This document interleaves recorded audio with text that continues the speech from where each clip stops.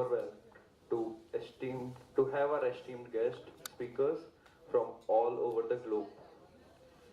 We have attendees joining us globally, making this a truly international event. The diversity of the backgrounds and perspectives in this room is what makes this conference so valuable. Without further ado, let's get started with the conference. I would like to invite our first speaker of the day for the keynote session, plenary session, Professor Dr. Ashok Vashisht sir. Professor Ashok Vashisht did his PhD from Virginia Polytechnic Institute and State University, Blacksburg in 1990s, followed by his postdoctorate fellowship.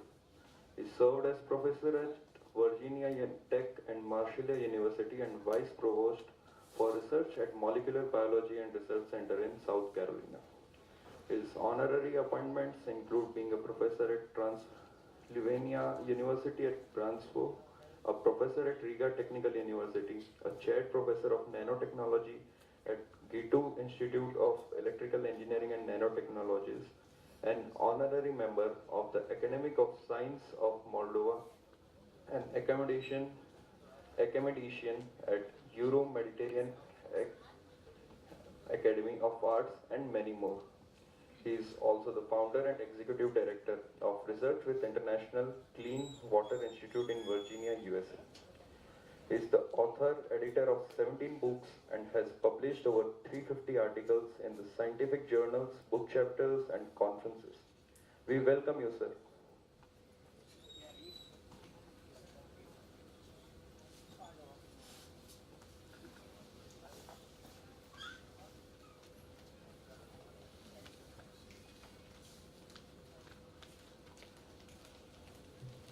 Sir, you may start with your presentation.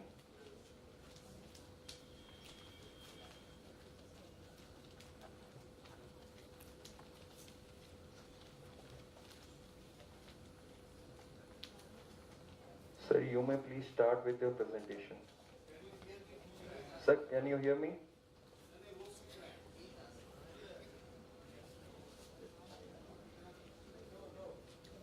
Sir, you are not audible as of now. Hello? Now you are audible, sir.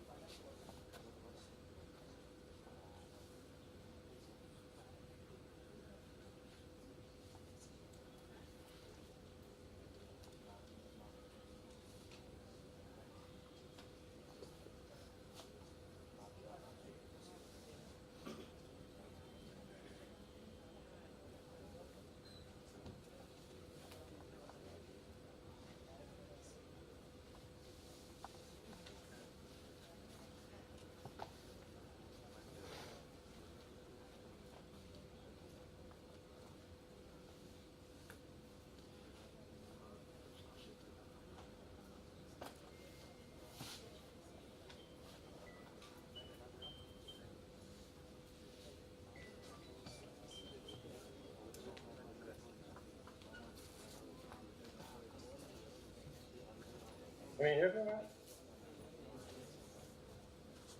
Yes, sir, you are audible.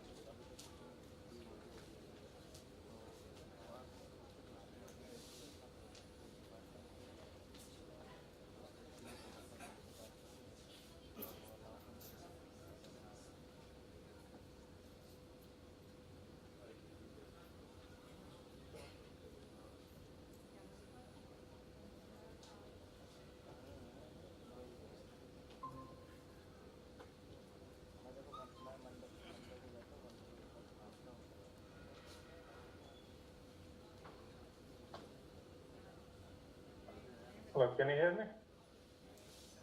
Yes, sir. Hello? Yes, sir, you are audible.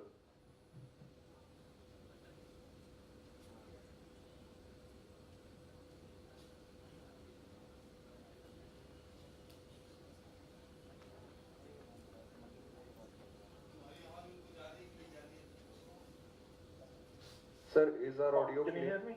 Yes, sir, you are Click yes audible. if you can hear me. Okay.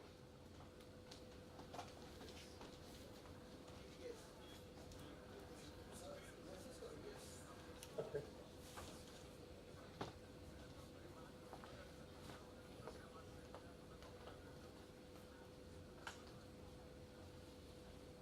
Good morning.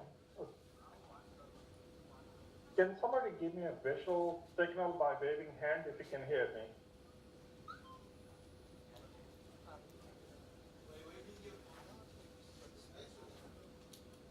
Okay, good, perfect. All right, I'll see your hand. So that means you can hear. Good. All right. First of all, good morning to all of you. And my apologies that I'm not there in person this year. So I hope to see all of you next year in the CIPEC APM 2025. The title of my presentation today is the integration of electrospinning in additive processing for harvesting energy in Internet of Things devices. And second would be atmospheric water using nature-inspired shape. We have been using several electrospinning methods for quite some time in conjunction with 3D printing. And the presentation today is going to highlight two of these devices, and I'll add some more initiatives in the passing, but the primary focus would be primarily on these two topics. So with that, let's go ahead and get started. So here is a brief outline. Okay. The slide you see on the screen is something which I had published almost just prior to United Nations Millennium Development Goals were published mid-1980s. And as you could see, the top two items, energy and water, they were primary top global concerns then, and they remain even today. Of course, in early 1990s, we had Millennium Development Goals, followed by Sustainable Development Goals. And as I mentioned, these two topics, even 40 years later, are still relevant. So that's one of the reasons why I wanted to address these two topics in my today's presentation. And of course, we continue to look at the opportunities which plastic brings to us. And of course, there is a global concern of micro nanoplastic, and that's also an area of research in which me and my group, we continue to work together. So here's a brief presentation of the outline of today's presentation. So I'm going to talk about our connected world, the types of devices that exist, the vision of the future, conventional systems, need for disruption, energy harvesting nanogenerators, and some of the intelligent sensing schemes which we have incorporated to reduce the power burden on these devices. Algorithmic intelligence, which is nothing but artificial intelligence. I don't want to go too much in detail, but nonetheless, I'm going to very briefly point out how that is integrated with these devices and the improvement through exponential technologies. One of the courses which I teach is cyber-physical systems. And I'm going to very briefly introduce a topic called Internet of Behavior. Although this is a very large topic, but I just wanted to mention in the passing, in the context of IoTs, and then we will stick to atmospheric water harvesting, sources, and bio-inspired solution. And then, of course, very briefly, if time permits, I might discuss distributed monitoring, structural health monitoring, biomedical applications, and digital twins. So as you could see, in 30 minutes, we have quite a bit. Of course, due to this technical issue from my side, we lost a little bit of time, but nonetheless, I'm going to go through a little bit fast to catch up with the time. So as you see, we live in a highly connected world using our cell phone. We have pretty much, we could do lots of things. We could communicate. I could communicate with you to if there's any technical difficulty. Of course, we sorted that out using my cell phone. I could change the temperature at my home, open the garage door. We also have drones. I can fly drones and look at lots of pictures. So as mentioned, we live in a highly connected world. And using these devices, IoTs, you can do a lot of things. And if we can improvise the efficiency and the power harvesting capability, that would be great. But this is what I want to show what we are doing to enhance the energy efficiency of these devices. So the conventional sensors, which you see, are typically, these are resistive, strain gauge, piezoresistive, capacitive, piezoelectric, and so forth. But these are based on thin and thick film processing. But however, the desired characteristics are that we have flexible, lightweight, resistive, and so forth, and that we are using, we are making by using electrospinning and 3D flash 4D printing. So we are gradually introducing these types of devices and moving away from carts, which is commercial, off-the-shelf types of devices, and I'll elaborate on that as we proceed further. This is the topic which we have been working on for quite some time, using e-textile, epidermal sensing and transmission, using electrospun nanofiber. This project has been in progress for a little over 20 years. We made different types of membrane which can detect different types of conditions, pressure sensors, chemical biological sensors, and so forth.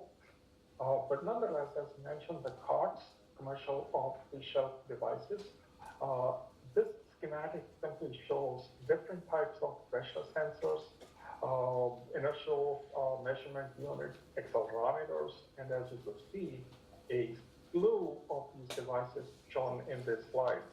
But one thing which is common in all of that is the power source. So all of these, of course, require power source, and they are limited by the amount of power which is supplied to do a specific function. And that's one of the reasons why we took this project to see not only how we could provide power using piezoelectric devices or membranes, but also at the same time introduce some intelligent functions. So these are a couple of things I'm going to point out in the next few slides. Pardon. In past decade, there has been tremendous amount of progress in these types of sensors, such as there's a reduction in power consumption, close to about 91%, accelerometer noise reduction, 73%, and so on and so forth. All these numbers are on the screen. But a couple of things I wanted to point out which are important. Something called finite state machine and machine learning code. These are two important concepts which we can introduce into these devices. So a finite state machine is simply a state in a device, and only when there is a transition from one state to the other, a power is needed. Other than that, the device stays in that condition. And that's the reason it's called finite state machine. And the second concept is the machine learning core, meaning thereby it continues to learn from the device operation. So by not only introducing finite state machine and also the machine learning core, we can produce these devices which consume less power, and of course they learn as they continue to process a certain type of function. In addition, we are also adding a couple of components called bone conduction or audio accelerometer and QBAR. QBAR simply stands for charge variation, which is the electrostatic sensor. So by having these capabilities and by having less power consumption, obviously these devices are capable of doing a lot more with a lot less power. And of course, this simply shows a spectrum of application going from military to transport, agriculture, massively distributed sensor network, and most of these are off the grid. That means they are self-sustained. So we can provide these devices. In addition to cars, we can provide devices which are self-powered, and of course having intelligent functions. They will obviously have more, not only they can provide their own power, but also consume less power. So as I mentioned, we have been using electrospinning. I'm sure most of you have either worked with these apparatus or have in your laboratories. So this is a very simple structure which either shows a single core structure or a dual core structure. And I'm sure you know that once you apply electric field to the polymer proceeds under electrostatic force and then produce cones, which you can collect at the collector. And that being basic, obviously there are different methods using blend, coaxial, emulsion. And of course, there are lots of commercial apparatuses which exist, which we can purchase off the shelf from different vendors. So something which we have used for quite some time is by adding different types of loading into different types of polymers so that they have different types of applications. So this slide is almost about 15, 16 years old, but nonetheless, we continue to add different types of loading into different polymers for different specific applications. As mentioned, there are different electrospinning methods which exist and different vendors. This specific vendor has referred to the work which we have done, and that was based on coaxial multi-axial spinning, but nonetheless, there are melt electrospinning, solution electrospinning, solvent-free electrospinning, near-field electrospinning that exist, and one can produce different types of membranes for different types of applications. So in this slide, I have shown a different high-performance plastics, and of course, we continue to add these into our polymeric solution, but one which I want to specifically talk about is the PVDF, which is piezoelectric in nature. And this is something which we have used in our devices. And of course, we have used others as well. And I'm going to show you that in the following slide. So some of the properties of PVDF, I'm sure you know, but one of the characteristics which we use for our application is its piezoelectric characteristic. It is the beta phase, which is non-centrosymmetric, which causes those piezoelectric characteristics, and we use that for generating power by way of application of external force or vice versa. So this slide simply shows some of the Raman and FDR types of characteristics that we have shown. A specific wave number indicates the presence of beta centrosymmetric phase.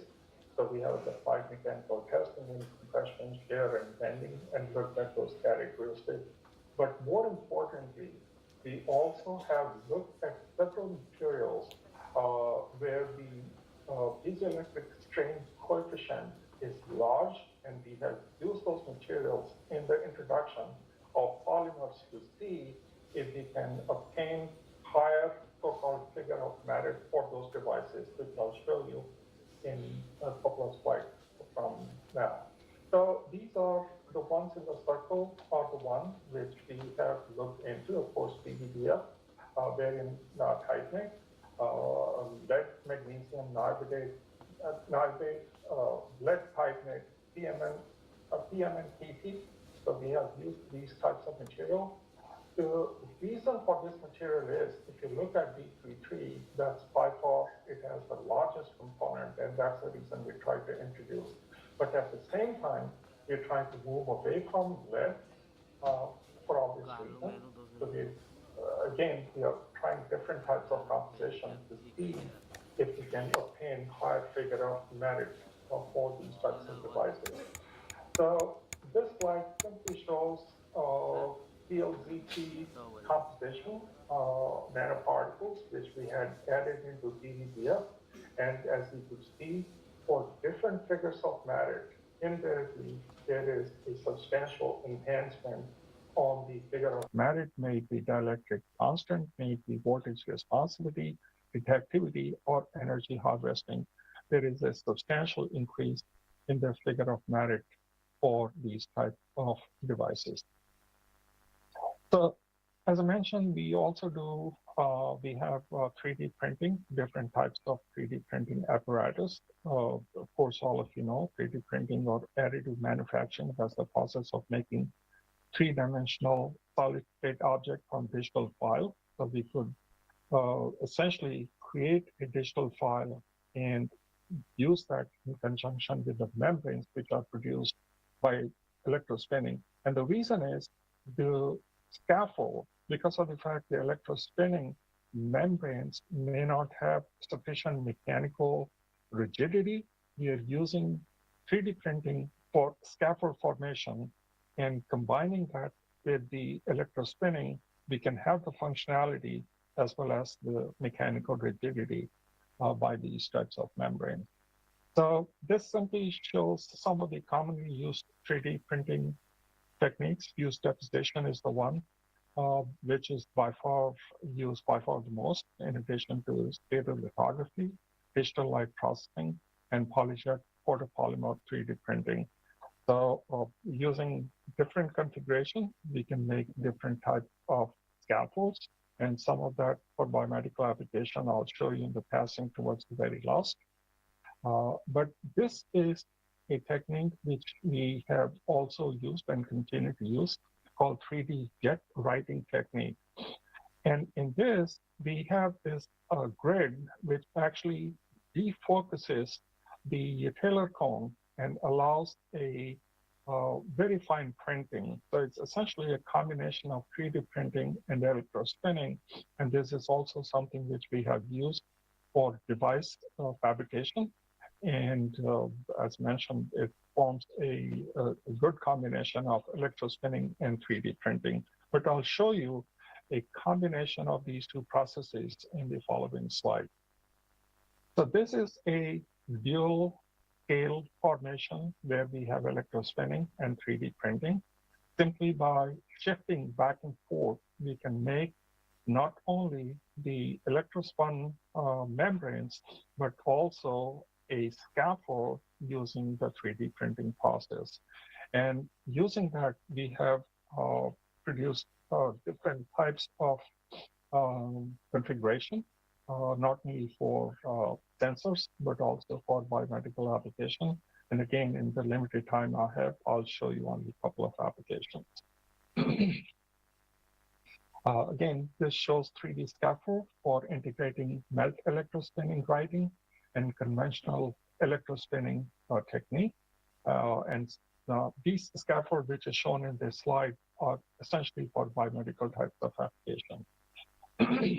So going back to the finite state machine, as mentioned, once we have created a sensor, we can introduce a finite state machine uh, uh, device into our existing sensor.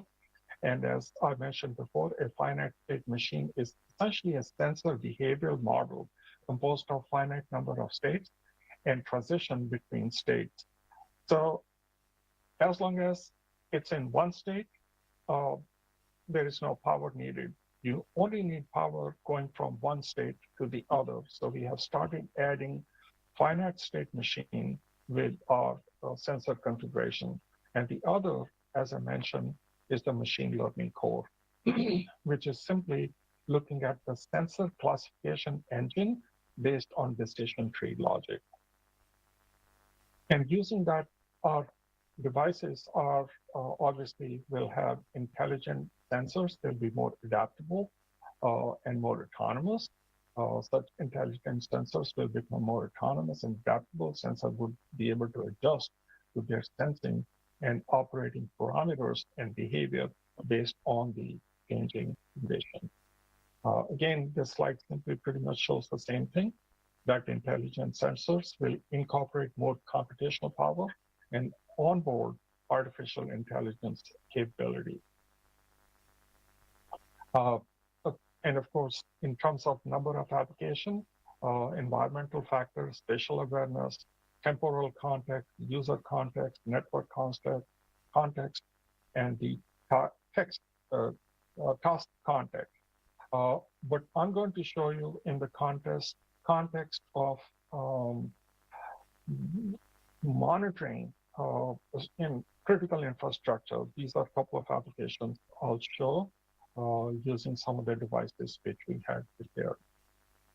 And of course, one can incorporate algorithmic machine learning. Again, the time does not permit me to go into all the aspects, but nonetheless, as long as you have data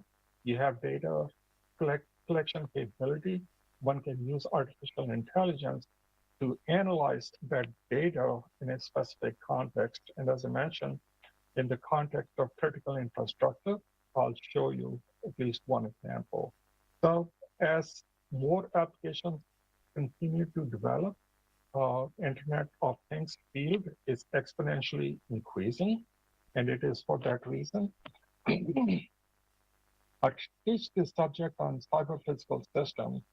This is a new multidisciplinary engineering discipline. Give me a second. It's about midnight here, so I hope my voice is still keeping up. So this is a subject that I teach. It's a multidisciplinary engineering discipline. It integrates the dynamics of the physical processes with the software. And of course, it integrates cyber and physical systems together. To show you a little bit more detail of this, this is what it integrates. We have a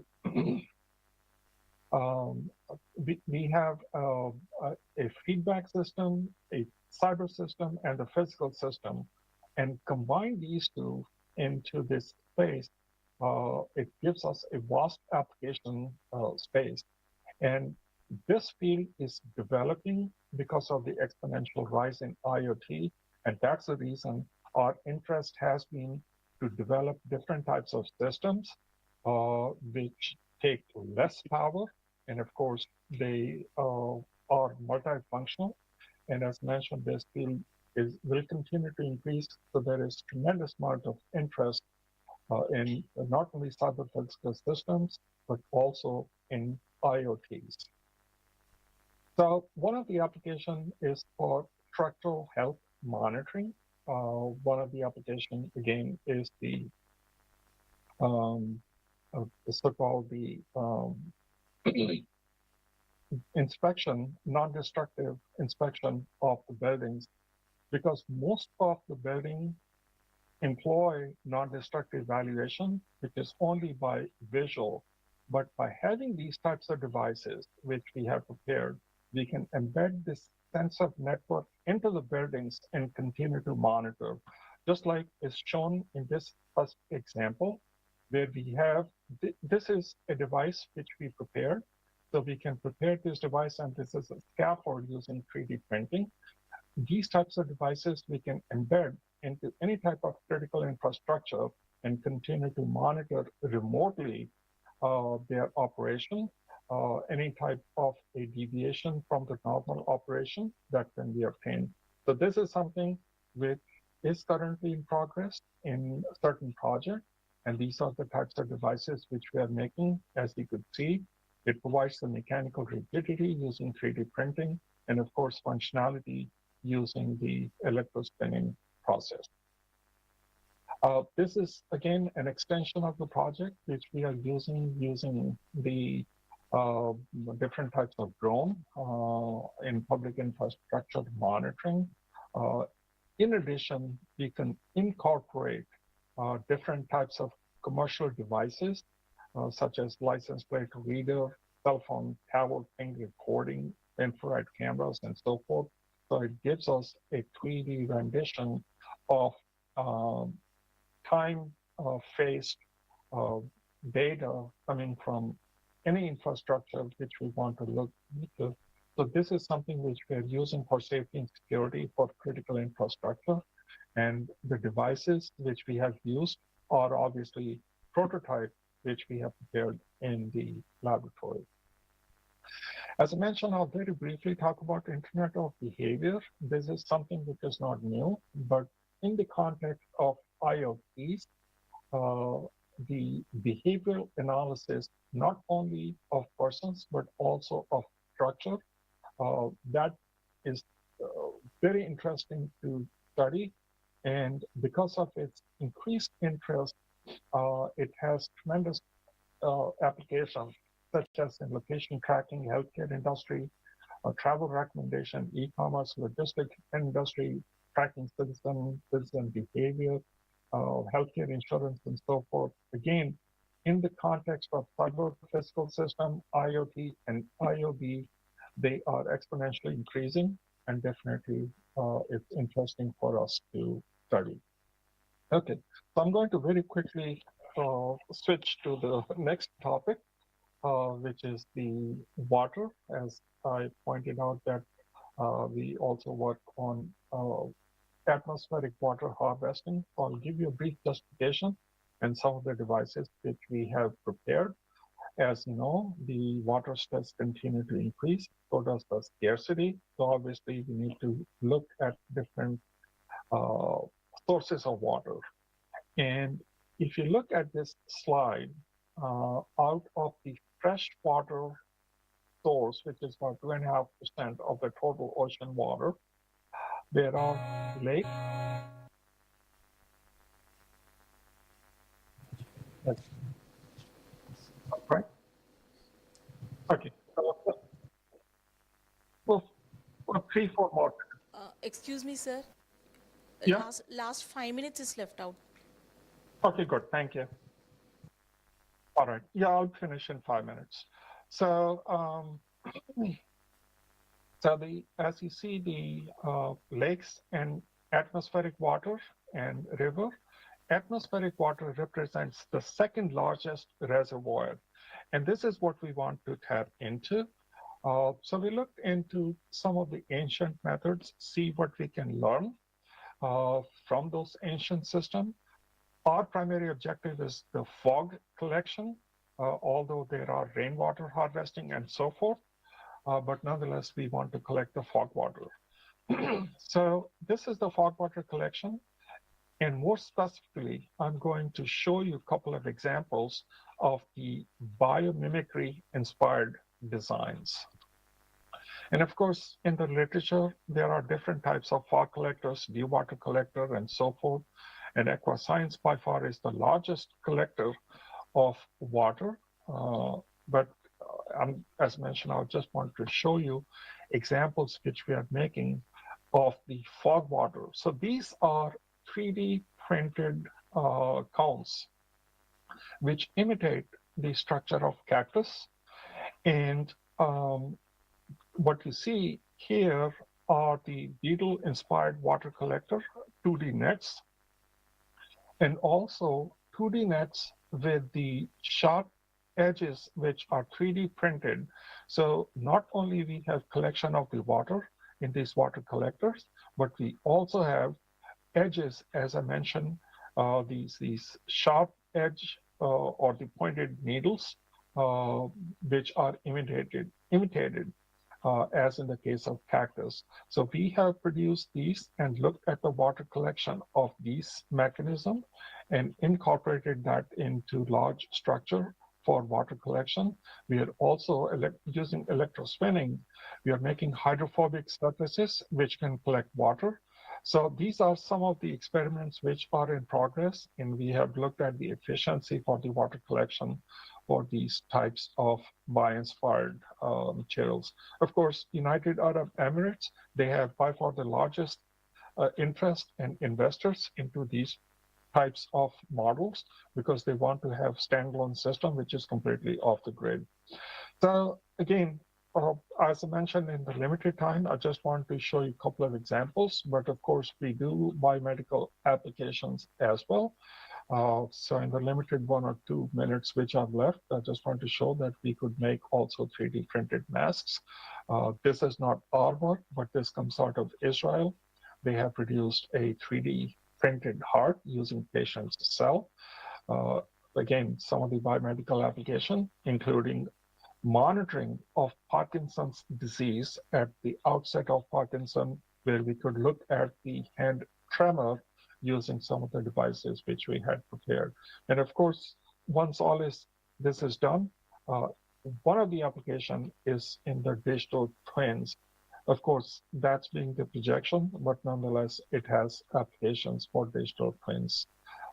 We are trying to also shift from plastic to bioplastic to reduce its environmental footprint. So with that, I'm going to close, and I thank you for your attention. And sorry that we had a slight technical difficulty at the beginning. Thank you very much. Thank you so much, sir, for your insightful presentation. Moving forward with our next speaker of the day, Dr. S.N. Jaishankar, sir. Dr. S.N. Jaishankar, sir, is working as a Chief Scientist in Polymer Science and Technology Division, Central Leather Research Institute, Chennai, since the year of 95. He worked as postdoctoral research fellow at the University of Oklahoma, USA. Currently, he is working on water-based polymer nanocomposites, leather-like materials, and graft copolymers for leather applications. Dr. Jaishankar has 112 publications in highly peer-reviewed journals. He has 10 Indian patents to his credit. He has developed 4 technologies for the industries. We welcome you, sir.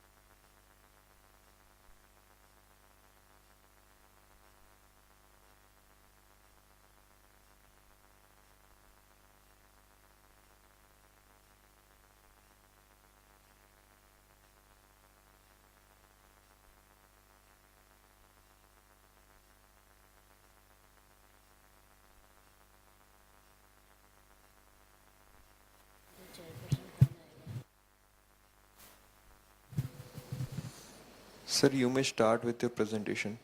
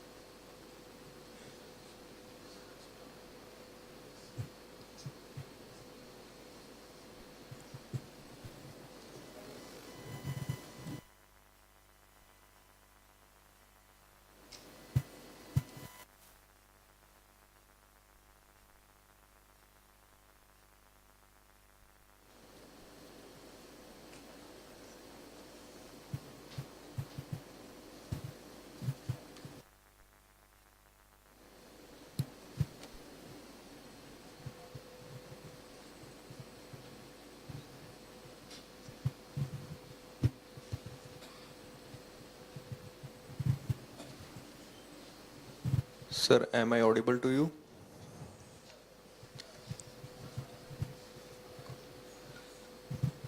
Sir, please start with your presentation, sir.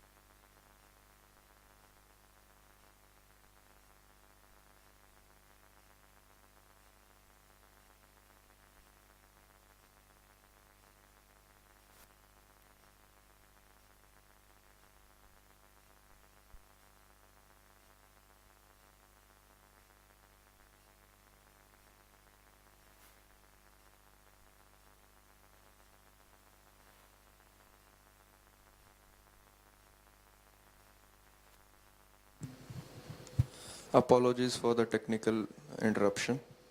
Moving forward with our next speaker, Professor Dr. Sabu.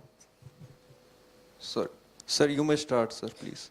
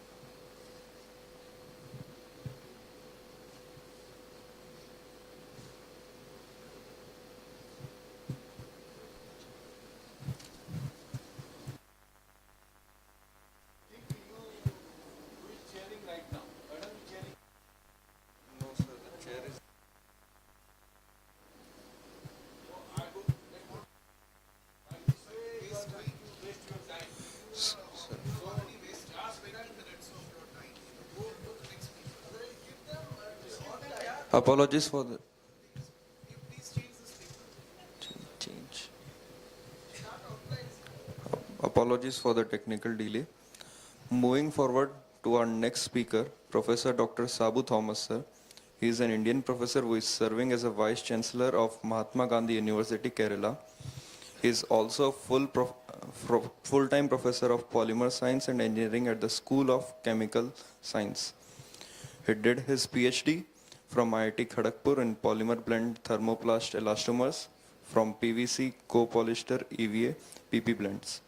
His area of academic research includes polymer nanocomposites and cellulose nanocomposites. He received his first doctoral honor causa from University of Southern Brittany. In 2016, he received his second doctoral honor causa from University of Lorraine. He was awarded the Fellow of Royal Society of Chemistry, London. He received the Bronze Medal of Chemical Research Society of India and the MRSI Medal of the Material Research Society of India. He was the recipient of Fulbright Nehru International Education Administrators Award 2017. He received TRILA Academician of Year 2018 award. He has more than 1,000 research papers on his name in reputed journals. Please welcome Dr. Sabu, sir.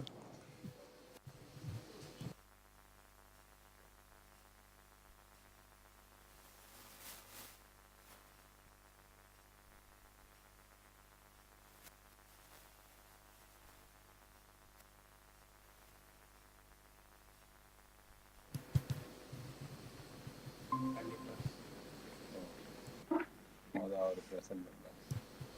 Sabu Thomas, APM. And அடுத்தது Sir, you are audible. You please start with the presentation. Can you see my presentation slide? Not yet, sir. Okay. Can I upload? Yes. Can you give permission? Sir, please share your screen now from the screen itself. Yeah, there is some trouble.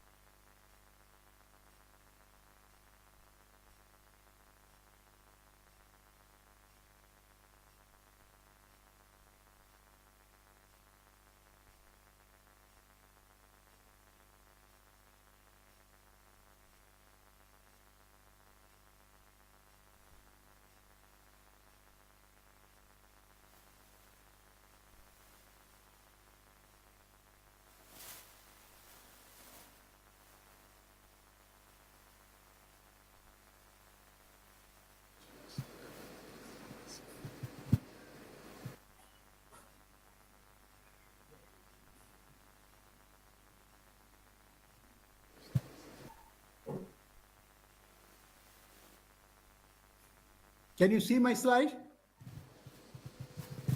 Hello? No, sir, not yet. Oh, there is some problem. Entire screen I've selected.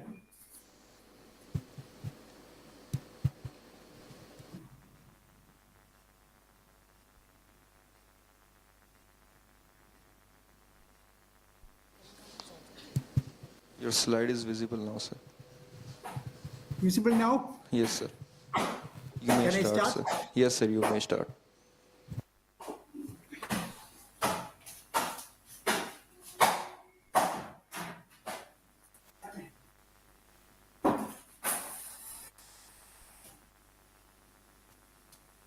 Thank you for the kind invitation for the conference.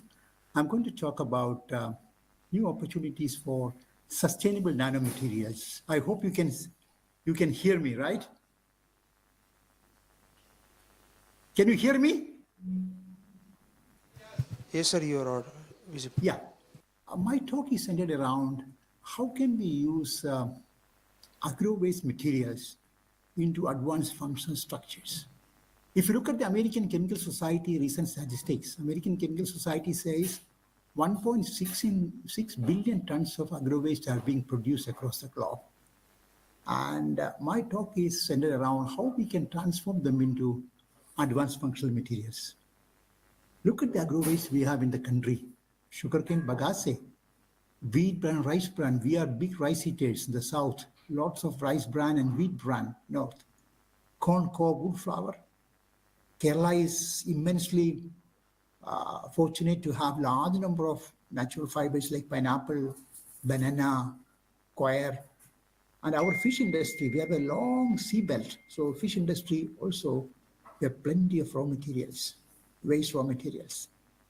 If you look at the worldwide production statistics, wood flour is number one. You look at the wood flour production, and there are more than 10,000 species of wood.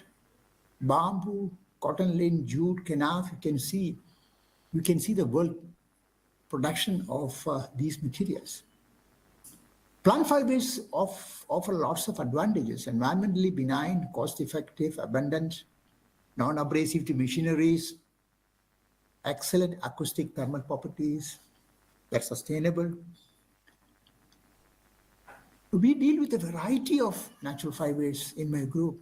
We deal with leaf fiber like pineapple. We deal with bast fibers like jute, cotton, coir. And you see some of the nice plants from where you can extract the fibers. This is banana. We are setting up a big plant now on the campus to make nanocellulose from banana, coir, pineapple, jute, bamboo, oil palm. This is a picture of coconut fiber. Dear colleagues, let us look at the price of this material. Taking cotton's index of 100, you will find that straw, wood, coir, they are relatively inexpensive material. Look at the mechanical properties of material. The mechanical properties of materials are really very good. Tensile strength, Young's modulus, elongation break, they're pretty good. And if you look at the density of the material, density varies from 1.1 to 1.5, sometimes even lower. And if you take the specific properties, they can beat with glass. Look at the chemistry of this material. Essentially, cellulosic. This is a structure of cellulose. This is a structure of lignin. This is a structure of hemicellulose. Lignin has a complex cytocarbon structure. Of late, there's a lot of interest on lignin. Look at the hierarchical plant fiber structure. This is a macro length scale, the plant cell. If you remove a fiber, microfiber, this is a microfibril. Inside the microfibril, there are many hundreds of microfibers. Inside the microfibril, you see, dear students and colleagues, friends, look at large number of nanofibers. Dear colleagues, today I'm going to talk about how we can extract these nanofibers from plant fibers. And we call nanofibers called nanocellulose. Why nanocellulose is so important? Water holding capacity is so high, highly crystalline, high mechanical strength, low density. And I would say this is the most important strategic platform for sustainable development. Not CND, not graphene, not metal oxide. I would say this is the most strategic, sustainable platform for development. How do you produce them? You can produce them by acid hydrolysis, steam explosion, high-density ultrasonication process, cryocrashing, grinding, variety of techniques by which you can manufacture them. Look at the electron microscopic picture of this. And this is the gel of nanocellulose. How do you produce them? Variety of techniques: high pressure homogenization, super grinding technique invented by the Japanese colleague Abe and Iwamoto. Cryocrushing, you cool and apply high shear forces. Cryocrushing, high density ultrasonication process. Steam explosion process, we do use a lot of steam explosion process. You see, during steam explosion process, the non-cellulosic part, lignin hemicellulose, could be hydrolyzed, and you can get nanocellulose. Let me show you what I do in my laboratory. My PhD students collect all these materials, waste material. We do an alkali treatment to remove lignin hemicellulose. We get a slurry. We go for a mild acid hydrolysis or a strong acid hydrolysis. If you go for a mild acid hydrolysis, you get long cellulose nanofibers. If you use a strong acid hydrolysis, you get nanocrystals. Then you go for homogenization, and then you get really suspension of nanocellulose in water. And if you examine under high resolution electron microscope, you see what you get, a beautiful entangled network of nanocellulose. Dear colleagues, we can make it nanocrystals. Look at these are nanocrystals, completely crystalline. If you use strong acid, you can get nanocrystals. If you use weak acid, light acid, you can get long nanofibers. The length would be 2000 nanometer. Here length would be 100 nanometer, 150 nanometer. And I also want to tell you that what is the strength of this material? The strength of this material is something like, the modulus of this material is 110 gigapascal. And tensile of the material is 10 gigapascal, so extremely strong material. And you can see some nice pictures of nanocrystals made from wood flower. See, these are all nanocrystals. What we have in my laboratory, my PhD students collect raw fiber from the agricultural land during harvesting, subject them to steam explosion process, bleaching process, acid hydrolysis. We repeat the process till we get nano. Finally, we do a centrifugation process and we get nanofibers. You can see some of the nanofibers we have made. These are actually quite nice nanocrystals made from banana stem. Nanofibers and nanocrystals made from wood flower. Nanofibers made from pineapple leaf fiber in cooperation with my Brazilian colleague. Dear friends, I also want to show you one important slide. This is structure of nanocellulose. Nanocellulose could be subjected to a series of chemical reactions. You can do TEMBO-mediated oxidation process, OH could be converted to COH. You can do esterification reaction.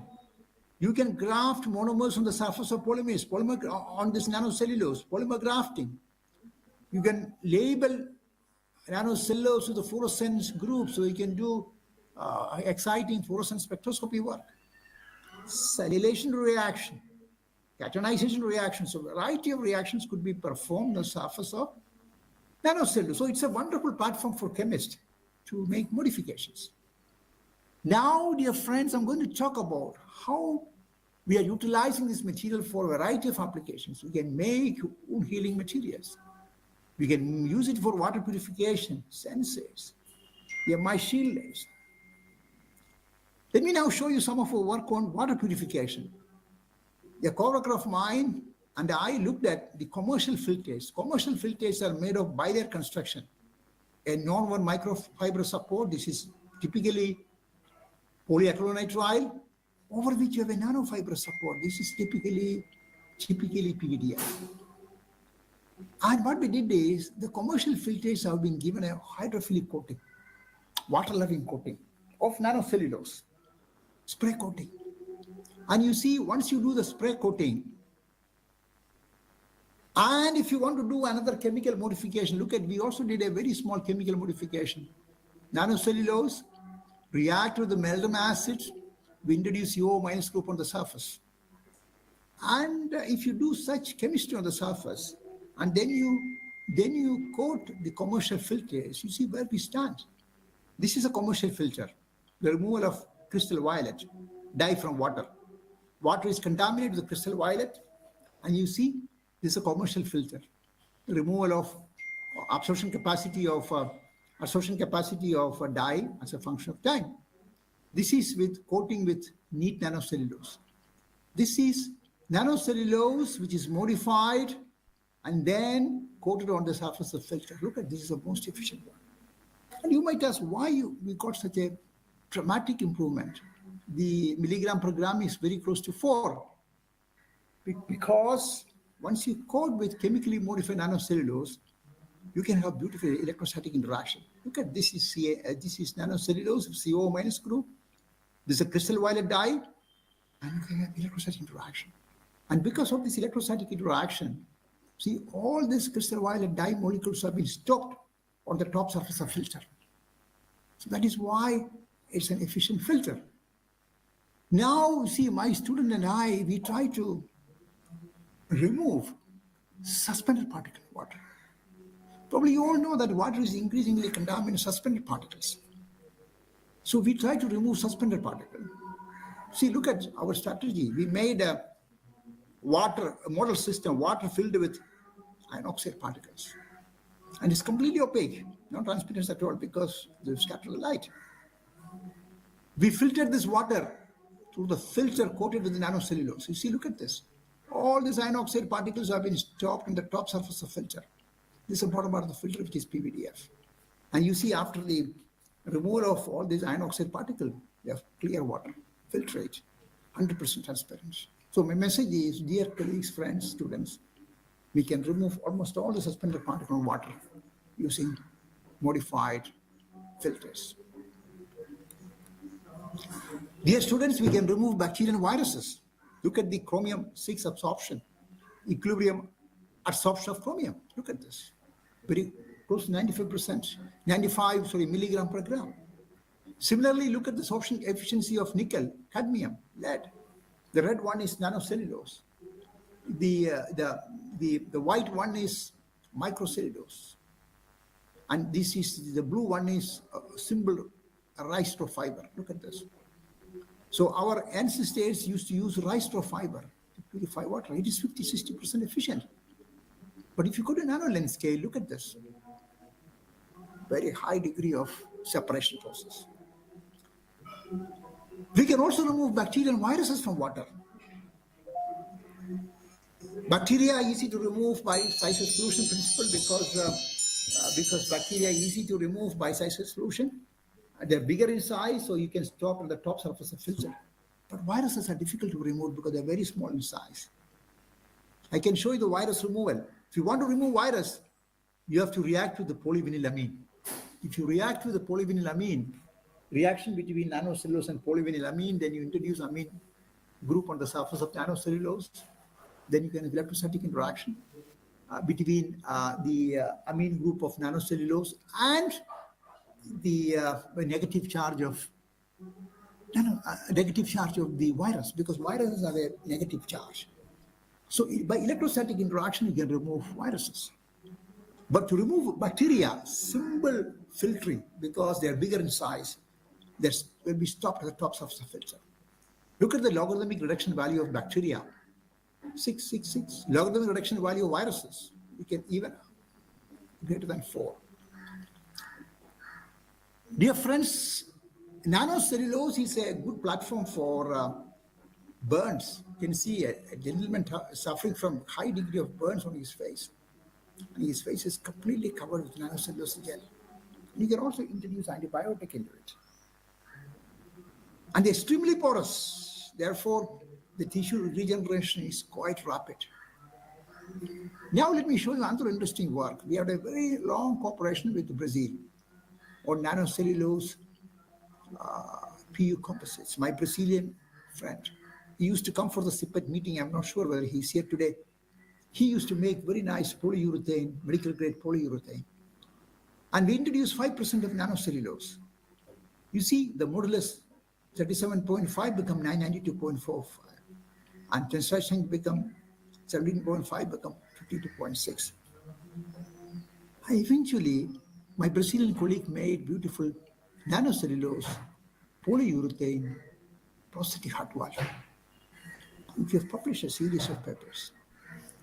Now, dear friends, I'm going to show you the work of Sebastian Boris. Sebastian Boris made nanocellulose aerogel, bacterial nanocellulose aerogel by freeze-drying process.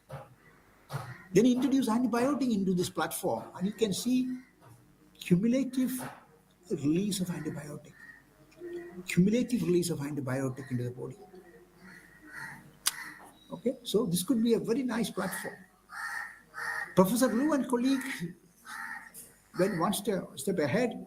They made a hybrid configuration of nanocellulose and collagen. Okay, and they made aerogel, and this aerogel is extremely porous. The porosity is something like 95%. Water absorption capacity is 4,000%. And Liu and colleagues projected it as a excellent wound dressing material. It can absorb all the pus and water from your wound. Dear friends, probably you all know that electrosponge systems are increasingly used for a variety of applications. But we all have to remember the fact that electrosponge systems are weak mechanics. We have a beautiful slide here. This is pan electrosponge system. The strength is 4 megapascal. But dear friends, if you coat with nanocellulose, single core, double core, this single core, you see the strength goes to 10 megapascal. If you give twice coating with nanocellulose, it becomes 14 megapascal. So you can, my message is commercial electrosponge nanofibers, non-woven nanofibers, fiber support could be strengthened by coating with nanocellulose. Now I'm going to show you nanocellulose could be utilized for making sensors. See, what is done here is this is nanocellulose, this is CNT. You mix them together and then you mix with the latex. This is latter stage compounding. You go for a coagulation process, hot pressing. You know what you get? You get a three-dimensional hierarchical conductive network of carbon nanotube in natural rubber. You might ask, why do you add CNC, nanocellulose? If you add nanocellulose, you get better dispersion of CNT. Otherwise, it's very difficult to be CNE, very difficult to be dispersed in natural rubber. You must be surprised seeing this. If you use only CND natural rubber, beyond 6 volume percent, you get a percolation. Okay, this is only CND natural rubber. Dear friends, look at the red one. Combination of CND and CNC together, you get a percolation beyond 1.25 volume percent of CNT. So you need to add a very small amount of CNT to get a percolated structure along with nanocellulose. And dear friend, this is an excellent strain sensor because you stretch it, the network is broken, you release stress, the network is regained. So it's a very nice strain sensor. Similarly, dear friends, you can combine nanocellulose and graphene oxide. You mix with a natural rubber latex, coagulate, you make a beautiful network of graphene oxide in natural rubber. And here also you see, if you use only graphene oxide, reduced graphene oxide, you get a percolation beyond something like 0.75 only a fraction of graphene oxide. But combination, you need only 0.4 volume fraction of graphene oxide. So combination gives excellent conductive material, and this could be utilized for strain sensing. Now I wanted to show you a very nice work of Professor Lipping Wang and group. Lipping Wang made bacterial nanocellulose, aerogel. And then he went for a pyrolysis. So he produced carbon aerogel. And look at the porosity of this carbon aerogel. Extremely porous. And Wang projected it as a very nice material for as an anode material for lithium ion batteries. And this anode material will have excellent interaction with the electrolyte because of porous structure. Let me now show you the work of Dibu Gopakumar and group. Dibu Gopakumar made nanocellulose. Then he introduced aniline. He polymerized aniline in the presence of the surface of nanocellulose. And you can see what he has made. He has made very thin paper. It is extremely conductive. Very simple operation. We polymerized aniline on the surface of nanocellulose. Eventually we got very thin, conductive, paper-like material, which is extremely important for what application? Electromagnetic shielding application. Look at the shielding efficiency of this material, this paper-like material, something like 20 to 23 dB we got. And dear friends, you can replace your shielding with this. And this shielding material has very high level of absorption. Unwanted radiations could be absorbed by this conductive paper-like EMI shielder. And absorption capacity is something like 87–90%. Now I'm going to wind up my lecture by showing a few more slides. My group is also active making nano. Sorry to disturb you, sir. Sir, for only 2 minutes remaining for your Yeah, PPT. I'm finishing now. See, we are able to make nanochitin nanofibers. This is nanochitin, this is nanofibers. And dear friends, I will show one slide. This is nanochitin. And you can put alkyl group on the surface of nanochitin. Look at this long alkyl group by simple chemistry. And you can make super hydrophobic surfaces. You start with the chitin and introduce alkyl group on the surface. You look at this. As you go on increasing the number of alkyl group, you can make super hydrophobic surfaces. You might ask, what's the use of this material? This is an excellent additive for hydrophobic coils. Now I'm going to show you 2 more slides. Starch is also very interesting material in my group. Dear colleagues, we make beautiful nano starch. The simple acid washing, you can make starch from agricultural waste starch. My students collect all the waste starch. And I'm showing you one slide. Look at this. This is neat natural rubber. As you put 5, 10, 20, up to 20% of nano starch, the mechanical properties will improve dramatically for natural rubber. It's an excellent reinforcing material, nano starch. So, dear friends, colleagues, my message is don't throw away agricultural waste. They are all excellent material. You can make fantastic nanostructures out of it. And eventually you can make water filters, wound healing materials. You can make anode for batteries. You can make EMI shielders. You can make strain sensors. And my message to all my students, colleagues, friends, can we become a zero waste planet? And my answer is yes. We have to intelligently utilize all our waste materials. And I would like to thank all my colleagues, co-workers, collaborators. Particularly, I'm thankful to Professor Siena Rao for the generous support from Nano Mission. All my friends from different countries are also acknowledged. I'm the editor of Nanostructures and Nano Objects from Elsevier. This is not open access, so you can definitely, it's free, and definitely you can submit your good articles to this channel, and we are waiting for the impact. This is my group in the university. Thank you very much for your patient hearings. These are some of our books. Thank you. Thank you so much, sir, for the enlightening session.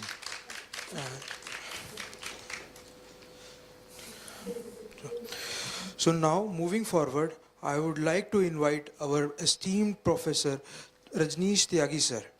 Dr. Professor Rajneesh Tyagi is Professor and Dean at IIT Banaras Hindu University, and areas of expertise include materials development and tribology, metal matrix composite, wear-resistant coatings, surface engineering, solid lubrication, and high-temperature wear. Published about 100 research papers in international journals and presented papers in international conferences. So please welcome him with a warm round of applause.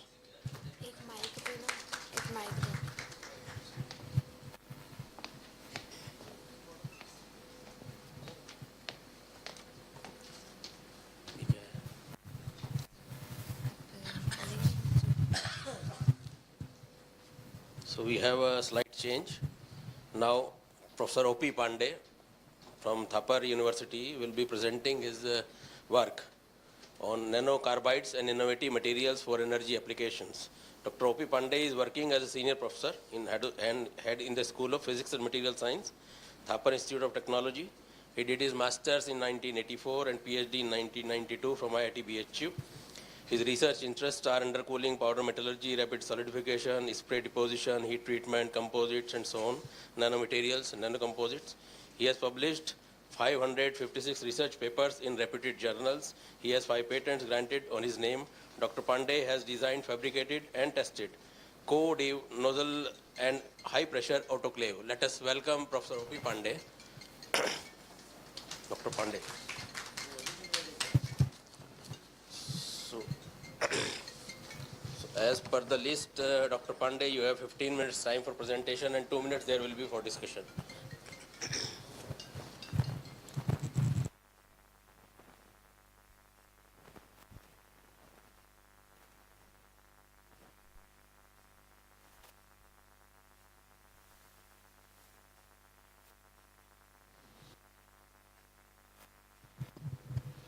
कितने minute का time है? 15 minute में तो चलो any how I will start. Okay please. ये क्या है इससे? स्लाइड चेंज करने की. So without taking any time, let me talk about the work which our lab is doing. First few slides I want to make emphasis on the plastics which are coming over here in our environment. These plastics are of different kinds. Some of them are biodegradable, some of them are non-degradable materials.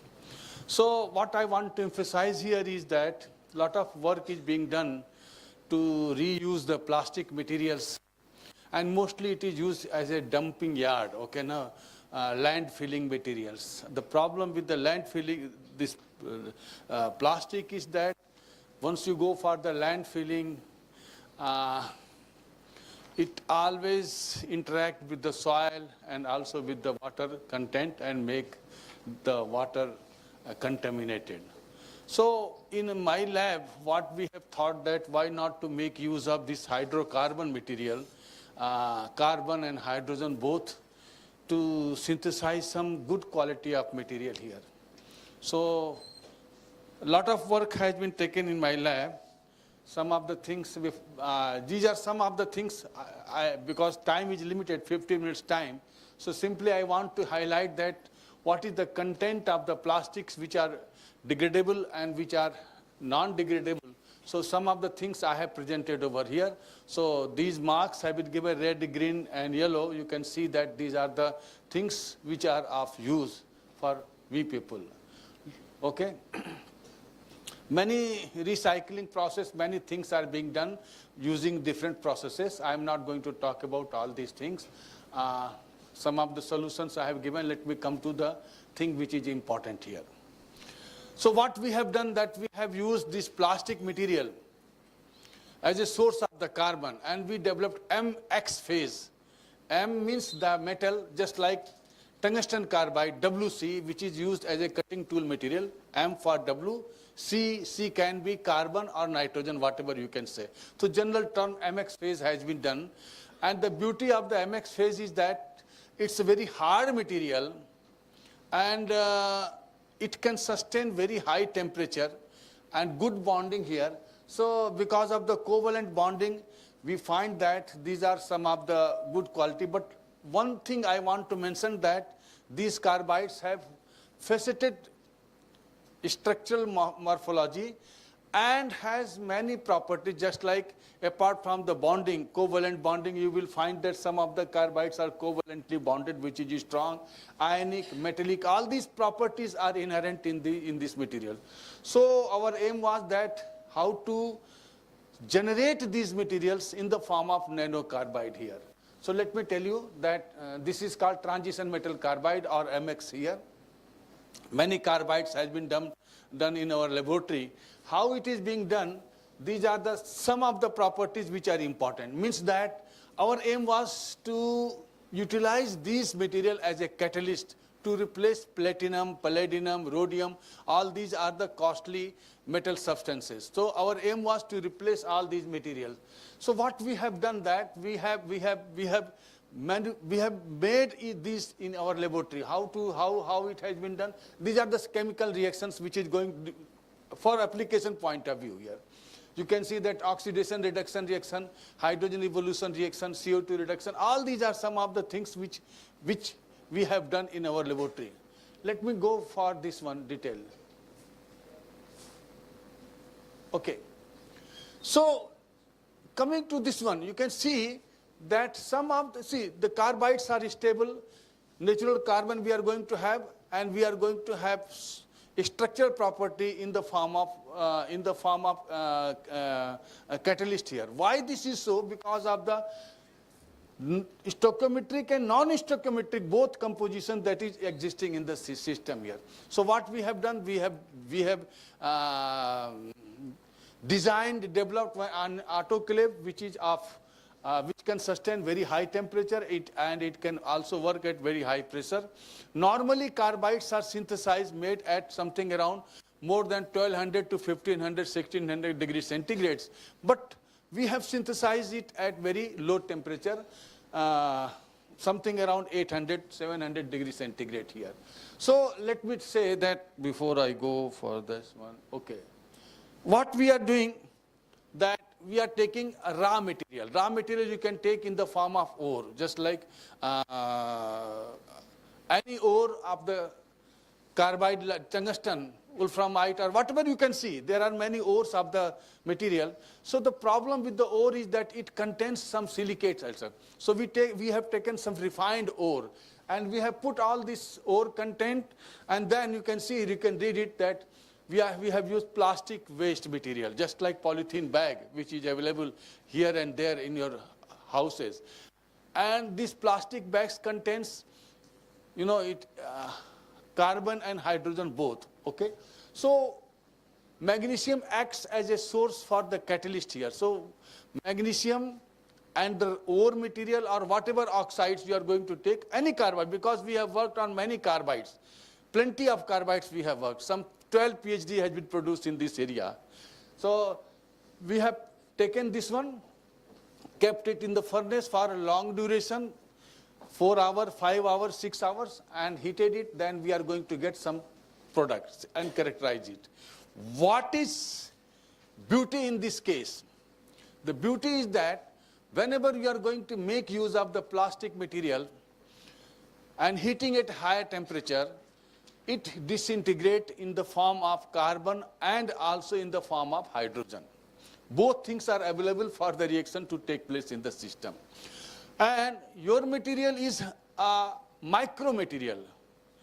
What is happening, that the hydrogen which is being produced, it starts penetrating along the grain boundary, and it breaks up into the nano material. And thus it provides higher surface area in the system. So subsequently, with due course of time, carbon is also deposited on the surface of this broken nano size of the material. And we have demonstrated very good mechanism through experimental proof also. So what I want to say, that the process has been developed to get the high purity carbide materials. And from carbide, what we have done, I will show you, just like from XRD, you can confirm that you are going to get good quality carbides. Okay, let me move this one. Okay. These materials have been tested for many applications. One of the application is catalytic application, which I will be presenting after that. You can see that in the entire structure, the white spot which is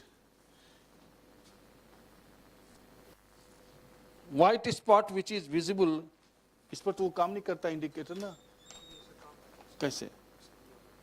अच्छा, the white spot कहाँ दिख रहा है? अच्छा, okay, white spot which is visible on the top of the surface and interconnecting this graphitic carbon.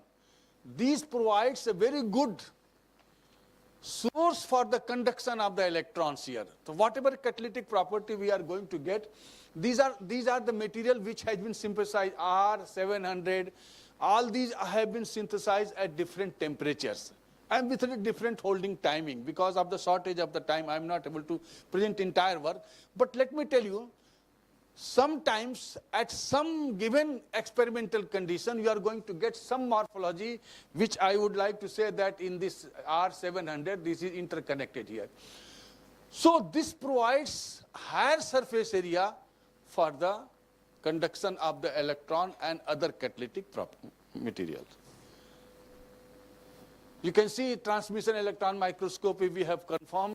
These are the parts. Okay, now the thing which I was talking about, that the carbon which is joining this one, you will find that these are all, I would like to say, people do talk about this is the graphitic carbon, let me tell you, and you can see the graphene, D, in the morphology D, you can see that just like it is a graphene sheet which is rolling out to form the CNT, carbon nanotube over here. There are many morphological features which are available in the system. And this graphitic layer is responsible for the higher conduction of in the system here. These are some of the confirmation tests that how uniformly it is distributed. I am not going to talk about. And we have done the electrochemical properties also for this material. Okay, so you will see that stability of the system. Okay, in the entire test, 600, 700. You know that we have gone for a 5-day, 6-day, 7-day cycles here. बस रुक जाओ भाई.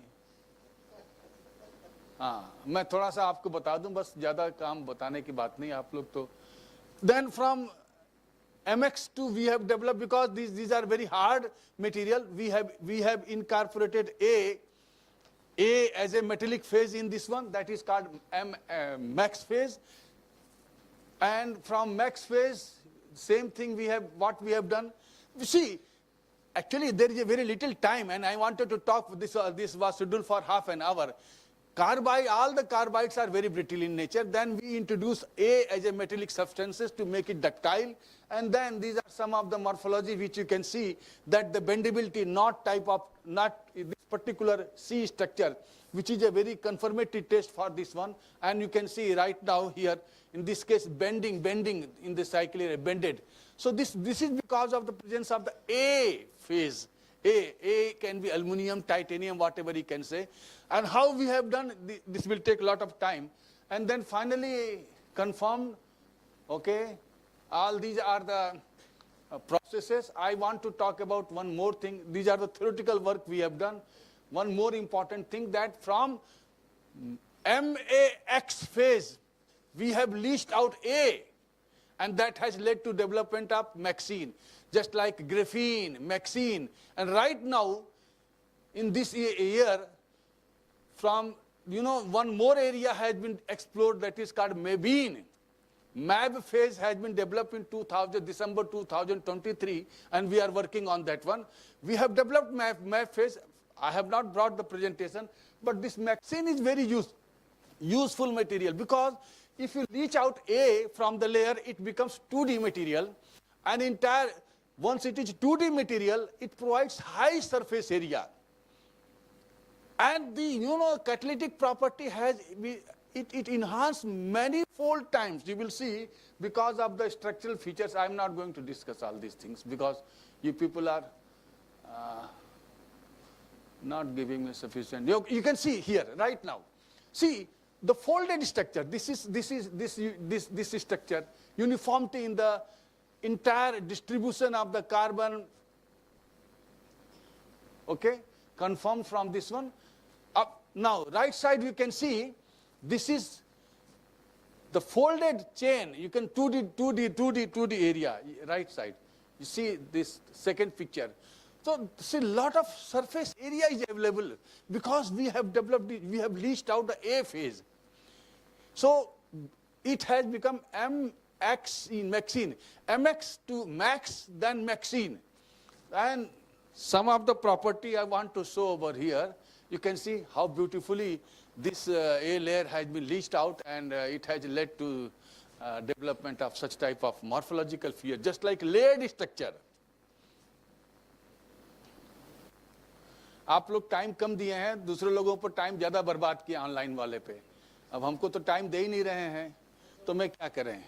Thank you very much. ऐसा है, presentation ऐसे रखनी चाहिए open में, ऑनलाइन को ख़त्म करना चाहिए. लेकिन क्या करें, आप 15 मिनट के टाइम में क्या क्या बताएं आप लोगों को. हम तो आए थे यहाँ बच्चों को पढ़ाने के लिए, बताने के लिए, क्योंकि हम लोग मास्टर आदमी है ना. Thank you. Well, thank you, Professor Pandey, for your nice presentation related to MX phases. how they can be applied for energy applications. So if we can have a couple of questions.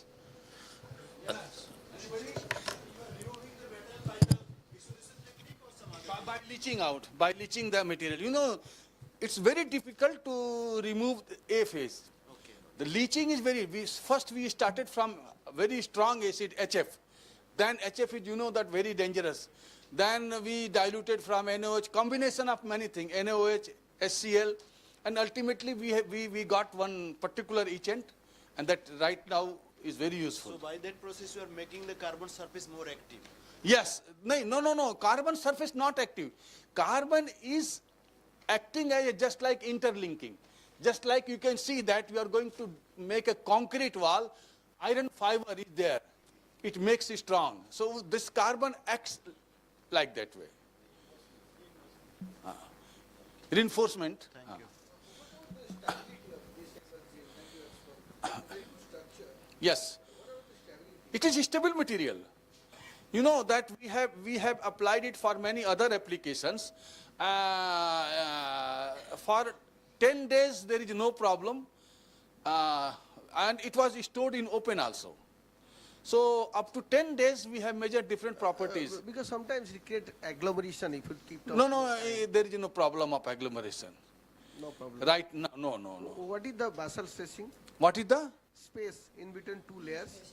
No de-spacing, no de-spacing. No de-spacing. Something around 100 angstrom like that way. Okay. You can see the micrograph I have shown you, like that way. Sir, in magazines and mapbeans, what you said, what is A and B phase which you etch out in your work? Actually, I just, in the beginning, I presented that there is a MX, just like tungsten carbide. M is W, metallic phase. Yes. X is carbon. It can be nitrogen also in long run. So this is MX. Then because it was a brittle phase, so in between we introduce MAX. A is metallic phase, just like aluminum, titanium, to make them ductile. Is it the same as M? A is also A same? is different. M is transition metals. Okay. And A is not group 3, group 2, like that way. So what kind of metals do you use as A or B? Methods for incorporate metals. metals. I told you that just like M is transition metals. Okay. Okay, all transition metals, titanium, tungsten, tantalum, whatever you can say. Because transition metal has a typical characteristic of high melting. And X is carbon. A is aluminum, titanium, all secondary type of metallic material. But other than transition metals? Other than transition metal. Other than transition Yes. metals? Any metal which is other than transition Yes. That can be A or B? No, there is no B. It can be AB, yes. You can have AB, means, but you cannot have AB both combination. Very difficult to get it. And how do you etch out, as you were talking about in your processes? We have etched out with the help of different type of acids. Okay. A combination of acids. As you said, you used hydrogen fluoride, which is Yes, a very HF. strong. In the beginning, we have used HF because it is very difficult to remove A or B, whatever you can say, AB phase. So we used very strong acid.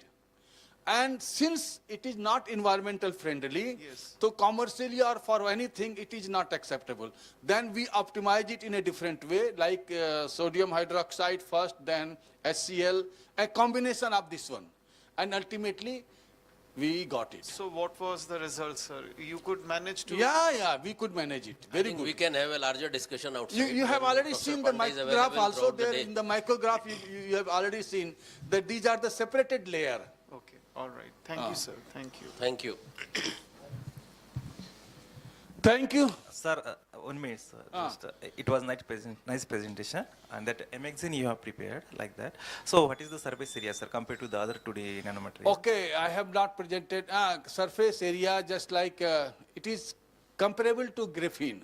Okay. Comparable to So, graphene. other means 2D nanomaterials is like higher than that. What do you think? See, right now I don't have data, but it's a Okay. very good one. I don't have data right now because I have not presented over here. But it's very good. I tell you, in coming time, these are the materials which will be used as a catalyst for production of hydrogen, for other catalytic. And we are testing on these materials. Once we go for the maybe next category, the paper was published in Science. Once we go for the mebane, you will find that the catalytic applications for production of hydrogen, it is going to enhance manifold. A lot of. Yeah, we are working on gas separation, sir, so we are using, that's why I ask you, but we are not going to synthesize it, sir. Okay. So I will communicate to you later. Thank you, thank you.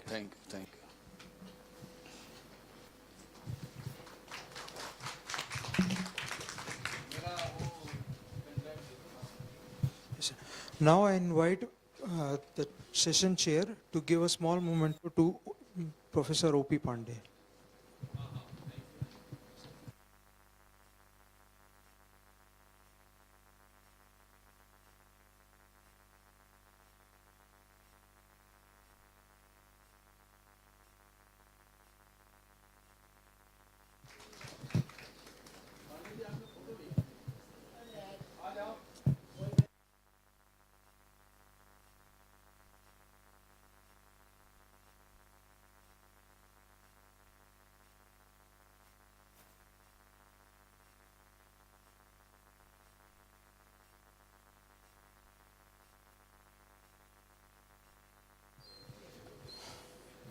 Now I would like to announce a small tea break of 10 minutes. The session will continue after the tea break. Thank you.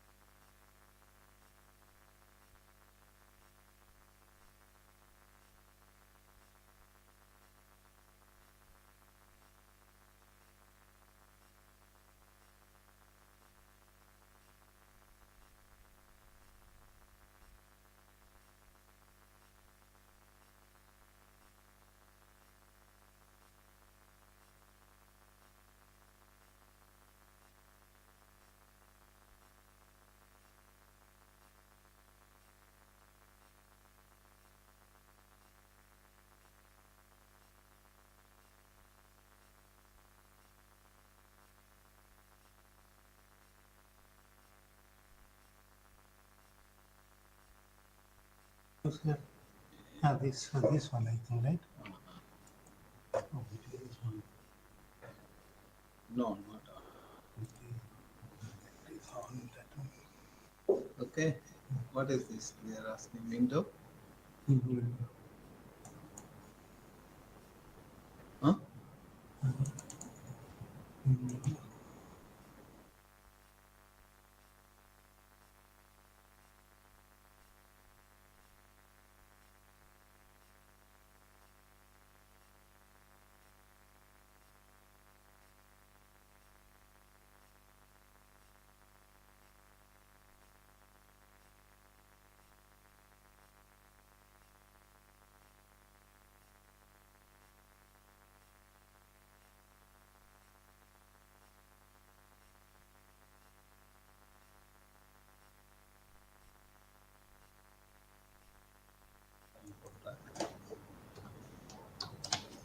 Yes,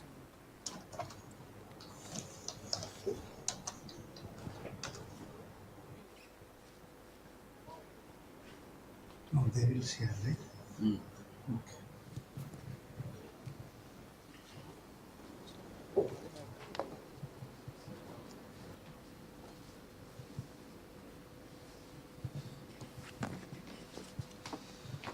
so I welcome again all of you for the plenary session, day 2 of the International Conference on Advancement in Polymeric Materials.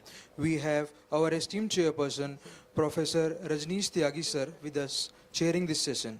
And now we would like to invite our next chairperson, Professor Ramani Narayan sir. Ramani Narayan sir have University Distinguished Professor in Chemical Engineering and Material Science, and his research focuses on biofiber composite for auto and industrial applications.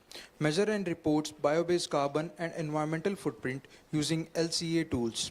Received ASTM Award of Merit and William N. Findley Award.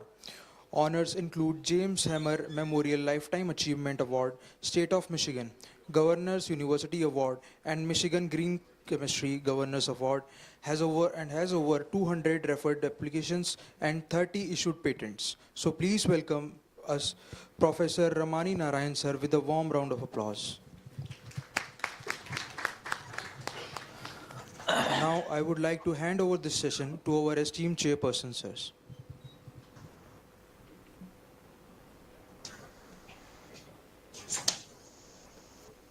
So in this session, we have right now Dr. S. Jayashankar. He'll be presenting his work on morphology and rheology of polyurethane nanocomposites for coating application. So let us welcome, and Dr. Shankar, you can just start. Thank you. Thank you, Mr. Chairman, Professor Rajneesh, for sharing this session. I'm audible?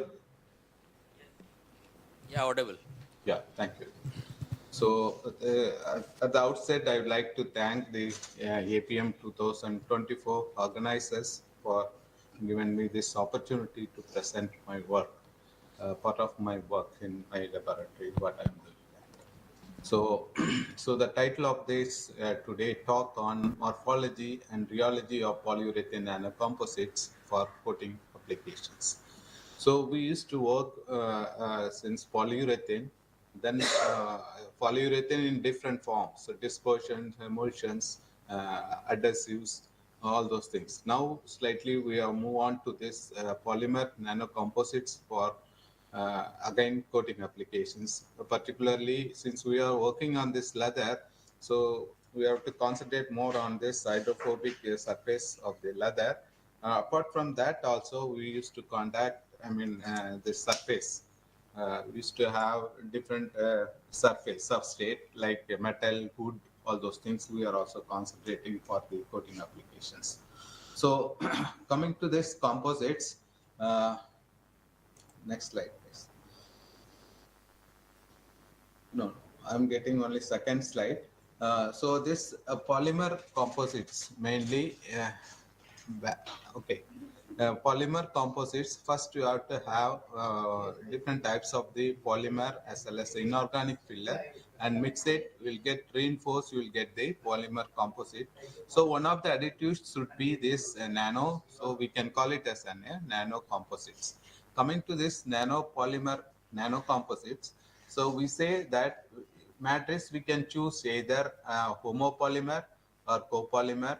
Along with that, we can add different types of the nano stuff, maybe nano clay, nano tube, nano rod, whatever you want. It should be in nano size, less than 100 nanometer in size. We can incorporate into the matrix so that we will get the, nano composites. So typical example showed here, I showed some of the fullerenes, carbon nanotubes, and nanoclays. So you can incorporate into this polymer matrix, you will get the nano composites. Move on to this next slide. So you can see different types of the uh, polymer actually. We can see that different types of the polymer.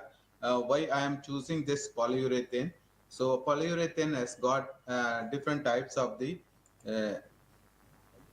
properties, mainly higher wear resistant property and resistant to solvent.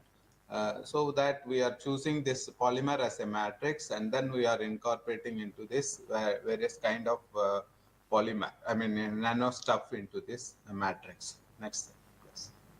Next slide. So next slide. So so typical example of the polymer nanocomposites. What we are taking here, initially we used to work on this single wall carbon nanotubes. So that it will give the better property compared to all other uh, nanotube. So I will choose single wall carbon nanotube instead of double wall multi-wall carbon nanotubes. So for my coating applications. Next one. So this is the single wall carbon nanotubes. Is a kind of carbide family. So it has only the carbon, no other element is present in it. So it is kind of typically it kind of rotate and form the single wall carbon nanotube. Single wall, it be in the cylindrical shape. Next. So what is the problem of introducing this nano stuff into the polymer matrix? One has to take a prior step to introduce into the polymer matrix. Otherwise, you try to agglomerate. You can see that slide. See how much voluminous of the 100 grams of the carbon nanotubes. So it is very, very, very less density. It occupies more volume. That's why more surface area. So introduced into this polymer matrix. So try to agglomerate. Even if you do the sonications also, it is immediately have to perform the reactions. Otherwise, it will be try to agglomerate. You can see the last figure, how many nanotubes are agglomerated after even sonicating this sonication, this one. So you can have different types of the mechanism to introduce into the polymer matrix. You can take the homogeneous polymer and heterogeneous polymer, choose appropriate solvent or appropriate polymer and introduce into the polymer matrix. You will get the very good dispersion, so that you will get the very good property of the polymer nanocomposites. Next one. So, so you can see that there are different types of the carbon nanotubes, particularly the single wall. You can distinguish between the multi-wall and single wall. So generally, the single wall tube will be in the range of nanometer, less than 2 nanometer. Either, width is less than 2 nanometer in size. So the length will be 100 to 5 to 100 micrometers. You can take this nanotube in different forms, arm share and helical structure of the nanotubes. So you can find out based on the vector value, depends upon what type of the carbon nanotubes you have, armchair or zigzag, all those things. Next. So you can purify with the example of TGA. Now, what we used to do out to purification is very important. So suppliers, they are doing it. It is 20% carbon nanotubes. Sometimes they say 40% nanotubes. Literally, if you purify in our laboratory, we have done some of the compound which is available from outsourced from the very good chemical company. finally we got only 2%. So what we did, we just take this sample, put it in the TGA and run it with a air atmosphere. Then we can run up to 600 degree, hold it for 2 hours. Then we find out what is the amount is present. Finally, 2% is we got it. So all the other stuffs, carbonaceous materials are present in the carbon nanotubes. So please, before incorporating into this polymer, into the polymer matrix, one has to take very clear cut purifications method. Otherwise, you will not get the exact property of the polymer nanocomposites. So this is the one of the method you can do your purifications using TGA method. Next. Next one, please. Next slide. So you can see the difference between this initial and after TGA.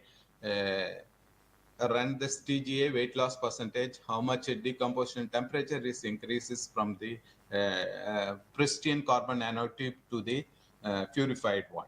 Next one. So these are all the impurities generally present in this. We say is allotropes of the carbon. We say it is the carbonaceous material will be present in this form of carbon nanotubes. So one has to remove all this carbonaceous material, allotropes of the carbon. So you will get the pure carbon nanotube. So after that, you have to incorporate into the polymer matrix. Next one, please. So you can see that what is this pure pristine as well as the purification of the carbon nanotubes. After purifications, how it looks like that, you can see the morphology of the carbon nanotubes using this after purifications. You can do number of methods for purifications.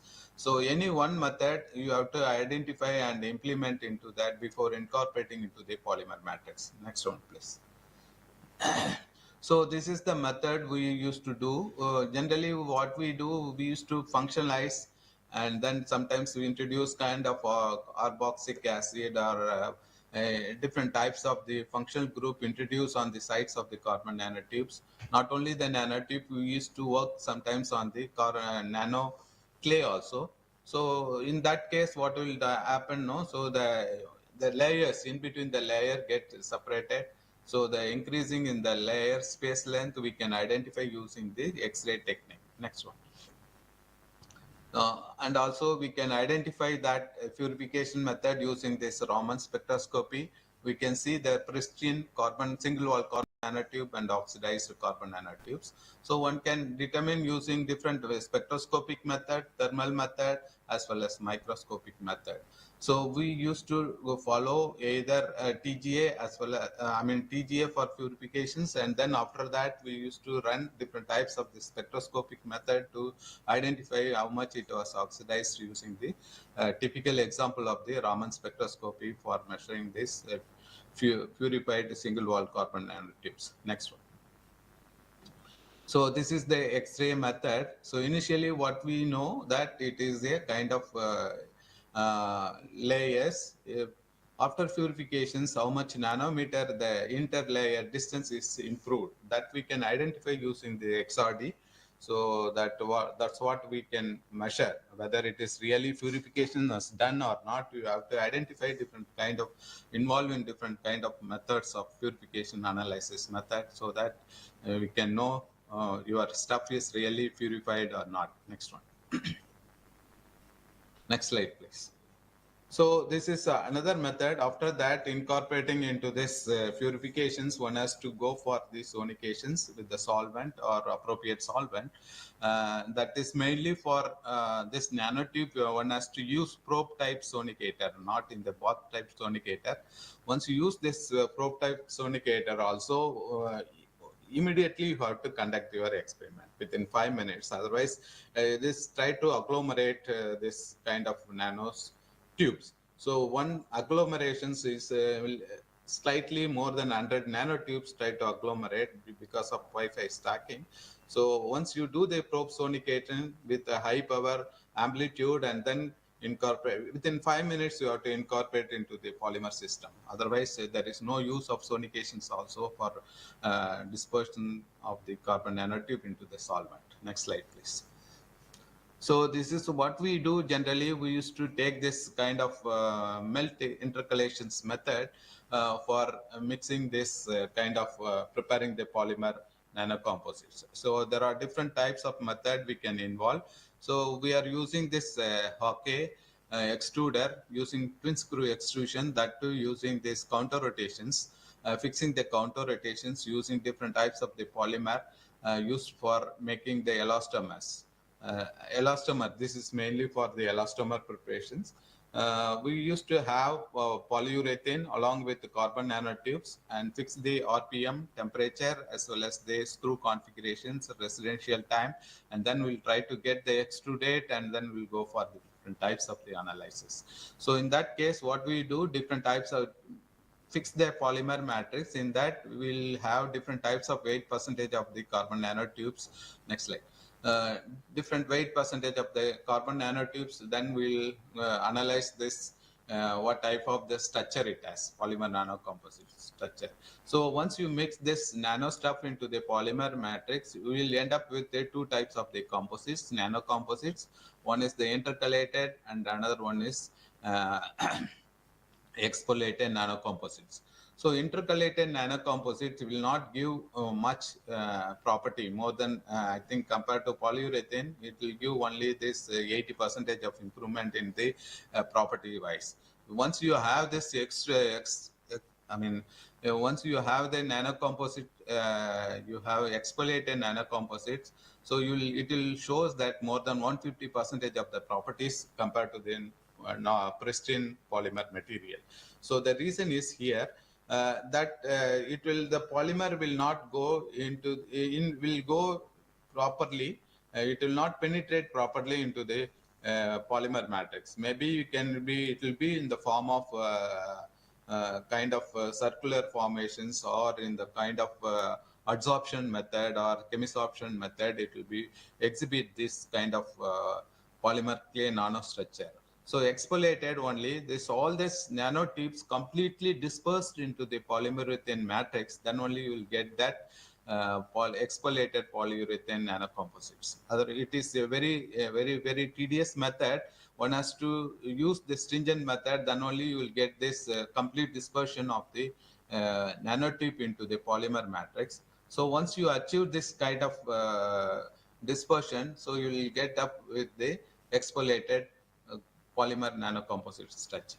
So that is the main thing. So I used different types of the different loading of the carbon nanotubes, and you can see different types of the modulus will be increases and then reduces the elongations of the polymer nanocomposites. Next one. So you can see this morphology of the polymer nanocomposites. So this polymer nanocomposite morphology, you can have this kind of AFM image. You can choose either two methods. You can have it for the preparation of the AFM method. One is this, it is analyzing the phase structure of the polyurethane.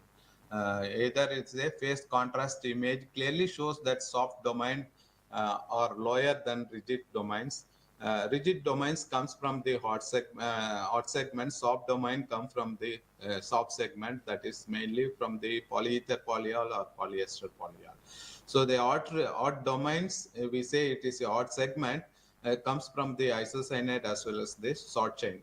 So the soft segment, soft and rigid domain has been studied using the polyurethane network. You can see the soft one is lighter color and another one is in darker color. So that way we can disperse how this phase separations occurs in the polyurethane.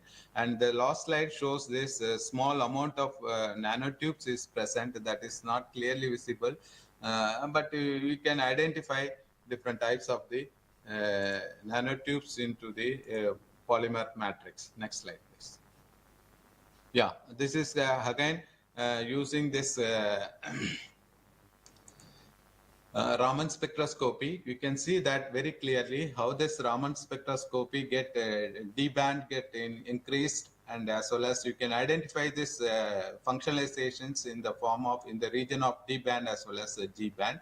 So how this G band G prime will be shifted based on that, what type of the nanotubes is incorporated into the polymer matrix. So for our case, this is the metallic non chair single wall carbon nanotubes. And you can see, identify this radial breathing mode that is less than 400. You can see the disturbance 162 RBM, radial breathing mode, that is called slightly distracted on the electronic structure of the carbon nanotube that we can identify using the Raman spectroscopy. Next slide, please. So this is again you can see the SAX. SAX is the technique used to determine the micro scale of the nanostructure of the materials. It can be microphase separations, interdomain spacing, interface thickness in the polyurethane. You can identify that one. So we can see that that's PUI 14. It shows that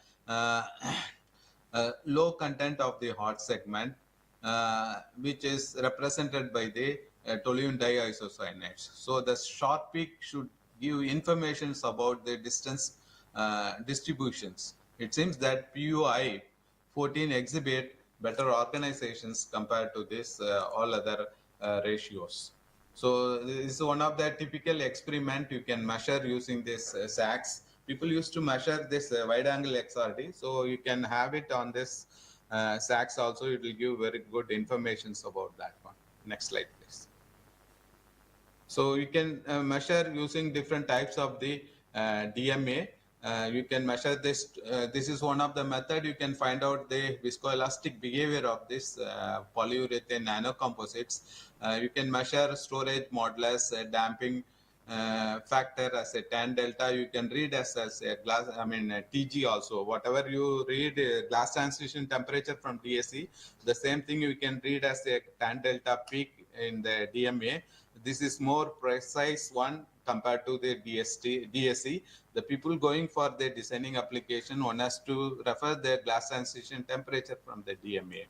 So this is the important for designing applications. One has to use this instrument to measure the storage modulus. How much, what is the workable range of your materials. So after that, depending upon the stress as well as temperature, based on that, we can choose the material can be workable within this range.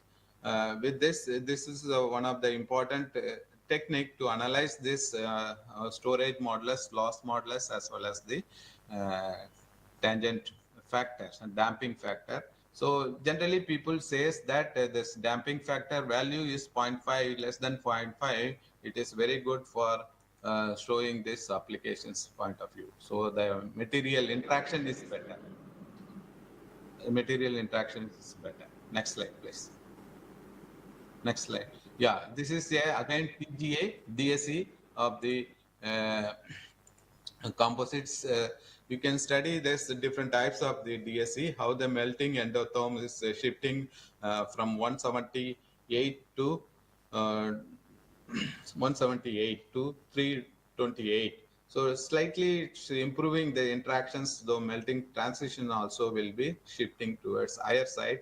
And see the decomposition TGA thermogrammetric analysis for the polyurethane right from 237 and to 438. So the thermal stability of this nanocomposite is increasing while increasing the loading of the polyurethane nanocomposites. Next slide, please.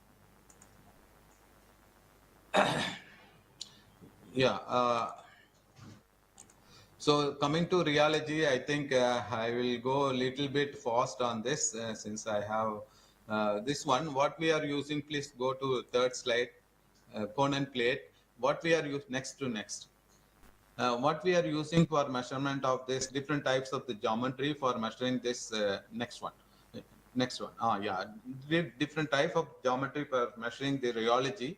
So what we are using this cone and plate rheometer to measure this nanocomposite rheology. What we used to have here, kind of sample less than one gram of sample we place in between this rotor as well as the plate and try to rotate. That we can measure this different types of the rheometric properties. So normally what we'll get the flow behavior of thixotropic flow behavior once the viscosity versus shear rate. Next slide to next slide. Viscosity versus shear rate. So that we can see that next slide to next. Change slide, please. So we will have this different types of the thixotropic flow behavior. In principle, this shows the non-Newtonian flow behavior of the materials. So we have studied different types of the polyurethanes. Next slide, please. Next slide. Yeah, this is the thixotropic flow behavior of the polymer nanocomposite. We got it. This is typically non-Newtonian flow behavior of the polyurethane nanocomposite materials. So I think I'm wind up with this slide. I have enough slide to discuss. Due to time constraint, I will go for the last slide. If I have any questions, please, I'm ready to take questions. Can you go to last slide, please? Last slide.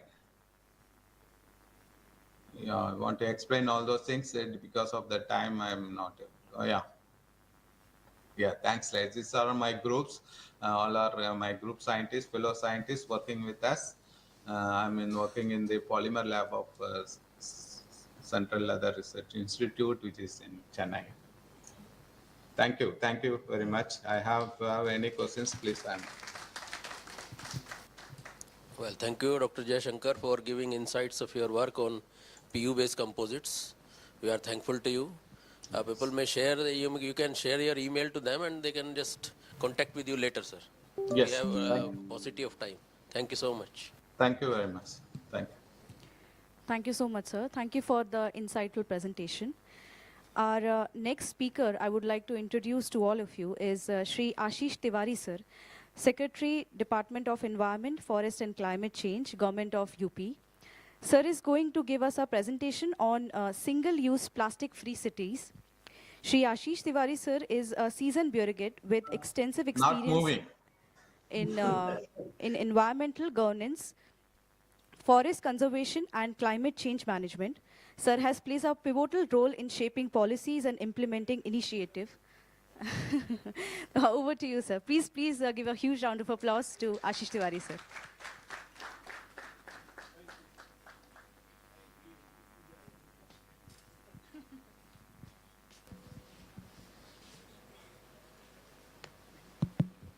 How much time you have allowed for me? Half an hour is too much. I'm a very ignorant person. I cannot speak so long. So thank you very much. Thank you to DG CPET, Mr. Shishir Sinha, and to have given me opportunity to attend this research seminar. And in fact, I work on a policy side with the government of UP, and I was just thinking what to speak in this particular gathering. But let us, I am here since yesterday, and we had a wonderful interaction with DG Saab, with our industrial stakeholders, and I was wondering whether there is any industrial stakeholder with respect to plastic recycling industry or not, but I was a bit disappointed. There was nobody. All of them were from manufacturing side. So now it's a plastic world, like our life is not without plastics. But definitely you all are city dwellers, and cities, what to talk about the cities and all rural areas also, they have the menace of single-use plastic. So I would like to, it's not a talk, basically it's a request to all of you, all the esteemed researchers, to basically come out with good research on few areas which we as a policy planner think necessary at this point of time. So for me, this interaction would rather be a request to all the researchers to actually complement the policy requirements on plastic waste management. So this is how I have tried to structure my little bit of time with you. We all know that single-use plastic is a big menace, and there is a challenge for the source segregation, and everyone would appreciate if plastic is not segregated at source. Plastic, whatever I am saying, just meaning thereby single-use plastic, if it is not segregated at source, it's a waste. And if it is segregated at source, then probably it can become a wealth. Even though you will see all across India, there is a regulation, plastic waste management rules. There is a regulation called solid waste management rules. They were enacted in 2016, amended so many times.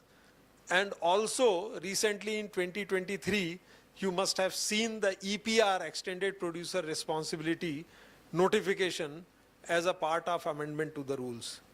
So a new kind of a era is setting up in our country in plastic waste management. We are a bit more set on plastic waste management, other than the other waste streams which range from batteries to textile, and textile to, you can say, electrical and electronic, etc., etc. Construction and demolition waste, which is also a huge element of problem, and circularity is required in that. So unless we have circular kind of economic models for any kind of a waste, now I'm talking agnostic of any waste stream, we have to develop circular economy model to handle our waste and also to save our precious resources.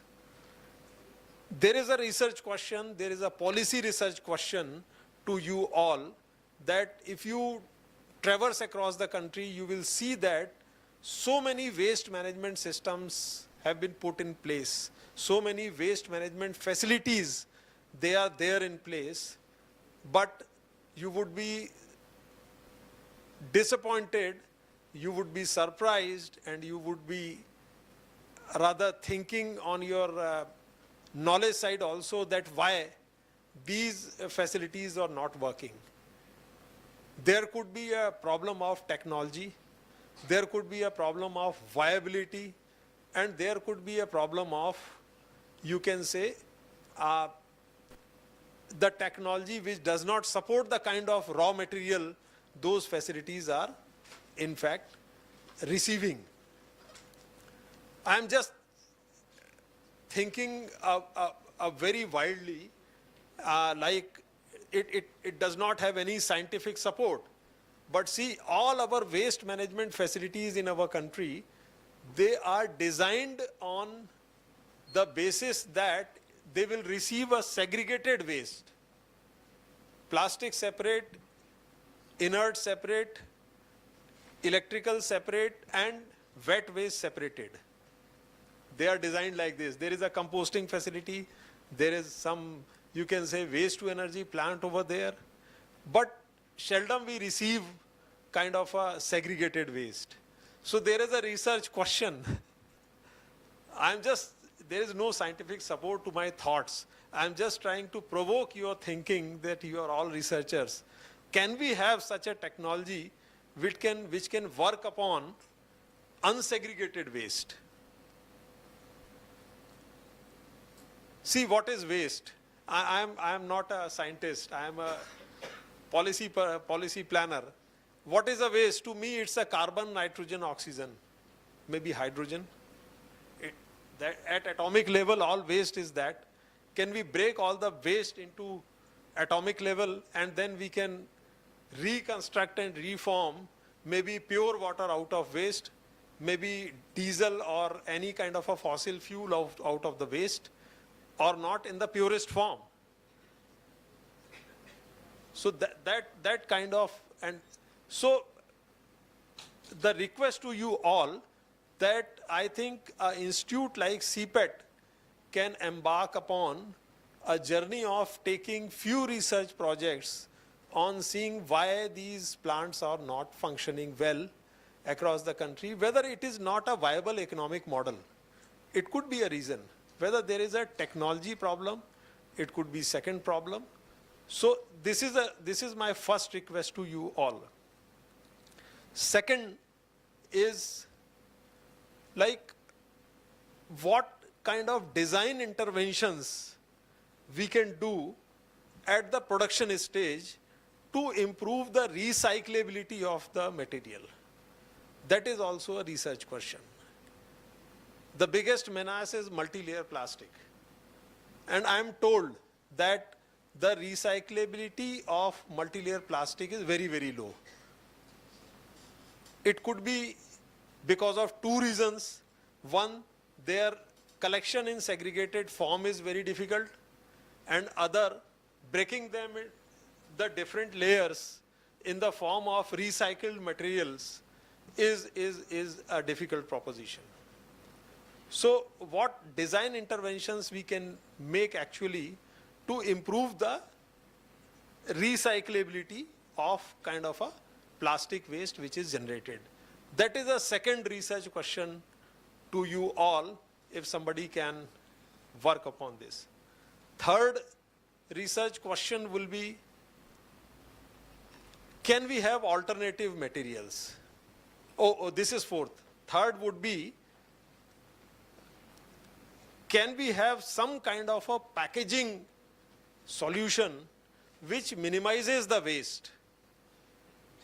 Which reduces the waste, like if the multi-layer plastic is used for a particular packaging, what kind of design alternatives are there where by using the same material, we can actually reduce the waste? I take the example of, see, I am not talking like a scientist. Don't think that I am a scientist. I am just talking like a common citizen. We all see the sachets for shampoos and sachets for pan parag and so many things. They're always sold in the form of a series. एक लड़ी जैसी होती है, उसमें बेचते हैं. And in order to make that series, in fact, you have to waste some material in between, which joins actually two sachets. So can there be a design intervention where at least 2 mm of waste out of 20 mm of the pack can be reduced? This is a very loud thinking. I think it could be a research question. So third request is how we can minimize the waste. That is my first request. It's a research question. Fourth would be what could be the alternative to the plastics? There could be two kind of alternatives, one on material side and other on behavioral side. Like we started a model called, there was a startup refillable, which in a, you can say, small tempo, used to go house to house in Lucknow. It's still going and now doing a good business with some home cleaning solutions, etc. Hand wash, floor cleaner, toilet cleaner, etc. There, it's a kind of a vending machine. I can show you, there is a picture also. It's a kind of a vending machine where the packaging material is not required. You can just go outside your house, put your money into it, scan the barcode, make a payment, and get the desired quantity of that particular home cleaning solution. So by that way, you are reducing a kind of a plastic waste. So it is on the behavioral side. The other alternative could be, there could be materials. There is a startup called Arani Eco Steps, something like that. So they pack kind of a soap and all in such a material which can be dissolved in the water. So there is no need of any kind of packaging solution which comes out as a waste. So this is my fourth question. Some startups are doing, but I think at larger scale, if we start such kind of a research, then I think the world can change the problem which we are there. And the fifth question is how actually I was highly impressed with DG Saab's statement. Yesterday we were discussing. I think for me it's also sorry, thank you. See, alternatives I was talking about. There is a, here you see these like plates and tableware, what we call as tableware, plates, cutleries, etc. They are being made out of sugarcane bagasse, which is a waste material. And now there is a factory called Yash Paka in UP, very close to the holy city of Ayodhya. They are doing a large scale production. Bamboo can be utilized, sugarcane bagasse can be utilized, of course compostable plastic bags you all know, but I am trying to tell you the other options which are on material side can be actually demonstrated. And on behavioral side, here you can see the plastic bag vending machine, the last picture. Oh, sorry, cloth bag vending machine. Plastic is so much into us. So, cloth bag vending machine. Here you can, it's on a behavioral change side, because single-use plastic carry bags are the biggest menace. So, my fifth question, how can actually be behavioral change? Of course, it's not a core area of research for you all, but maybe on social science, somebody can do a research that what kind of campaign we should actually run in our country. Like whenever we think of a campaign, I think biggest successful campaign in our country is Ek Do Boond Zindagi Ki. I think the polio eradication. That campaign is, I think, it's a very successful campaign. I think no campaign can match that kind of a campaign. Can we have that kind of a campaign to phase out single-use plastic, which actually can motivate the users to refuse single-use plastic? If there is a refusal, there will not be any production. So these are like few research questions. We have so many things to present on policy side, but I think it would be a great opportunity for me to actually interact with you, to open our side that what kind of research we actually need, and as a part of, you can say, applied research, which can actually help the society in a larger way. Thank you very much. If you have any questions, then I am here. Thank you so much. Thank you for your patience, for hearing me. Thank you so much, sir. It's a hard... You have still 15 minutes? Yes. And therefore we can interact with... Yeah. Absolutely. Sir, I want to use the prerogative of a chairman. I'm very impressed with what you have done. I know Ved from Yashpaka, who sees compostables and all. My question or input to you is, yesterday I spoke on this, the plastic, is it here? No, okay, sorry. The plastic issue, the plastic issue cannot be solved, difficult to solve if you don't know what you're packaging into. It is a combination. And we are trying to segregate and separate and treating, how do I recycle plastic, or what do I do to recover the plastics? Sir, 50 to 60% of the waste is biodegradable organic waste, food waste, which is where the Yashpaka products come into play. My question on a policy level is, why would you in some form introduce policy and campaigns that require packaging, don't call it plastic, don't call it paper, must be compatible with industrial composting, because today food waste being just dumped or sent to a landfill generates methane, which has a 25x global warming potential. Everybody knows that. So you could make a big impact if you had a policy which says anything associated with food, like you showed the utensils, must be certified, verifiable, industrial compostable, and require that they all be diverted to a composting facility, which you already have infrastructures to. So the question is there anything you would recommend, suggest, because that involves technology to develop compostable products, whether it is plastic, whether it is paper, whether it's a combination. Yesterday I showed a bag, I'm sure when you fly in Indigo and all, they give you this paper bag, leaves you with the impression that this is all compostable, but the inside the paper bag is a polyethylene layer which does not. So I would love to have your input on that. Thank you very much, sir. And I think you are very correct. Here we are talking about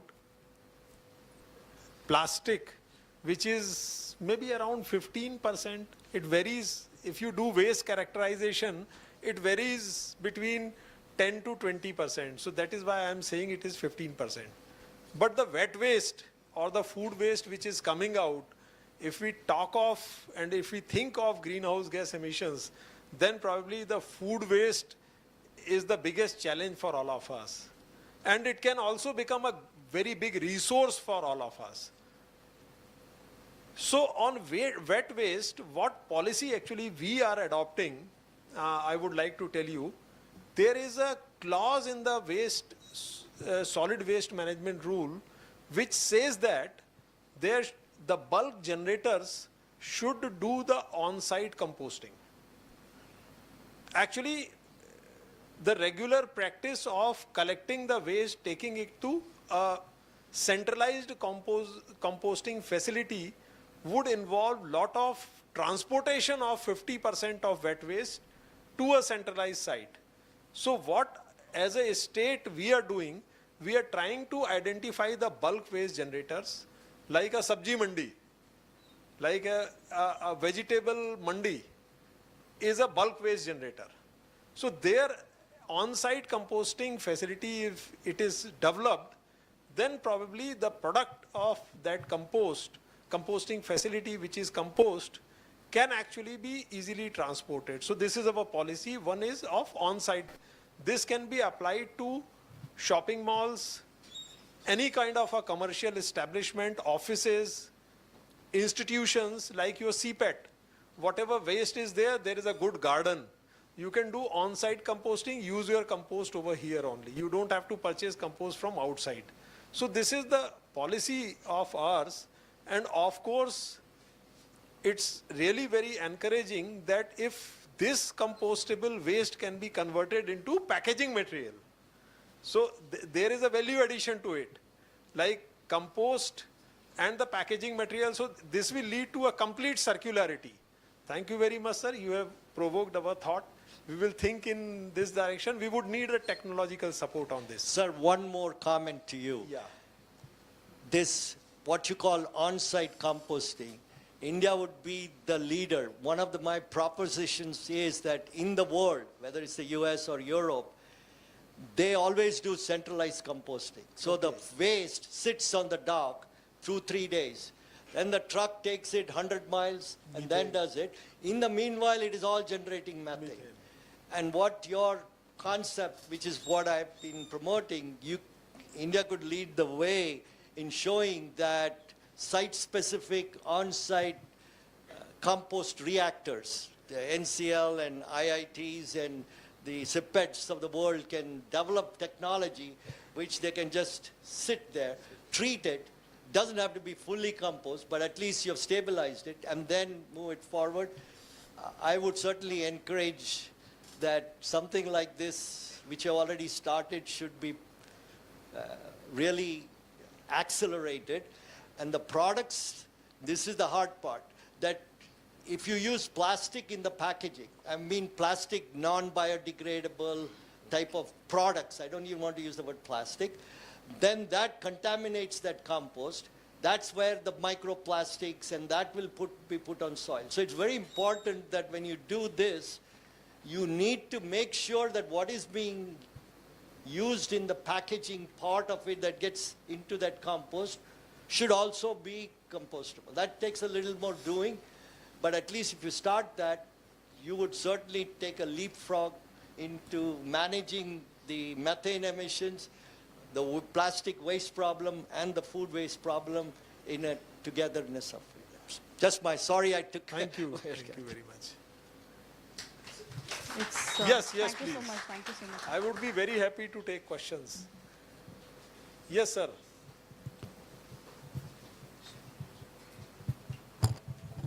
Just a small point, sir. What about mass awareness? How much do you think mass awareness to be blamed to? Just we as researchers and you as policymakers will not be able to make a difference unless you have a proper mass awareness. That has to be brought into picture. I think you are very correct. In fact, today, which I was trying to make a presentation over here, I think I should run through. See, without mass awareness, see, for plastic waste management or a solid waste management or any kind of a waste management, I would narrate a story of Buddha. What is circular economy? How it is ingrained in our behaviors. That is really you will appreciate. There was a disciple of Lord Buddha. He went to Lord and said that, sir, I need a bed sheet. So the Lord said, okay, let me know that what you have done with your old bed sheet. So he said, sir, it was torn off and not usable. So I made curtains out of that bed sheet. So then he said, what did you do when the curtains were not usable? So then he said that, sir, I use them for cleaning our floors and all. Then he said, what did you do when your floor cleaning cloth was turned into not usable for that purpose? Then he said, sir, there were so many stated, I forgotten, but few stages I am telling. Then he said that, sir, I made them kind of a bati for the dhibri they used to use for study purpose for lightening the room, etc. Then he said, what did you do with the ashes which has come out of that flame? So he said that I have washed my utensils out of that ashes. So then last the Lord said, okay, now you are really due for your new bed sheet. So this is kind of a circular economy, and unless we change our behavior, see what, if you go to the rural areas in Uttar Pradesh, you will find that there is a menace in rural UP which is called blue bull, which is an animal, is an antelope, huge antelope. Nilgai we called as Nilgai. So that antelope actually is a crop raider. So it's a very damaging to crops and very menace for the farmers. So the dhotis which, like the sari, old saris which the rural women they wear, actually when it has become old, they use it for displaying on the fences. So since those dhotis are colorful, the blue bulls are repelled from that when the air passes through it. And after that, there is a full circularity of that dhoti. So see, circular economy is nothing new. It was there in our customs, our systems. The only thing is we really need to, now we have to change our behavior.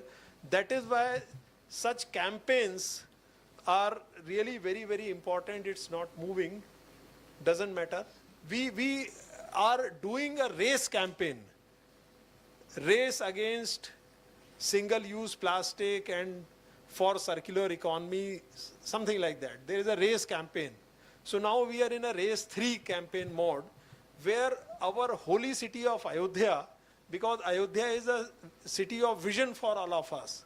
So there, I think for all circular principles have been applied, like it has got deposit return scheme for plastic waste. Wherever you go to Ayodhya, you will find deposit. You will find cloth bag vending machines over there in the markets. If the flowers are coming out of the temple area, then they will be used for agarbatti making, etc. So in all kind of waste streams, we are kind of developing circularity. But definitely it needs a very big behavioral change, and it's very important. If the behavior is not changed, you are very true, sir. I think no policy and no resource will work. Thank you so much. Thank you very much. Thank you so much, sir. Thank you for this captivating presentation. I now would like to request on behalf of organizing committee, Professor K.K. Pant, sir, Director IIT Roorkee, to present an appreciation to our speaker, Shri Ashish Tiwari, sir, serving as a remembrance of this valuable contribution to this conference. Thank you so much, sir. It was such a resounding success.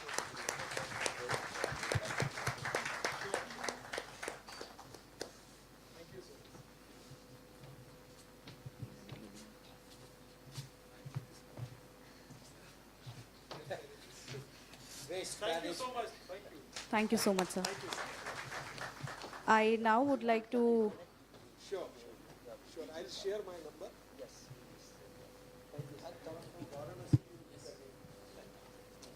Thank you. Thank you once again, sir. I now would like to hand over the session to our esteemed chairperson for the next speaker. Okay, good afternoon, I think, or good morning, I'm not sure which one it would be. Okay, so we will continue the program, and if the program you provided me is correct, the next speaker is Dr. Ajay K. Nima. And is it online or he's here? He's right here, sir. Please come welcome. on over, as they say. Dr. Nima is currently working as Head Innovation R&D at NPD. What does NPD stand for? Flexible Private Limited. New Product Development. Okay. And he is going to be talking very appropriately after the last talk on flexible packaging and sustainable development. I will save all the things. You can read it on his bio here and give more time to hear what he has to say. So if you permit me, I will let you start the talk. Thank you, sir. Thank you. Thanks. First of all, I would like to thank to CPIT for giving this opportunity to present the technology, which is completely aligned with the Ashish sir just now briefed about the technology part of the recyclable packaging, which should be the 100% recyclable packaging, how we can achieve that. And in India, we have already established a plant, and I have a lot of samples, which is already like Nestle or Unilever or ITC, or all packaging world is started adopting this. Is a machine direction oriented film, is a polyethylene film. So what we are doing here is, we are trying to resolve the complete problem of the MLP.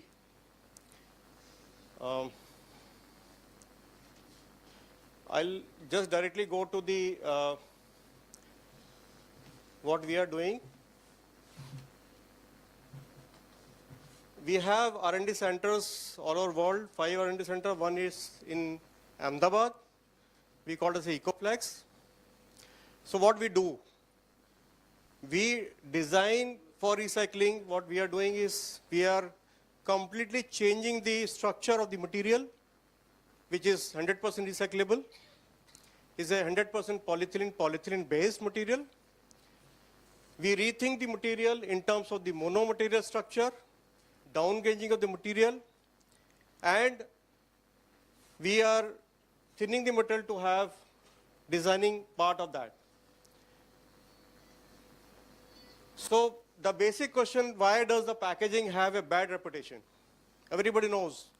When we take the biscuit packet or the packet of MLP structures like snacks or any other MLP structures, which is not degradable, they are just consuming it and throwing it. And rag picker is also not interested to take back to the recycling. Why? Because they also knows that this material is not recyclable by nature of the material. And if you talk about the PET bottle, which is here, is not available in throughout the area. Why? Because this is 100% recyclable and it has a value.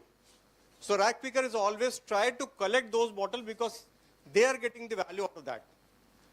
One more example is Amul milk packet. In Gujarat, it is very popular that every household they are collecting the bag, the Amul bag, and then they are keeping it and selling it to the Raddiwala and getting the money back. Why we are not able to collect the bag which is we are utilizing for snacks application, for any of the flexible application? Because we also know that it doesn't have any value, recycler will not give any value, and when you throw back, rag picker will also be, will not be collect because it doesn't have any value in terms of recycling, right? So nobody is interested to collect the complete material because it has a zero value.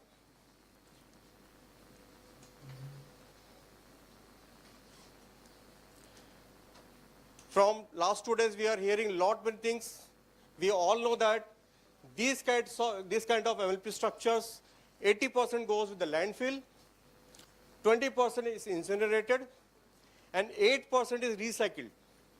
And out of 8% is also 6% is going for the cascade recycling. Cascade means you recycle the material, make it benches, sutli, or some form of the packaging, article. Only 2% of the total recycling waste for flexible packaging is going to the correct, again to the recycling stream. And that is what we called as, this is a linear pattern of the uses of the flexible packaging. And that is what we are avoiding that because it has got some value.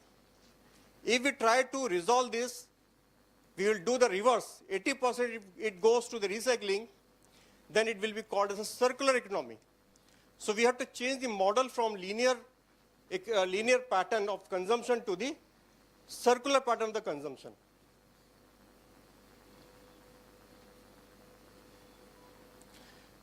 That is what, here one thing is very popular, just wanted to tell about. There are always people, we are using the plastic, we are blaming that plastic is not a good material. There is no system to collect the plastic. And when we talk about the system will always tell the plastic is not good and people habits are not good. When we talk about the plastic will always feel like people habits are not good and there is no system to collect it back. And that is how everybody blaming each other and the plastic is getting the bad reputation out of that. Why? Because again, because of the 100% recyclable flexible packaging is not available. Again, from linear pattern consumption to the circular pattern consumption is not available. So we know there are some solutions available for plastic waste management. One is end-of-life solution. We always know that this solution is either we can go for the incineration or we can use out of that some concrete block or some other application, which is a cascade application.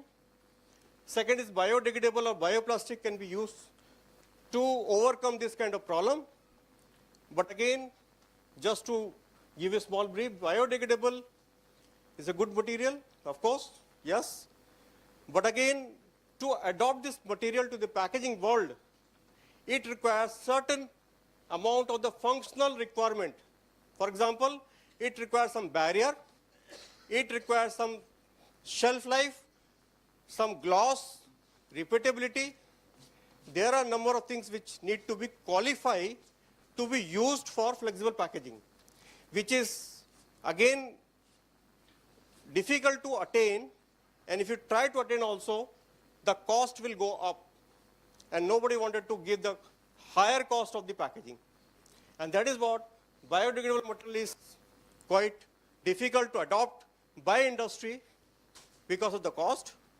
And second is the collection of the biodegradable is not system-wise not available. So third part is the recyclability. Now recyclability, there are three recyclability. One is called compatible recyclability. Why? What is compatible?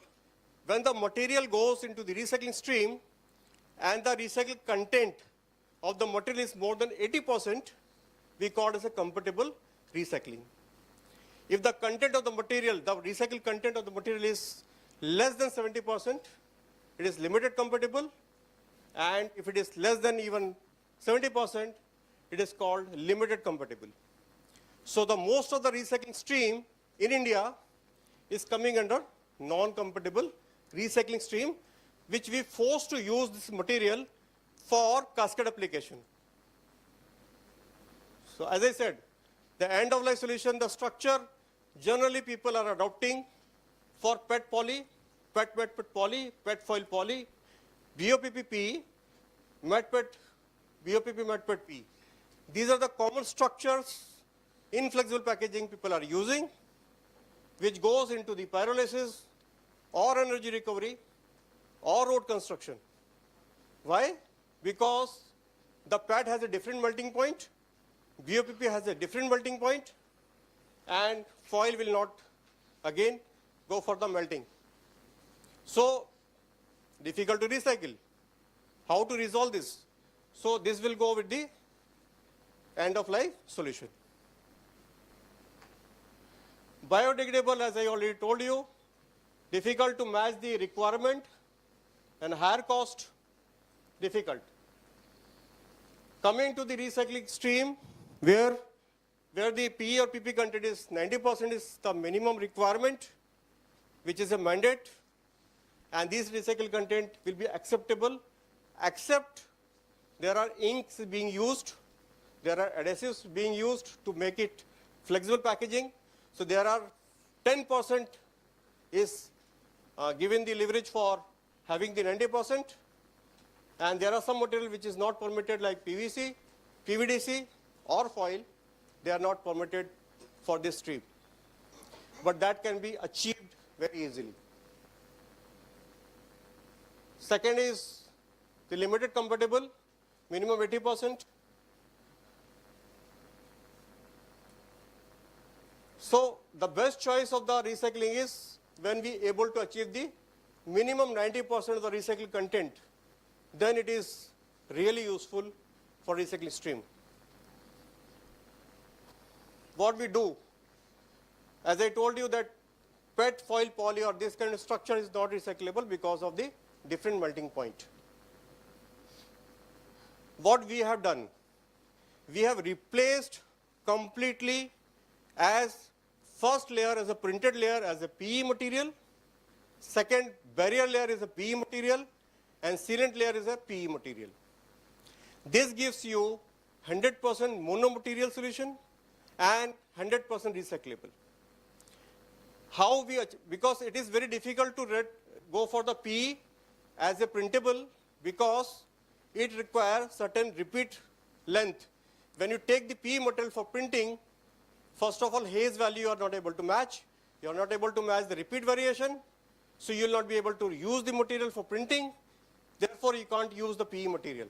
So what we have done, we have done the MDO, machine direction orientation of the polyethylene to make it more stiffer, the material, so that repeat variation will not come. And also incorporated the barrier into that. So automatically you will be requiring the repeat variation, the printing, the gloss, the barrier, everything can be achieved. So what we have done? We have done the chips packet high barrier, better shelf life, but non-recyclable. Milk packet 100% recyclable, but low barrier. So here what we have done the combination of these two and achieved the recyclability.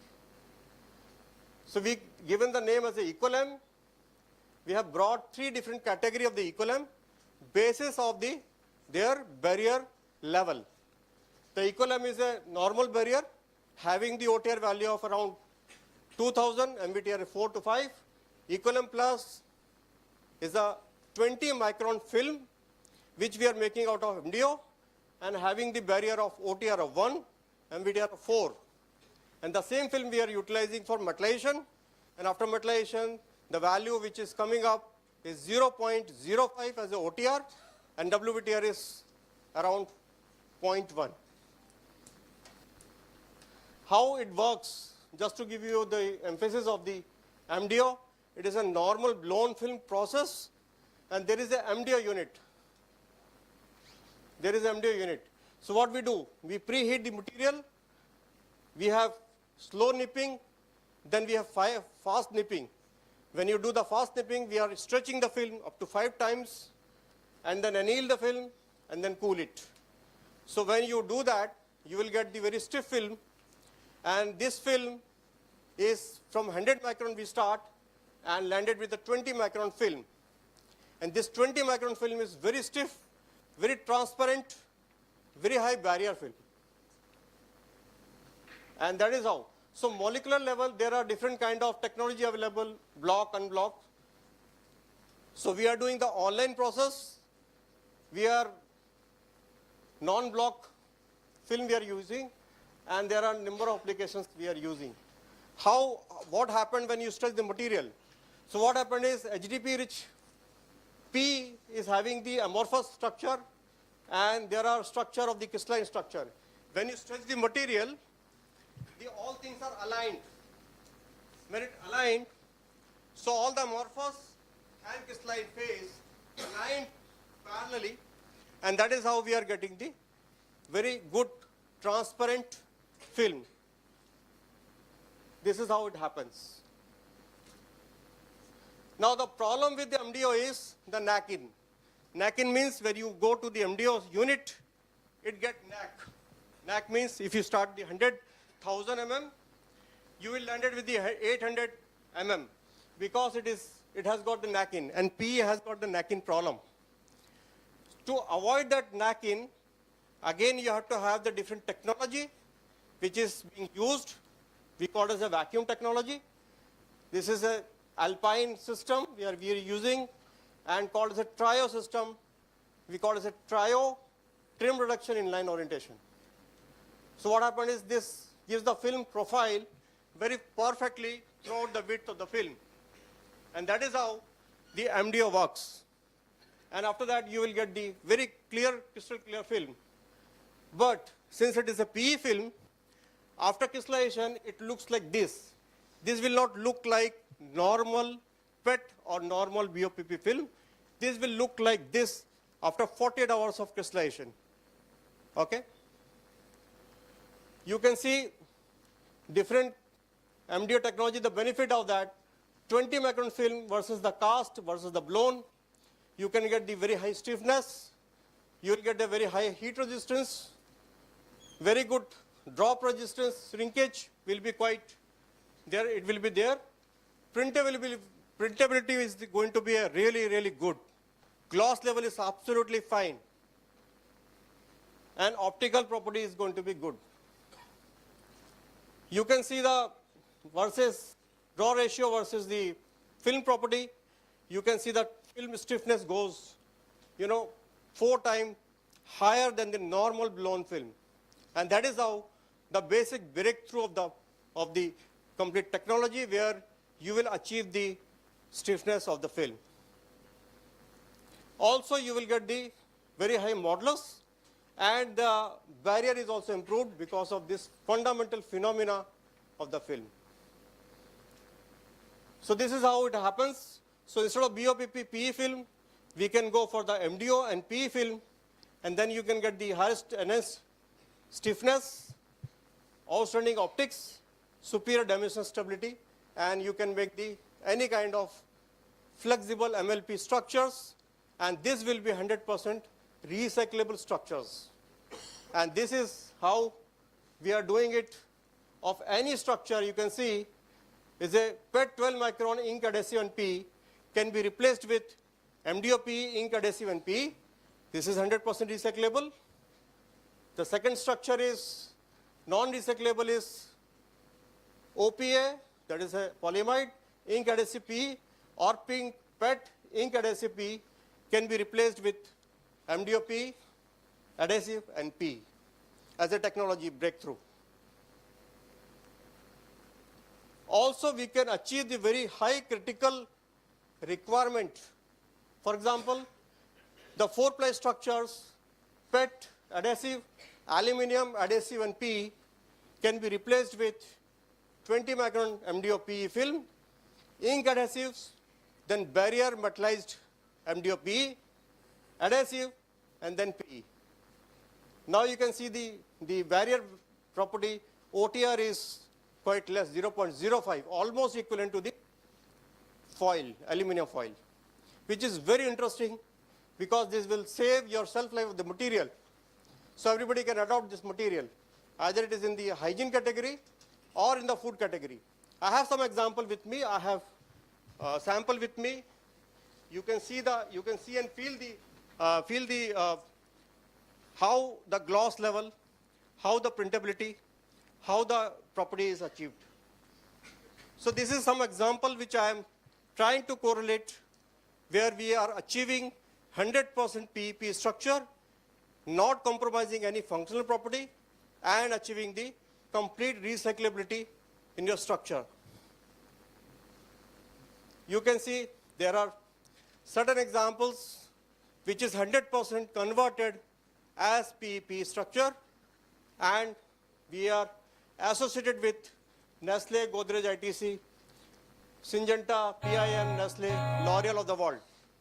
So this is something which is trying to correlate you the technological advancement which is already available in India, and people already started using this to adopt the MLP structure from non-recyclable structure to recyclable structure, which is quite difficult, I would say, because it is not easy.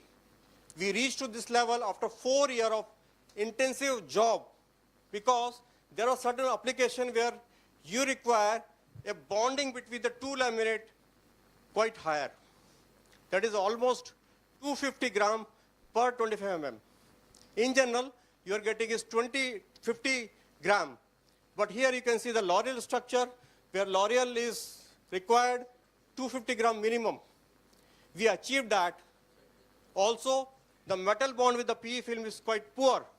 It is almost 25 to 30 grams. We achieved up to 500 grams per 25 mm is almost non-achievable thing, which is generally is not possible with polyethylene film. So this is how the technology breakthrough, which we cross, and then we have got lot of applications. We are doing a lot of work with different.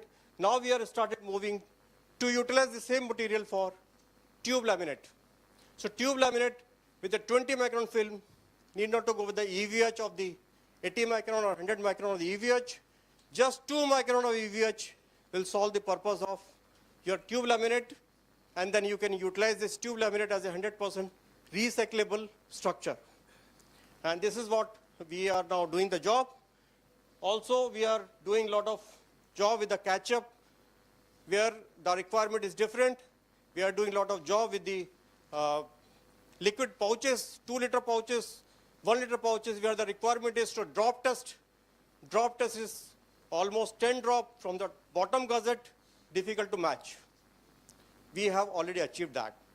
Similar to that, I'll tell you some of the example of the ITC. ITC, you can see that there is a spout. Spout fixing on the PEP is quite difficult. So we have done a lot of work. We have major breakthrough. We have developed a different design of the spout, which can be fixed with the PEP material. And that is how you can utilize the same material for 100% recyclable, where the PE, no other than PE structure can be utilized for this type of applications. So this is what just wanted to show to all of you. If you have any questions, please let me just give me a question. Raise your hand. I'll try to give your answers. I hope this you must have enjoyed for this. Thank you so much. Thank you so much, sir. Thank you for the captivating presentation. Now we can take few questions. 1 minute question. There's a question out there. It has to be a short question and a short answer.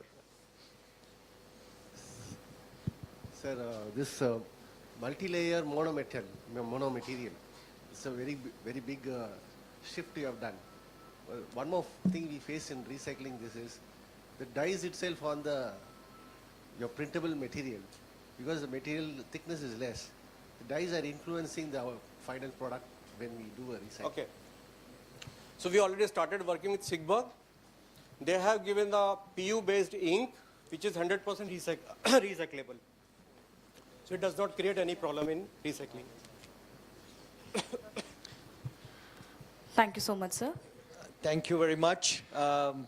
You have something for the guest, right? Yeah, now I would like to request Professor Rajneesh Tyagi, sir, to kindly present a small token of appreciation to our chair, Mr. Dr. Ajay Nema, sir. Please give a huge round of applause for this wonderful presentation, serving as a reminding of a valuable contribution you made to this conference, sir. Thank you so much.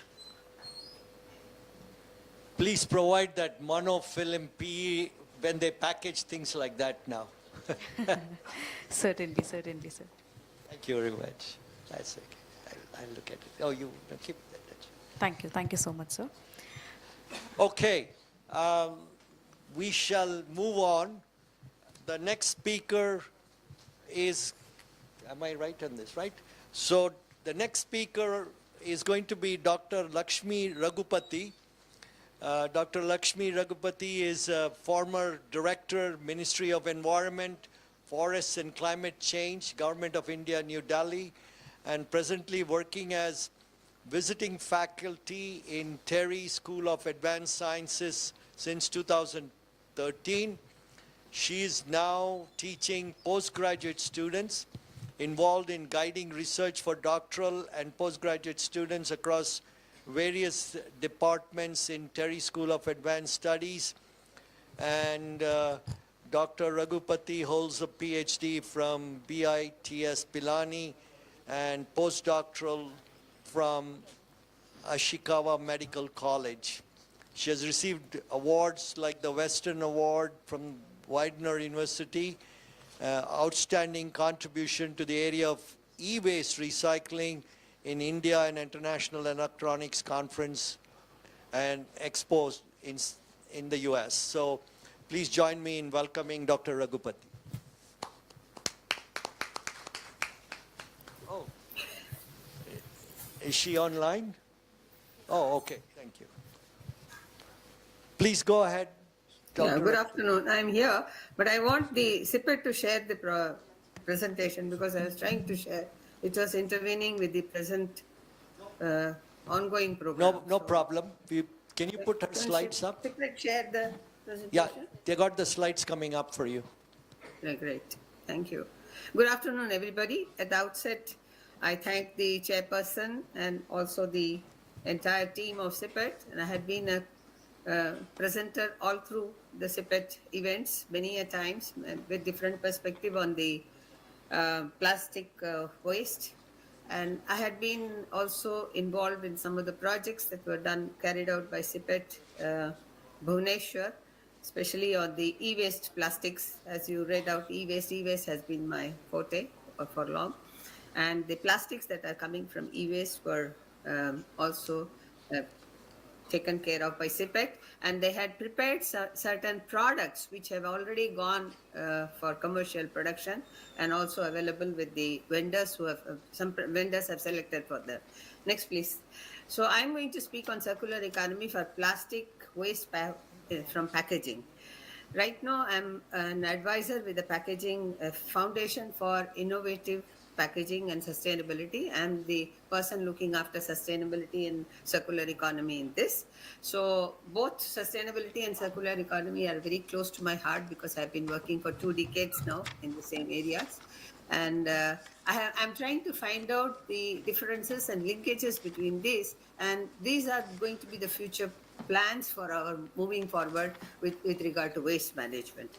So this is the Walter Slale, who is the father of circular economy, whose sayings goes, and sustainability, his saying goes that the goods of today are the resources for tomorrow at the resource price of yesterday. So that means we have to value the waste. Next, please.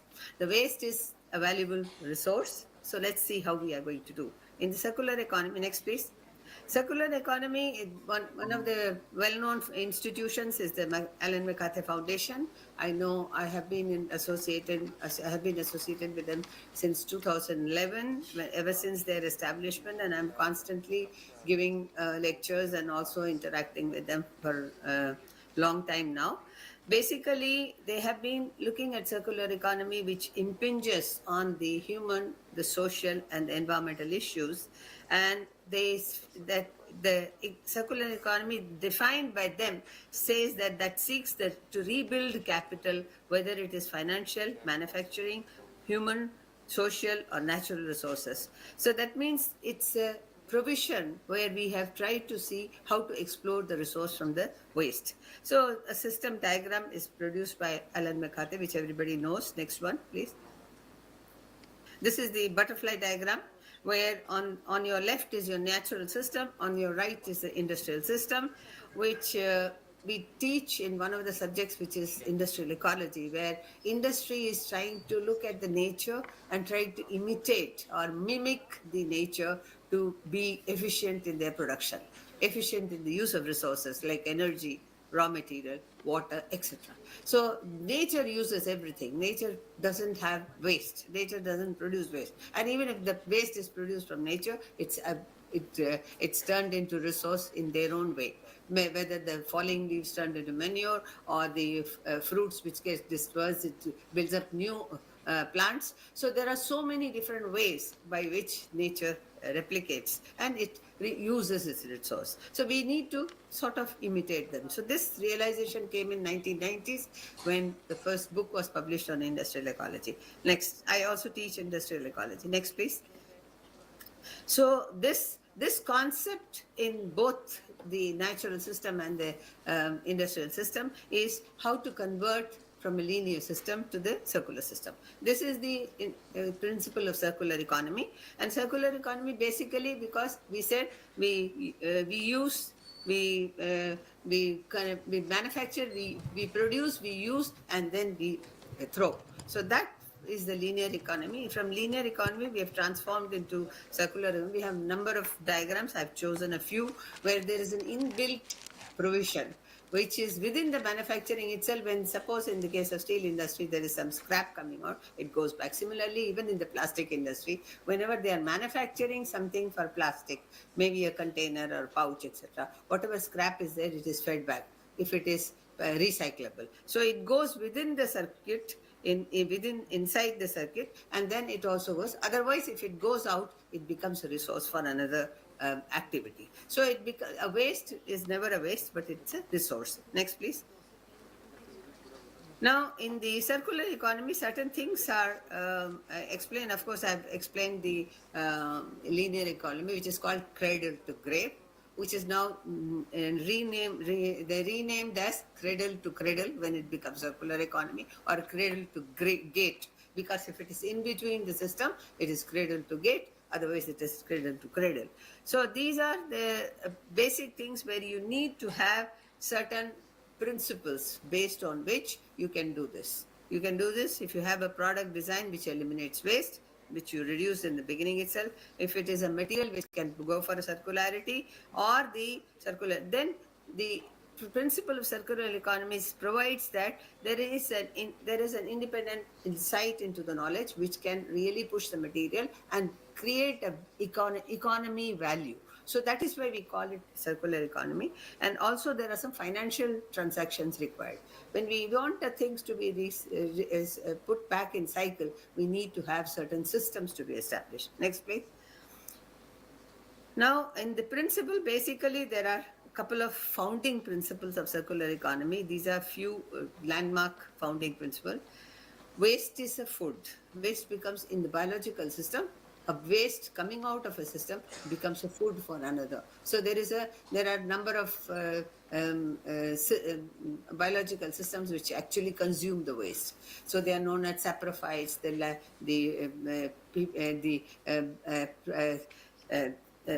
there are so many different systems there. Then also the diversity in strength. One is that if we have strong material, then the modularity, versatility, and other things are lost in case of sustainability. So when we talk of sustainability, we also talk of durability.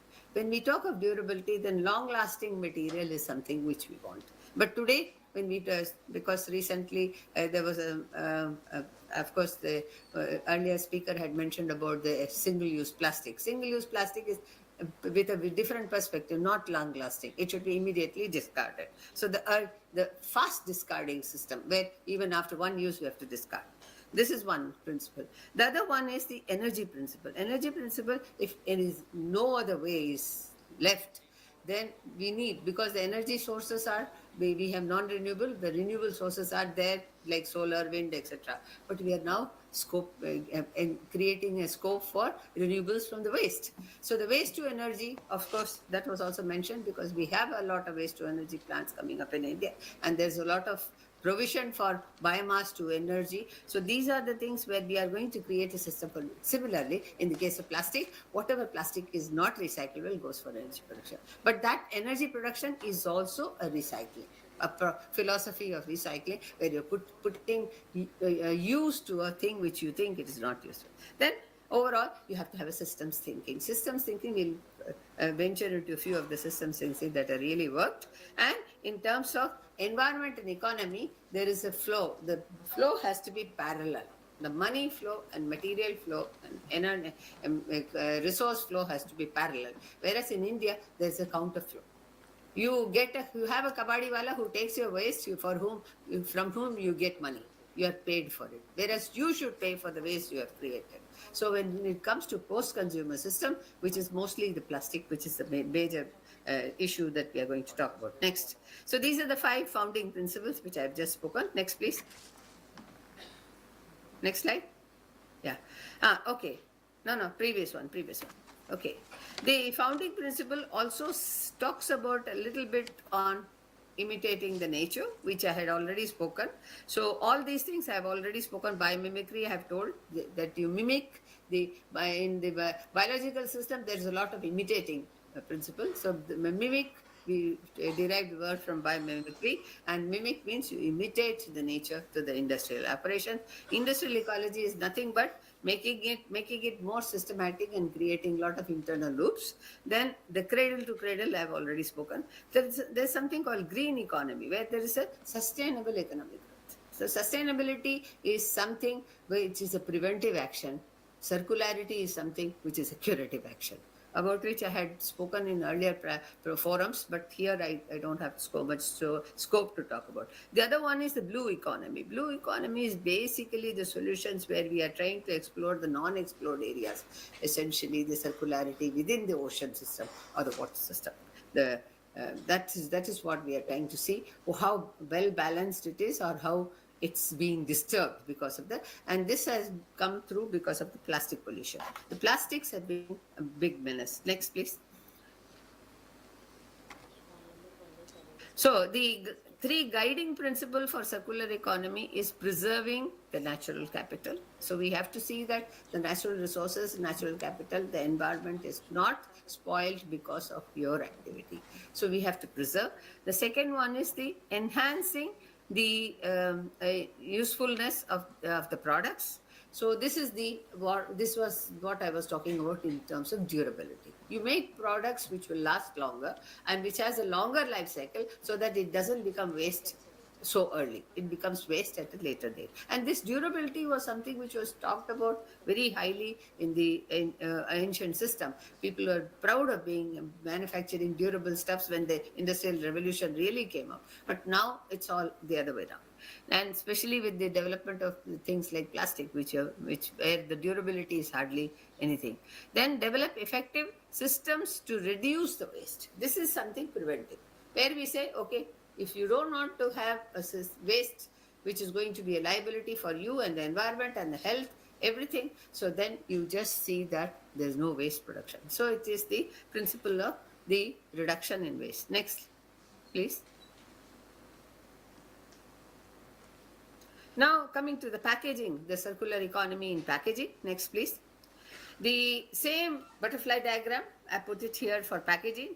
I think you can ponder over it because I'm sure they'll share with you the thing. This is all there. This is again the biological sources and industrial sources. It's turned around to the right hand and left hand, but definitely made it simple because the wrapping around, even in the case of natural system, if you see the sheathing on the stem or a casing on over the seeds on a fruit, all these are protective layers. This is what is packaging all about. And this is where we really learned how to protect things and package. And packaging became more and more complicated because we wanted to protect more and more delicate things, more and more vulnerable things, and especially the perishable things like food, medicine, etc., where there is the packaging becomes a very essential component. And here, in order to build up the packaging system in a more robust way so that your internal product is protected to the best, we have taken to many layering of the packaging. One is putting together many things with different layers, but different layers could be separated. But now the fusion of the layers, the multi-layers, MLPs, especially in the case of plastics, we have multi-layered packaging. And multi-layered packaging means you may have plastic, you may have paper, you may have tin, metal. So all the things, when they are fused together, it's very difficult to separate them. So instead of fusing, now we have to go back, roll back from the MLPs to normal packaging. Maybe you may put 3-4 layers. Plastic is usually used for protecting from the environmental harms like rain or exposed to sunlight, etc. So it really gives the content a protection. So that's why plastic is more used for the food processing by the food processing industry or the pharmaceutical industry. Next, please. As far as the circular economy is concerned, of course, this is again focused on products, materials being used over and over again. And as per Ellen MacArthur, which was launched in 2010, we have already gone through this circular. And circularity in packaging will really produce a big solution because most of the waste, which is really becoming an environmental menace, is from the packaging. And the packaging becoming reinforced with plastic becomes the worst case scenario. Next, please. Here, the benefits of circular packaging, where we have really accounted for some of these are few reports of few studies which have been analyzed, and this is just a conclusive slide of mine because I used to go through a number of those studies that have been carried out in case of seeing the reduction in carbon footprints, reduction in feedback with the feedstock of the derived from fossil fuels, because in your manufacture you use fossil fuel, you are using the energy for production. If you are able to use renewable energy, it becomes a different story. Here we are assuming that it's from there, and it's also the second one. If we do the renewable, so these are the three benefits. If you are able to use a renewable fuel and also bio-based feedstock, then your reduction in the carbon footprints goes to 73%, and the reduction in the consumption of fossil fuel can be brought down to 68% and 30%. These were a few sporadic studies about which the reports had come, and I had analyzed and had given a review paper on this. So this is based on that. Then also the calculation in terms of the plastic packaging dimensions, in terms of thickness, in terms of size. So all these things also account for the benefits of circularity in packaging. So when we do a sort of, somebody was telling just now that if you are able to have that pan parag packet, that if you can, the trimming of the packets in between whatever is the material which is there, if you can avoid that, then it becomes a little more conservative. But why should we have that packaging at all for them? Why can't we have some bottles or something, some other containers which can be devoid of plastic, or maybe it could be plastic, but it could be more stabilized plastic material. So basic focus is on environmental stewardship for this, and this is these are few couple of papers. I'll also give the references. Next, please. Now, this is right at your doorstep. This is on the Naroda Industrial Park, Ahmedabad. You're in Ahmedabad. Just next door to you is the Naroda, where they have prepared a packaging house. A packaging house looks at the packaging design, packaging optimization, packaging problems, then also innovation, development, vendor development. So it's a common, Naroda itself is it's an industrial ecology model where they have prepared a circularity in the entire system there. And there are very few, in India, hardly any more are there to comparable to Naroda. Naroda has a completely self-sustaining system. No waste goes out of Naroda. Everything is managed within the system. A waste of one industry becomes a raw material for another. So they've done that. The harmonization is so well done. This is the model of the packaging house, where for packaging also they have a common platform. The packaging house makes the packages, gives it to them, and takes it back when they are able to collect it back, and then redo the thing so that there is further packaging. So most of the packaging material that is used here is recycled material. Whether it is plastic, whether it is glass, whether it is tin, whether it is cardboard, anything that comes to them, the packaging material is some sort of and there is a sort of packaging procurement system developed by them, by which they can get from packaging from outside also. But within the system, they are trying to do maximum so that there's nothing going on. Next, please. I wish I was there in Ahmedabad to take you around. So this is one of the examples of circular economy which Amazon has done for their packaging. And Amazon packaging, they are trying to do, they have done something, they are showing a very complex diagram, but definitely here what they wanted to do was, if they are, because the advocacy was during the COVID time, there was a lot of online purchases. Amazon was very active. Amazon was having huge shortage for packaging material. So at that moment of time, when there was an advisory group, I had also participated online because they asked for online opinions. I said, why don't you take back the package? Because for a small pen drive or a small unit, you bring a package which is very huge. So you have to first reduce that package and also take back the package. So they have and this, if they display the material to you, if it is not acceptable to you, you can return then and there. But that was slightly difficult for them. That's why they avoided that. They only reduced the package, and they also accepted for taking back the package, but now they are not doing. Again, they have gone back to square one. Next, please. This was a very good attempt, but they did not pursue it. Now coming to the principle, which a few slides back I told you, one is the reduction in packaging. We have 3R principle: reduce, reuse, and recycle. Reduce is something which you can do. That will be the best option. It is also called as sustainable packaging, not just circularity, but sustainable. Once you use it, reuse it, it becomes circularity. If you recycle it, it becomes circularity. So there is a sustainability and circularity match here. Next, please. Now, in the case of there are a few strategies for plastic packaging, plastics used in packaging.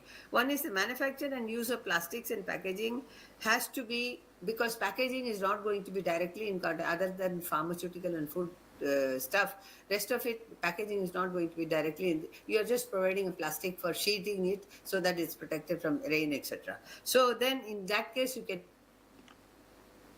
use a lot of recycled plastic. Then design for reuse and design for recycling. This is a concept. You have to bring it right to the forefront when the manufacturing of the packaging material is made. It has to be, as I told you, the multi-layer MLPs, which the layers are very difficult to separate. But at the same time, if you had used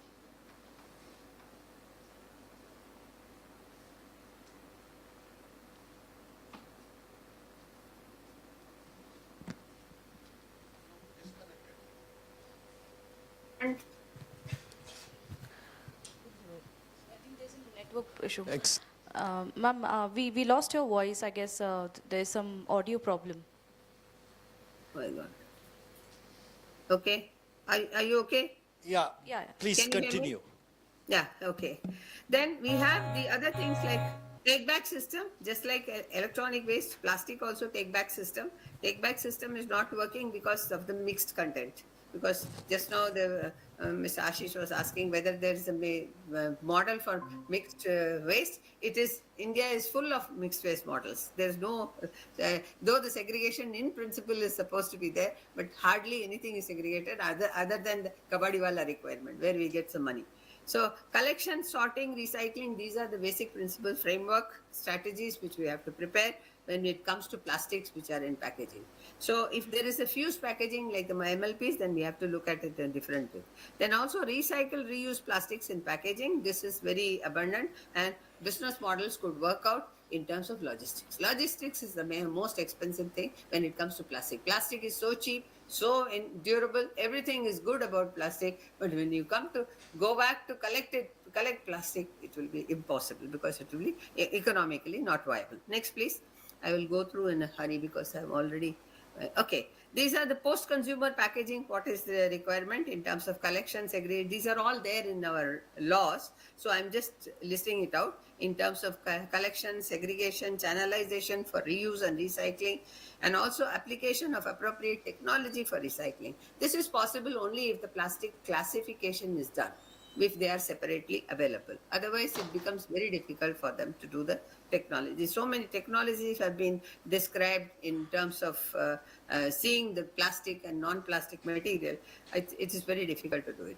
Then use of recycled plastics in packaging, and of course, we have to do the awareness. Next, please. This is the, of course, this is the innovation model of from linear to cyclic. So the circularity is over now. Next, please. Recycling economy, this is what India is all about. India has a good recycling, very, very big recycling. We have more than numbers which we can be counted is the recycling units. The recycling basically is that it's really good for environment because we have already overused, misused, and abused. Now we have started abusing the environment. So, and everything is pointers are to the plastics. The plastics in the environment, plastics in the ocean, plastics in the.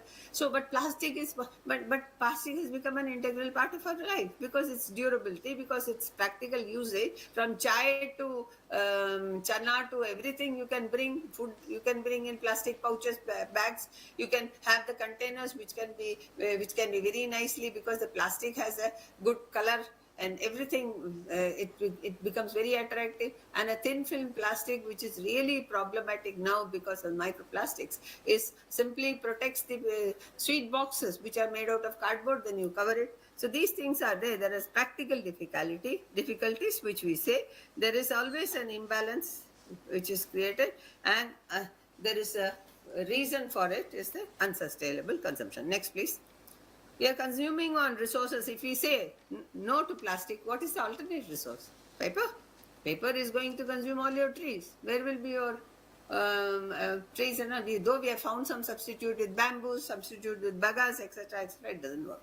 So the recycling framework, we have a couple of recycling frameworks. Almost all our regulations have a recycling provision. This aims at 3R principle. It aims at policies which are really governance put in place, but implementation is not so good. But waste pickers are there which are informal, and now in the more new regulations after 2016, we are involving the waste pickers and the recyclers and bridging the gap between them so that they become one. Because I had been in the government, I'm also still working indirectly for the government. I always say, then we also need to have certain integration or formalization of these informal sectors so that our recycling attains a status. As of now, recycling industry is a second level industry. Our stepmotherly treatment is given. Excuse me. Next, please. This is our strong recycling framework. We have policies which encourages recycling. Our National Environment Policy encourages, our Environment Protection Act encourages, and now here I mentioned out of the rules, almost all the rules, e-waste rules, plastic waste rules, municipal solid waste, all of them encourage recycling, but I focused on for plastic waste rules, which has very strong propositions. Next, please. So we have policy framework, no problem. So can waste become a resource? Yes, why not? Why not? How do we do it? So that is the only way you can prevent the waste from going into the land. You can have, next please. Okay, I'll do fast this one. Hello, yes? Yes, Please. you are. I'm linking the sustainability to this. This is a superfluous one. Next, please. I'll just go to the last slide now. This is circularity and sustainability are two entities which are going hand in hand. As I told you, sustainability is a preventive approach. Circularity is a curative approach. Next, please. Now, this is the circular economy enabling system in India, which we have a good prospects for growth. Next, please. This is enabling the flow. As I told you, the reverse flow of economy will not work. We have to do parallel flow. Next, please. This is the Indian economy, which has a money flow opposite direction of this. This circular economy package is very important. This is specifically for plastic. As there have been a lot of deliberations saying that all plastics is not recyclable, there is a channel for plastics to become a resource. If we take the plastic which is not recyclable in road making, we take the plastic which is not recyclable.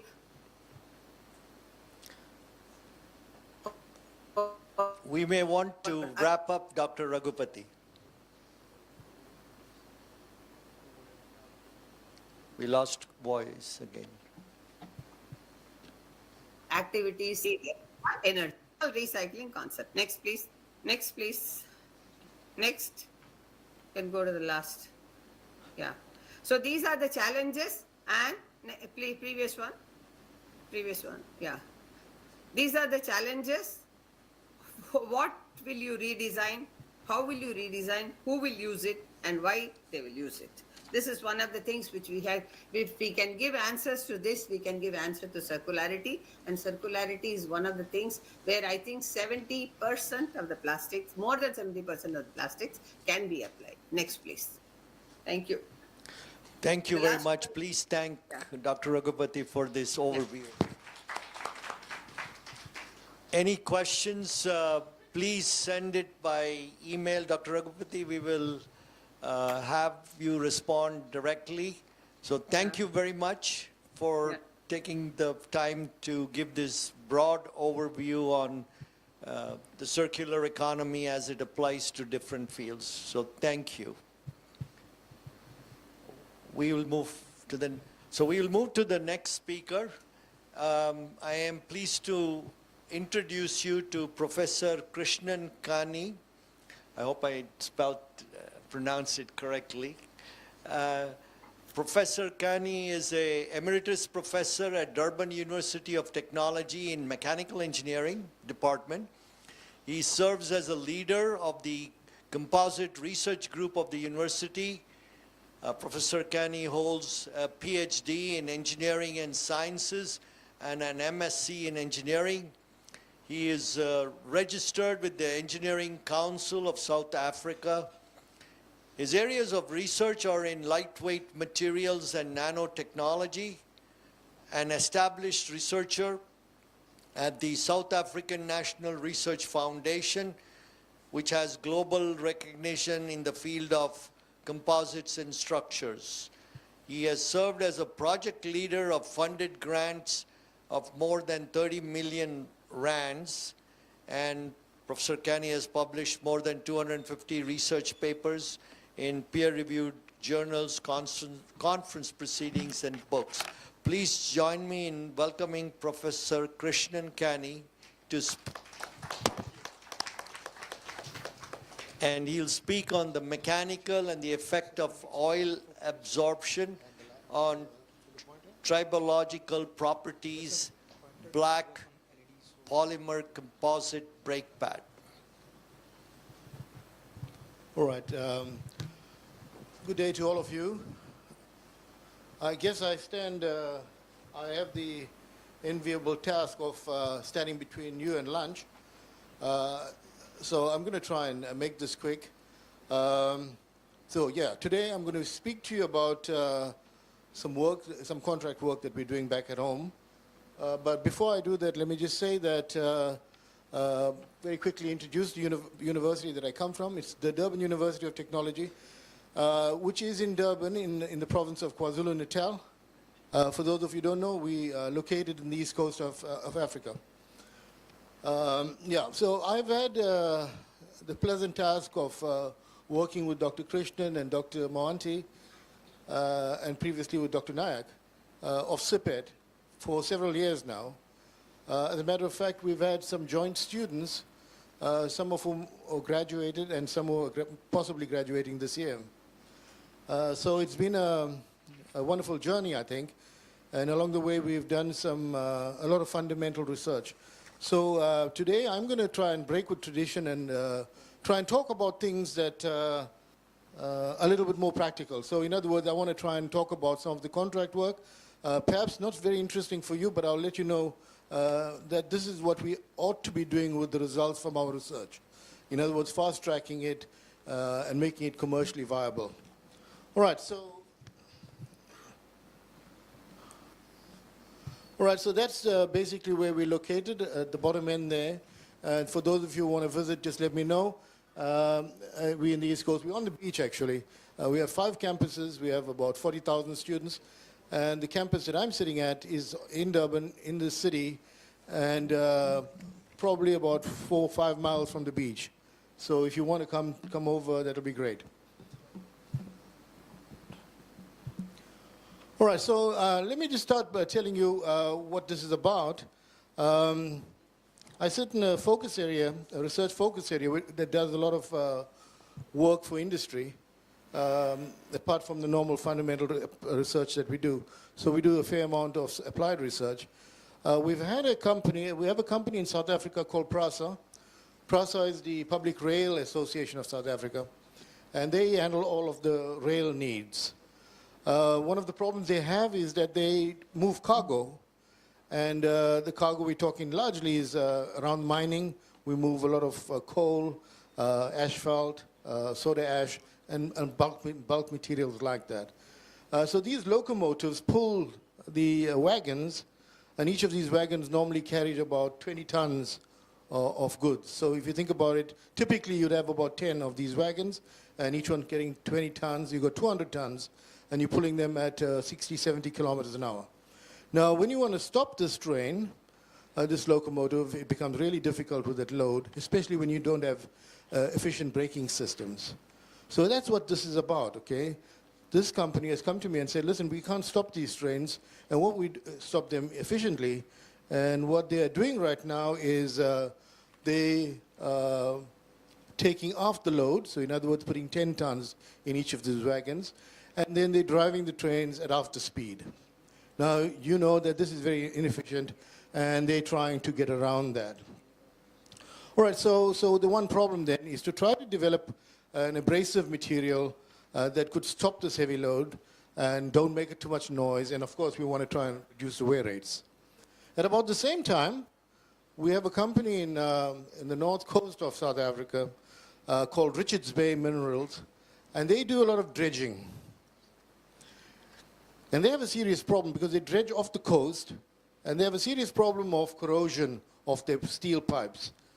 So they're looking for a coating on these steel pipes that will prevent or minimize the corrosion.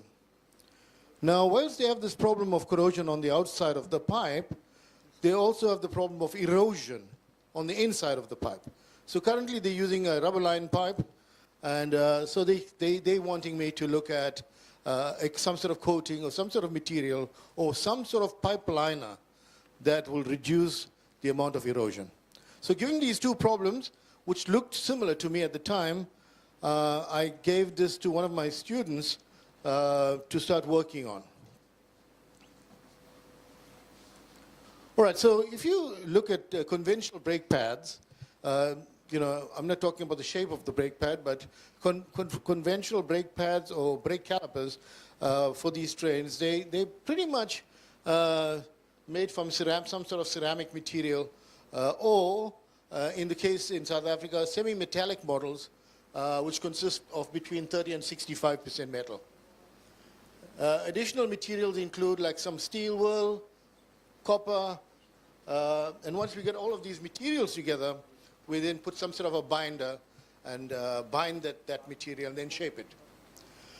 So when we looked at what was being used at the moment, we recognized that if we had to find an alternative, we had to find something that was as strong as that semi-metallic model. So we started to think of some sort of an epoxy, and then we had to fortify that epoxy, probably with some sort of nano filler. We were talking about a carbon nanotubes, for instance. When we looked at, for instance, the steel wool or the wire, we thought we could replace that with carbon fiber, chopped carbon fiber. And when we saw the copper, we knew we were looking for some sort of lubricant in the braking system, and we thought we could use graphite.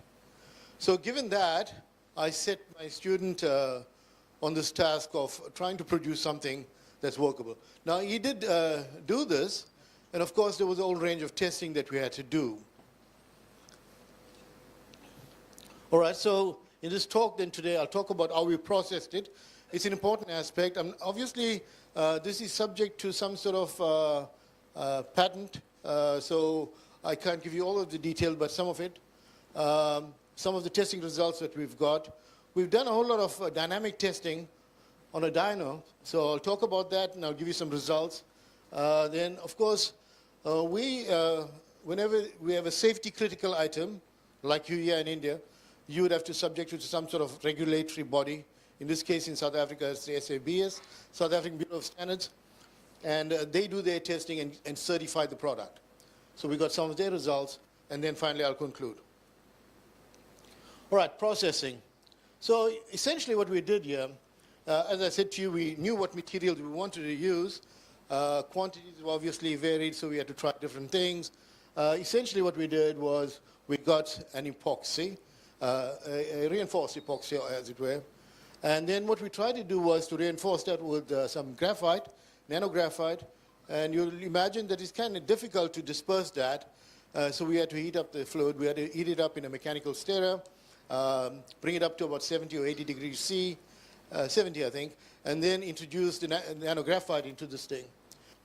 Once we got that turning for about an hour or so, we had what we thought was a fairly good dispersion. We started in tandem doing the same thing with another tranche of epoxy, and this time we used CNTs. Once again, it's critical what sort of amount of the CNTs we put in, because you guys all know this, you know, you got lots of issues in terms of agglomeration, stuff like that. CNTs, they have this habit of getting together, as it were. So when you disperse them, like if you put them in water and you mix it, it disperses, the water will turn black. You leave it for a couple of seconds, and it gets down to the bottom again. It starts to coagulate again. So you've got to keep this thing turning all the time. And once we had that, we then introduced some sort of catalyst to it, and then we put both these mixtures together, and then we try to introduce the carbon fiber.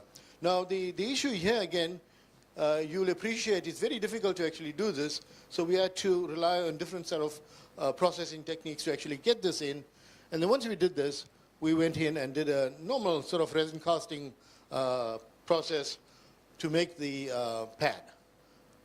Once we did that, we could cut it up and shape it, and then bond it to a backing plate, like seen here. All of these were manufactured in the lab, and for different models, vehicle models. Now remember, I talked about Prasa, so that's a train model, so I don't have the pictures here, but we did make those brake pads for the calipers. Okay, they circular in nature, so they had to be shaped. All right, I'm going to very quickly try to get through. Sorry, how much time do I have? Right. Oh, okay. All right, so I'm going to try and go through some of the testings we've done. Of course, I'll try to run through the results quite quickly so that we don't waste too much of your time. One of the problems we're going to have with these brake pads, whether it's the locomotives or the vehicles, is the ingress of water. So we had to do some water uptake tests. And then, of course, we were very concerned about chemicals, such as brake fluid, for instance, or oils. And so we did the same thing. all of the tests that we carried on according to ASTM D570, some of you may have done that, we did exactly the same thing using the same sort of standard for the oil or the chemical uptake, okay? The investigation was carried out by immersing these pads that we made in water at room temperature for 24 hours. And then before the immersion, we weighed each of these blocks of material. And then we left it there for 24 hours. We took it out, we dried it up, we weighed it again. And if the weight changed, obviously we knew there was some water in it. We did the same thing for the oil. And then we had to calculate the amount of water uptake. In this particular case, when you look at the results, we used the average of the results from 5 different samples. With the oil, it was a little bit more difficult. We changed the time to, I think, 48 hours, and we looked at it. Although the weight went up in many of the instances, we found that there wasn't ingress into the pad itself, but it almost stained the surface of the pad. So what we would do is, if you clean it up, it still looked as if there was oil in it, and there were traces of it because we found a lot of slip. The issue is if you took, say, a very light sandpaper and you wiped it off, you could see that there was no real ingress. We looked at it under a microscope, a scanning electron microscope, and we found some traces of oil molecules, but not a lot. All right, so here's the absorption test. You can see there, the first bar there is what's called CR, is a commercial grade brake pad, okay? You can see that the water uptake was 0.5 weight percent, and that's quite a bit when compared to the other samples that we made. Now, I'm going to try and concentrate on the first, what's called BPCPB1. All that's changed amongst the 3 here is the content of the fillers. That's all. We just changed the amount of filler in it. And we find that with the first one, which I'll focus on, the water uptake was very low, and that sounded like something that we could use. I can't explain, except to say that it did the second and the third and the fourth sample that you see there looked a bit porous to the naked eye, sorry, not to the naked eye, under optical microscope or even under the scanning electron microscope. We could see some loose material, we could see some pores, and we think that that's what encouraged the uptake. One of the things that we find that whenever we use some of these nanoparticles or we use some of these fibers, they sort of reduce the ingress of water by just being that barrier. All right, the next test that we did was a wear test. Okay, now we want to look to see how fast this material wore down once and we used a typical pin-on-disc setup. This was fabricated by the student. You just put something together, you just converted it to an existing machine, and essentially what you see there is on the left-hand side, the machine itself, on the right-hand side, an illustration of that. So you got a spinning disc, you got your sample. Unfortunately, I can't point to this thing. I don't know, you can't, yeah. Yeah.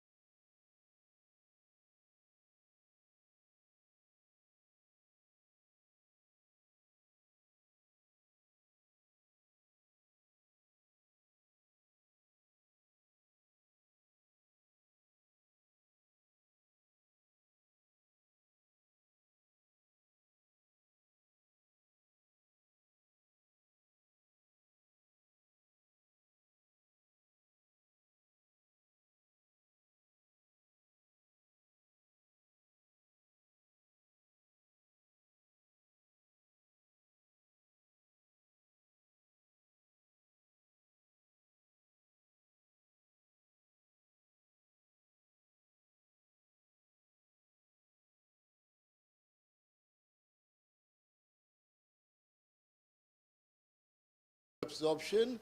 This is 261, or so 1,300 before oil absorption.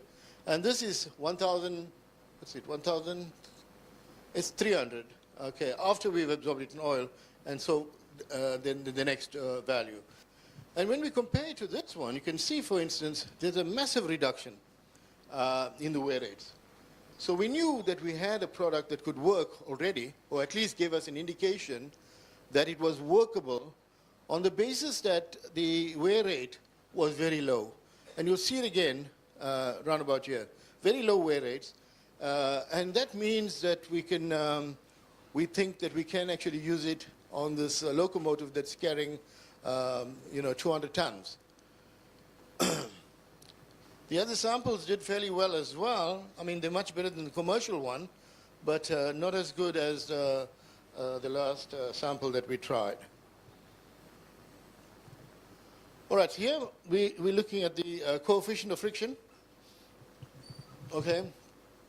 Once again, if you look at the coefficient of friction for the commercial brake pad, and the coefficient of friction at 261 meters before the oil absorption was fairly high, and then coefficient of friction at 261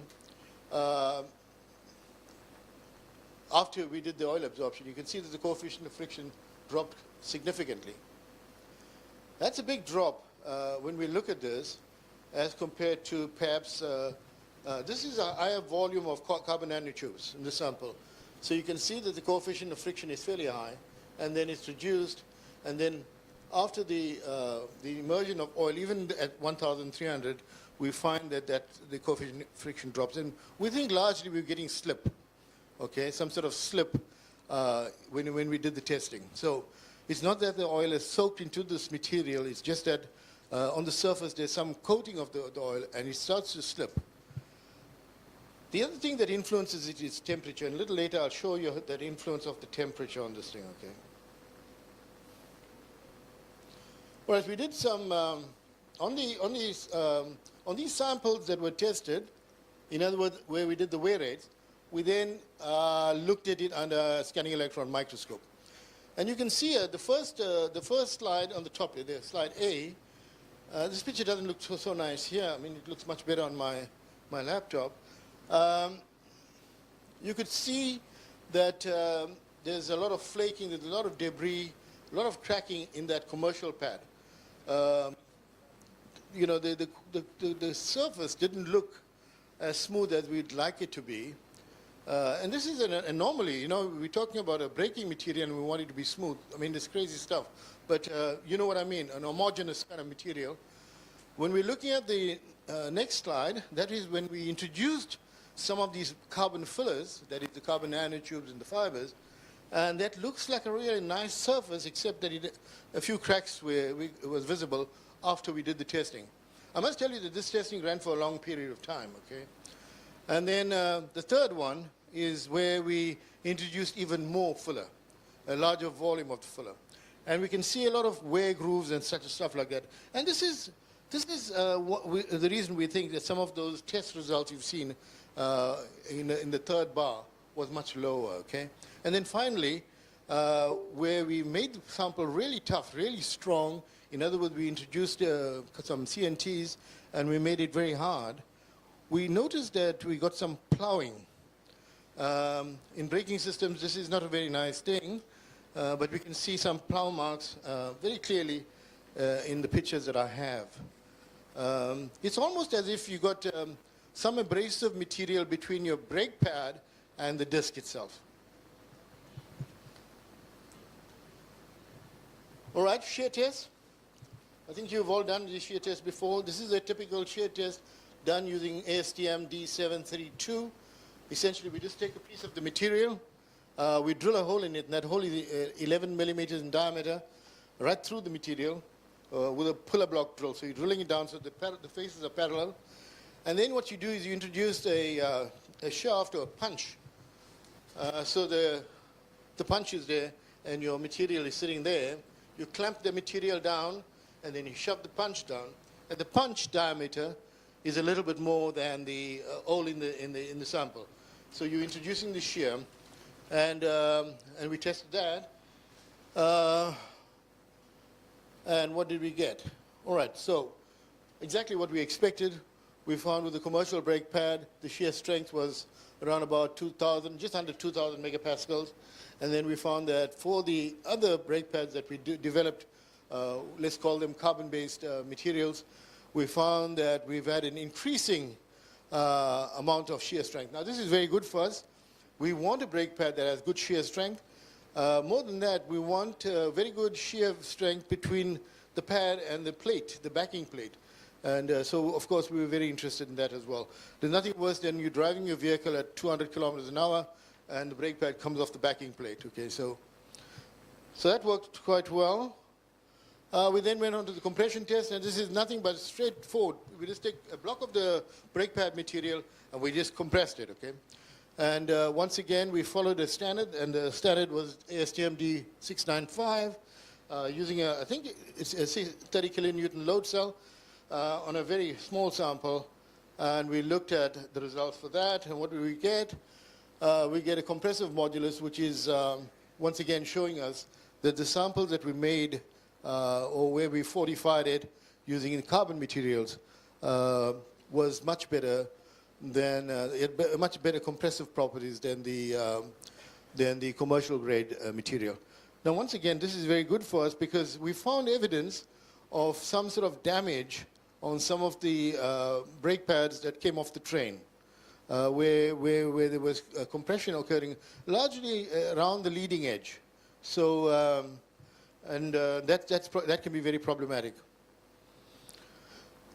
This is the compressive modulus, and exactly what we wanted is what we got. And we were quite excited about this result because it meant that we could take the results forward.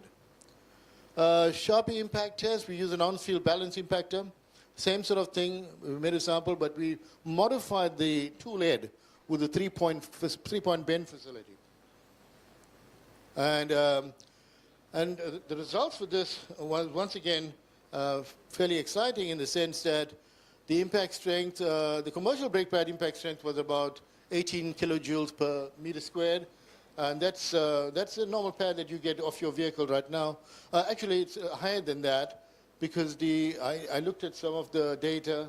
I looked at it for your vehicles here as well, and it's almost always in the range between 11.5 and I think it's 15.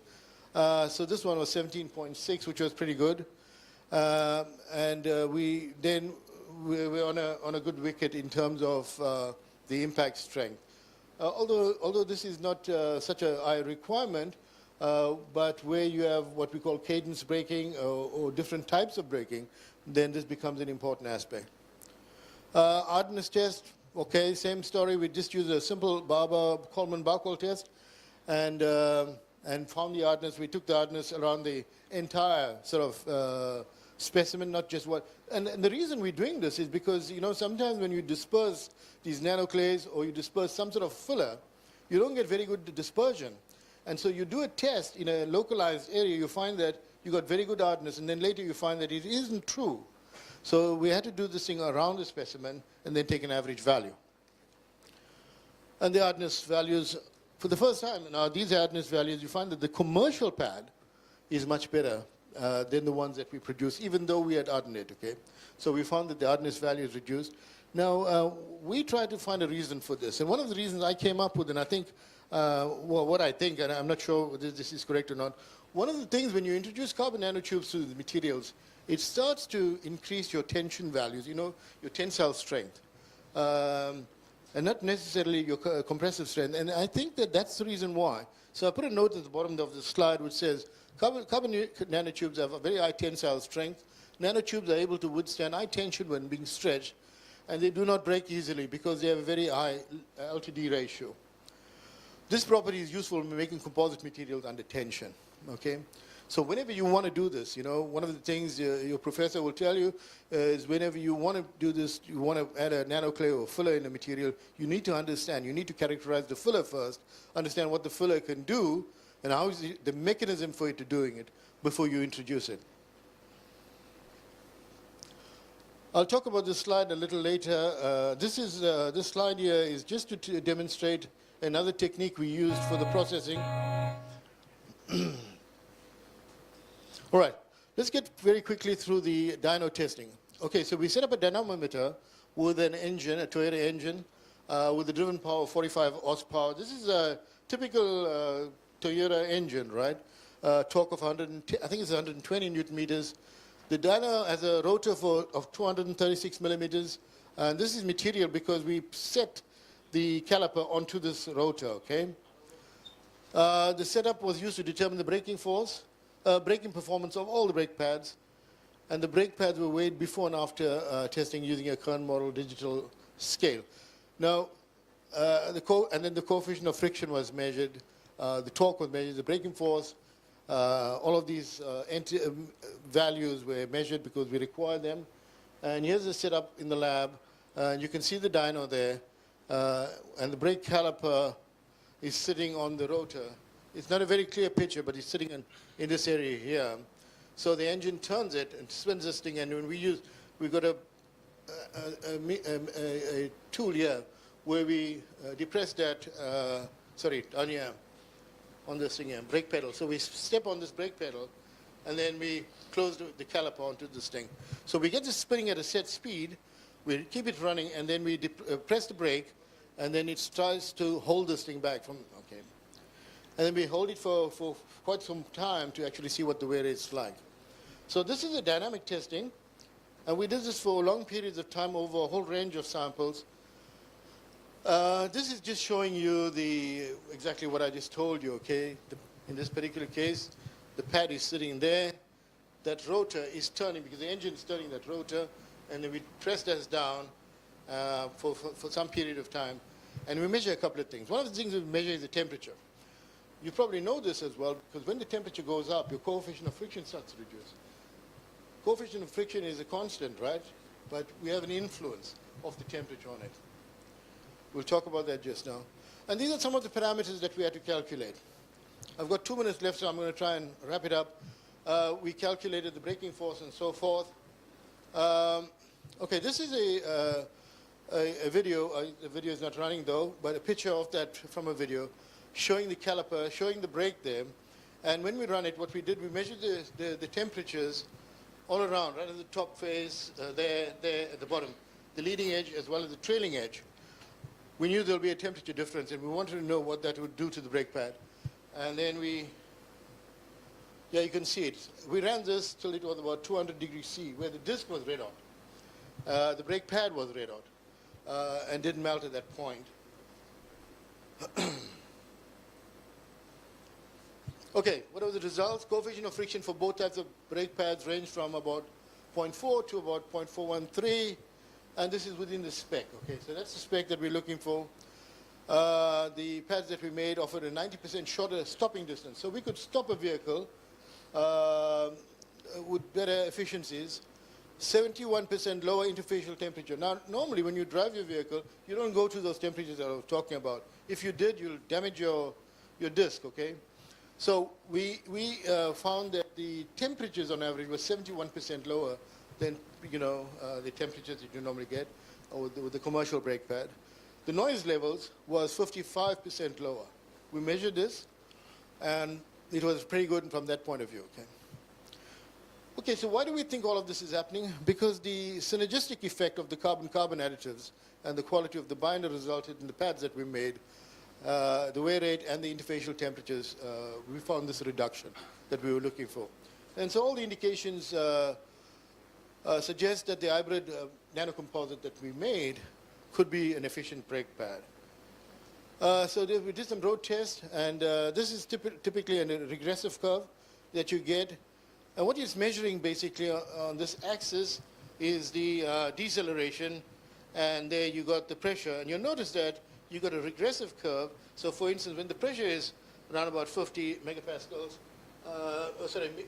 when the pressure is about 50, the deceleration is about 6, and as you get down here, you got this sort of regressive curve. And then there's another set here. And the only difference between these two things is the mass of the vehicle. Okay? The first vehicle is about 1.5 tons. The other vehicle is almost 2 tons. And we see the difference. So once again, we say that the mass has an influence on the coefficient of friction. How can that be? We're talking about a theoretical component, but we're saying there's an effect due to this. Okay.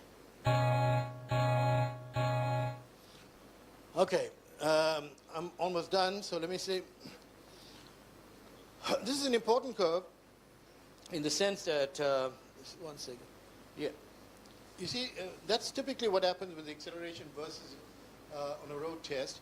We put this on a dyno, and we got the same curve. So that blue line there is a curve that we've got. And it demonstrated exactly the same thing, except that it was much higher up there, and the slope was much better, indicating that we had a pretty good material. If you look at the right-hand side curve, that's a pressure speed sensitivity. So in other words, once again, we're looking at how the speed fluctuates with coefficient of friction. Now, I must explain this. Essentially what happens is that if you've got high pressure, if you've got high speed, and you depress the brake, then you generate a lot of temperature, and when you generate that high temperature, you get some sort of slip, which influences the coefficient of friction. So what I'm saying basically, that note at the bottom, it says the macroscopic static friction coefficient decreases with an increase in the pressure and the size of the object, meaning the mass of the vehicle. This is cadence braking. Very quickly, once again, what you do with cadence braking, once an efficient braking system, you drive the vehicle, and then what you do, you press the brake for a couple of seconds. You hold onto the brake for, say, 2 seconds. You release the brake, and that's what happens. And then you do the same thing, and that's what happens. And when you do that, you don't generate as much heat, and therefore your coefficient of friction seems to be much better. And I said seems to be because that's what it appears to be like. Also, then finally what we did, we subjected this to a very, very high temperature. In this case here, beyond the temperature scale that was 200 degrees there, we put it up to 400 degrees C and it melted out the brake pad. Obviously this is a problem, but those are not the temperatures it will run at. Just to conclude, I just don't want to go through the lot there, but just to say to you that we think that we're onto something. In terms of how does this apply to the pipeline, we think that we can use a liner made exactly the same way. We can make a lining material which is much thinner, introduce it into the pipe, and we think that if it's impacted by some sort of abrasive material, we wouldn't get that erosion that we were talking about. So with that, I want to thank you. Thank you very much, Dr. We will hold your questions. Join Professor Kani at lunch, at his invitation. Okay, thank you very much. We have a gift for Dr. Yes, sir. So now I would like to request Professor Ramanand, sir, to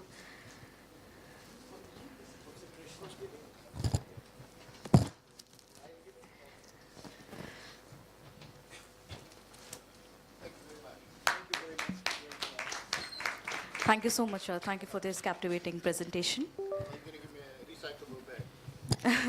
Absolutely. Reusable. And with this, we come to an end of this session. I would now like to request Professor Dr. P.H.D. Krishnan, sir, to kindly felicitate Professor Ramanand, sir, for being the wonderful, wonderful chairperson. Thank you, sir, for being with us. Please give a huge round of applause to both our guests.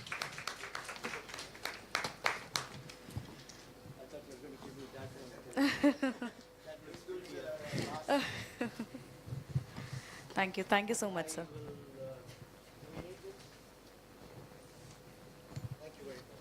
Thank you so much, sir. And well, as we approach to conclude this plenary session, I would like to take a moment to express my sincere gratitude to all of you who have made this session such a success. This session has fostered the value connections and ignited the new ideas that will undoubtedly propel our field forward. I'm confident that the knowledge and experience gained here will continue to inspire you all in your future endeavors. So thank you once again for making this session a resounding success. We would now would like to proceed for lunch. So the lunch timing would be 2 to 2:30 p.m. So let's connect post lunch. Thank you so much for the time.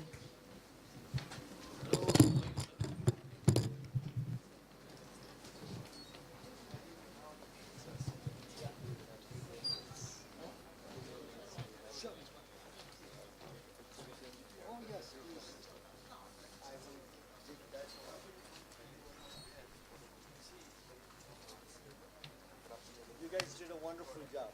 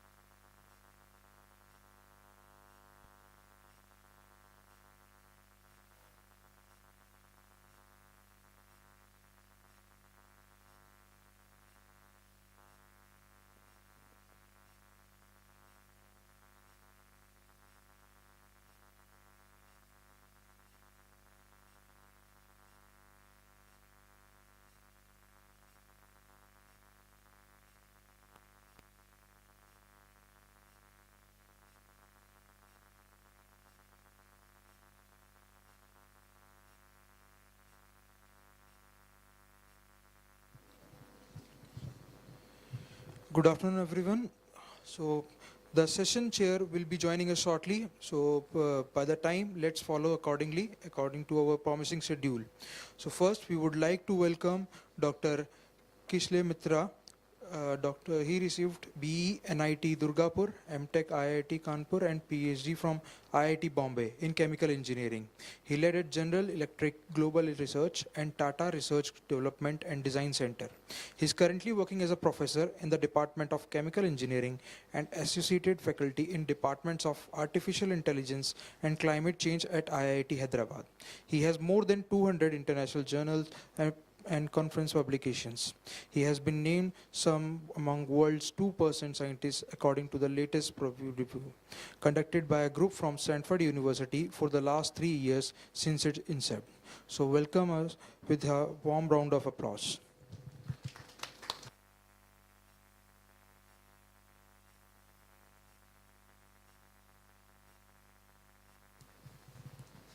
Thank you. Okay, can we go to the presentation? Okay, till the time presentation is uploaded, so I have two grand challenges, much more challenger than the presentation. Basically, outside temperature 32, inside is 18, post-lunch session you can imagine. So what would be the outcome? And the second one is little odd man out kind of presentation, means in front of so many experts on experiments, because this is a session on modeling and optimization, so my topic was that. Okay, let us experiment that and see probably how do you go. So the title of my presentation is the role of AIML in materials process optimization research.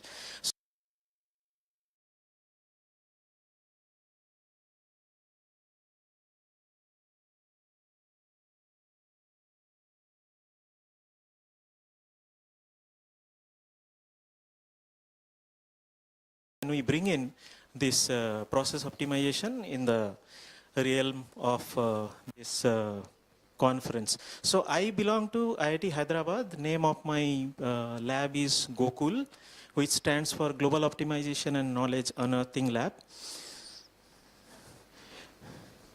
Okay, so let us start with what is optimization. So I'll just take a very small example. This example will take you back to your +2 level calculus. So the problem statement goes like this. Suppose I want to minimize the cost of manufacturing a cylindrical vessel with fixed volume V, okay, and it asks for, can you find me a suitable diameter and height? So here we are talking about three things, that is cost of manufacturing, which we want to minimize, and then the cylindrical vessel, which we want to basically design. It has diameter and height. So we have to choose a particular diameter and height which will give us the cost thing minimized, okay? And then it has certain restrictions. So that means the particular diameter and length or height which we are going to choose, that should be having a particular given volume V. So we cannot choose any kind of combination of D and L. So that is a kind of restriction. So these things are basically expressed in terms of these mathematical equations. So, and in optimization terminology, we give them three different names. The first one is called objective function, which we want to minimize or maximize. In this particular problem, we want to minimize. And the second equation is talking about the restriction, that you cannot choose any kind of value of D and L, but you have to choose D and L in such a way so that the middle equation is followed. Okay, and then the third things are called decision variable. So I should emphasize here that optimization is a numerical exercise, okay, where the design variables or decision variables are found through intelligent ways of several iterations. So first we'll start with some values of D and L, and then we'll calculate the cost, and we'll calculate the volume also. We'll see whether the volume restriction is met or not, and then through several iterations, we are going to intelligently choose these values of D and L and then see which particular combination gives us the minimum value. Okay, when we talk about process optimization, then this kind of thing happens. So I talked about that optimization is an iterative exercise. So here optimizer sends the values of the decision variables to the physics-based model, and then physics-based model calculates the constraints and objective function and gives the back to the optimizer. And this iteration goes over several iterations, okay? And then you finally find the values of optimal design variables. So when we are talking about process optimization, we need to have, first of all, a model of a process, okay? Suppose you are doing some experiment, but then you have to write physical equations so that you can express probably a replica of your process through use process model. And we modelers, we have a tendency that when we do a process model, we try to capture every smaller phenomena in our process model. So this makes these process models quite bulky. So each of the simulations, suppose there is a flow happening through polymer through an extruder, and you want to model this process, so you might have to take help of this computational fluid dynamics, where each of these simulations might take several days. So, and then I'm talking about this optimizer and physics-based model talking to each other over several iterations. So you can imagine this optimization process is going to take quite a lot of time. So, and then most of the cases, it is not a very value proposition. So that is what, when we go for this kind of physics-based modeling, generally they become computationally expensive, and when we are attached them with the optimizer, the overall thing becomes extremely expensive. So our idea is, can we make this process optimization faster? So the overall idea is, you have a physics-based model. We are going to generate data through this physics-based model, and then use that data to build AI-based or ML-based surrogate model, which are pretty faster.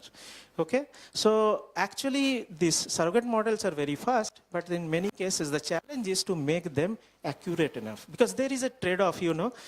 When you try to go for a faster model, it doesn't go for high fidelity solutions. So there is a trade-off between accuracy and fastness.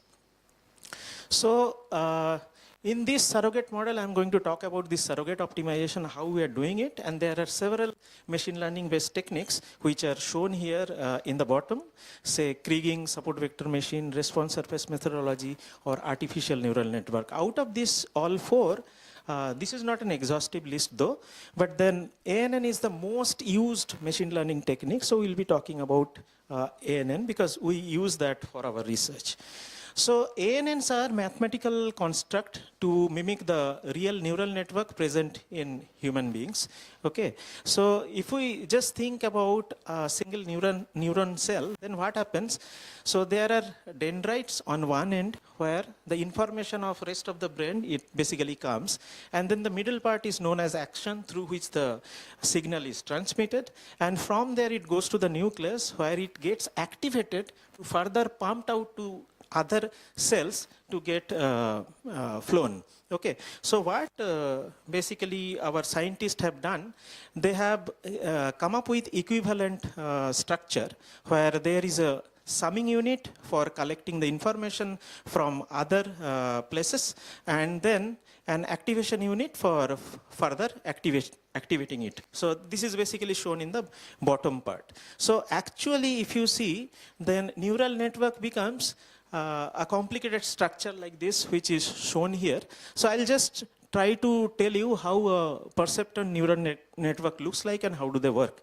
So I talked about that this neural network-based modeling is basically data-based modeling. So you should be having some data present. Suppose you are taking a 3 input, 1 output kind of system, and the data are presented in the form of tables on the right-hand side. Okay, so you are going to, so since you have 3 inputs here, so we are going to frame those 3 inputs in the input layer, and we have 1 output that is going to frame your output layer.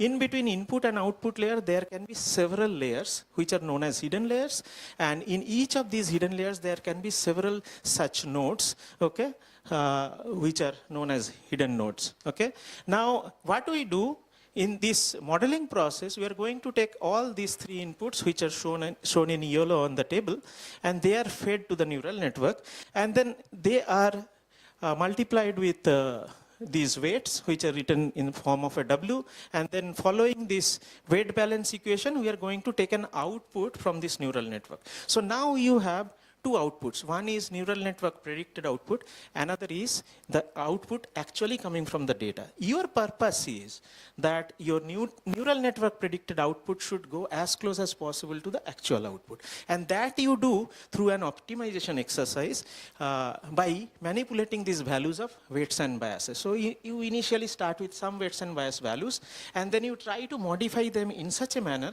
so that your output predicted by this neural network goes to the actual output. So this is what is basically known as the training of neural network.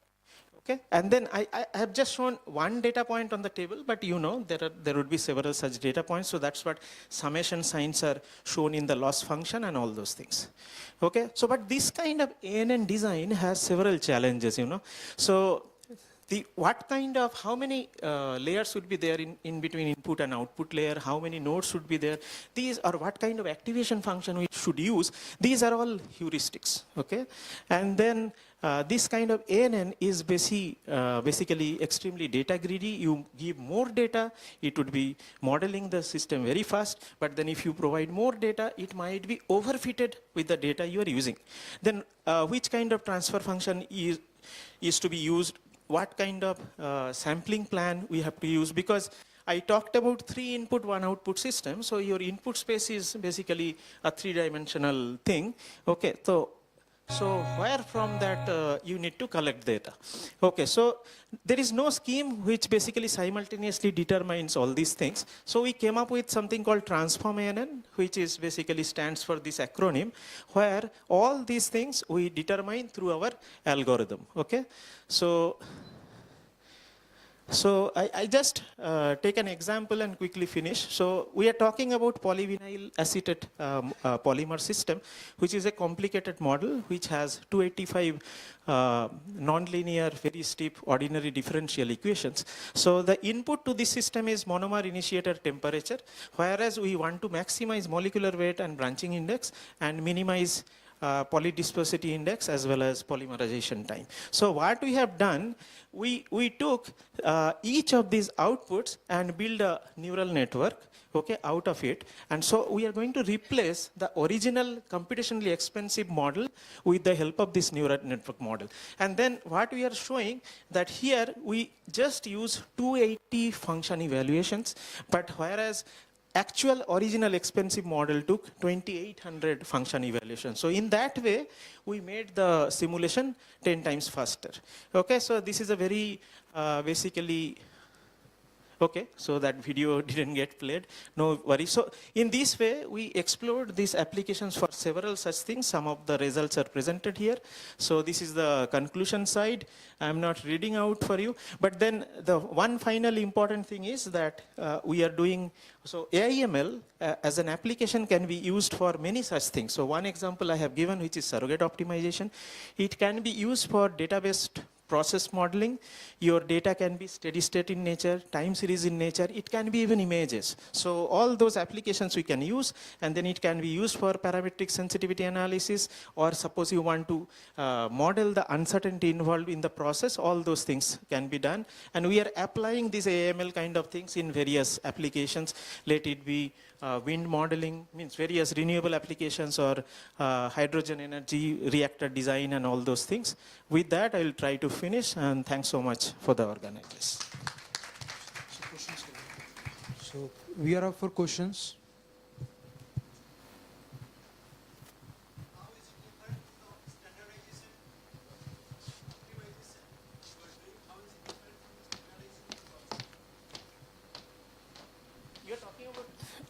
Are you talking about data standardization? Yeah, so actually this kind of modeling, they need anyway the data standardization, because data standardization in AIML, what we understand, that different kind of data has different kind of scales. So we try to bring within the, suppose 0 and 1 scale, so that if there is any magnitude difference in any particular, we call them as features, so that would be under the same scale. So basically before doing ANN modeling, we need to standardize the data, and then we do modeling at the standardized data. So standardized is a pre-processing step here.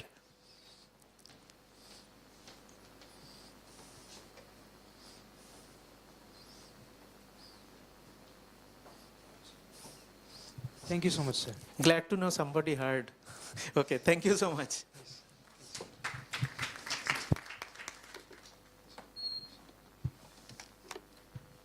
So now,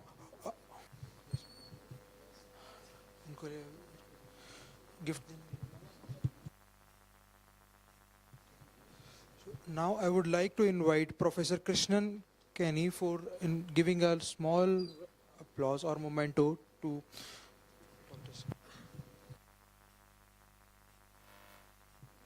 Dr. Kishale Mitra.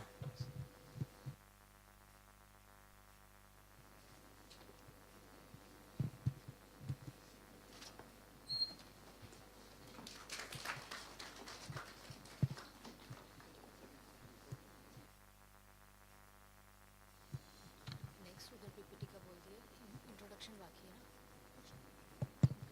Can sir we would like to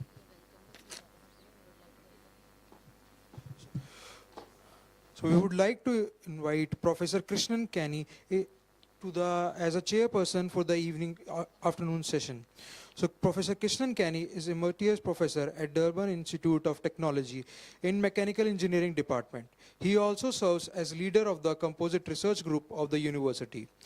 Professor Krishnan Kenny holds a PhD in Engineering and Sciences and MSc in Engineering. His areas of research are in the lightweight materials and nanotechnology. He has served as a project leader of funded grant for more than 30 million rands. Professor Krishnan Kenny has published more than 250 research papers in peer review paper, journals, conference proceedings, and books. So please welcome Professor Krishnan Kenny with a warm round of applause.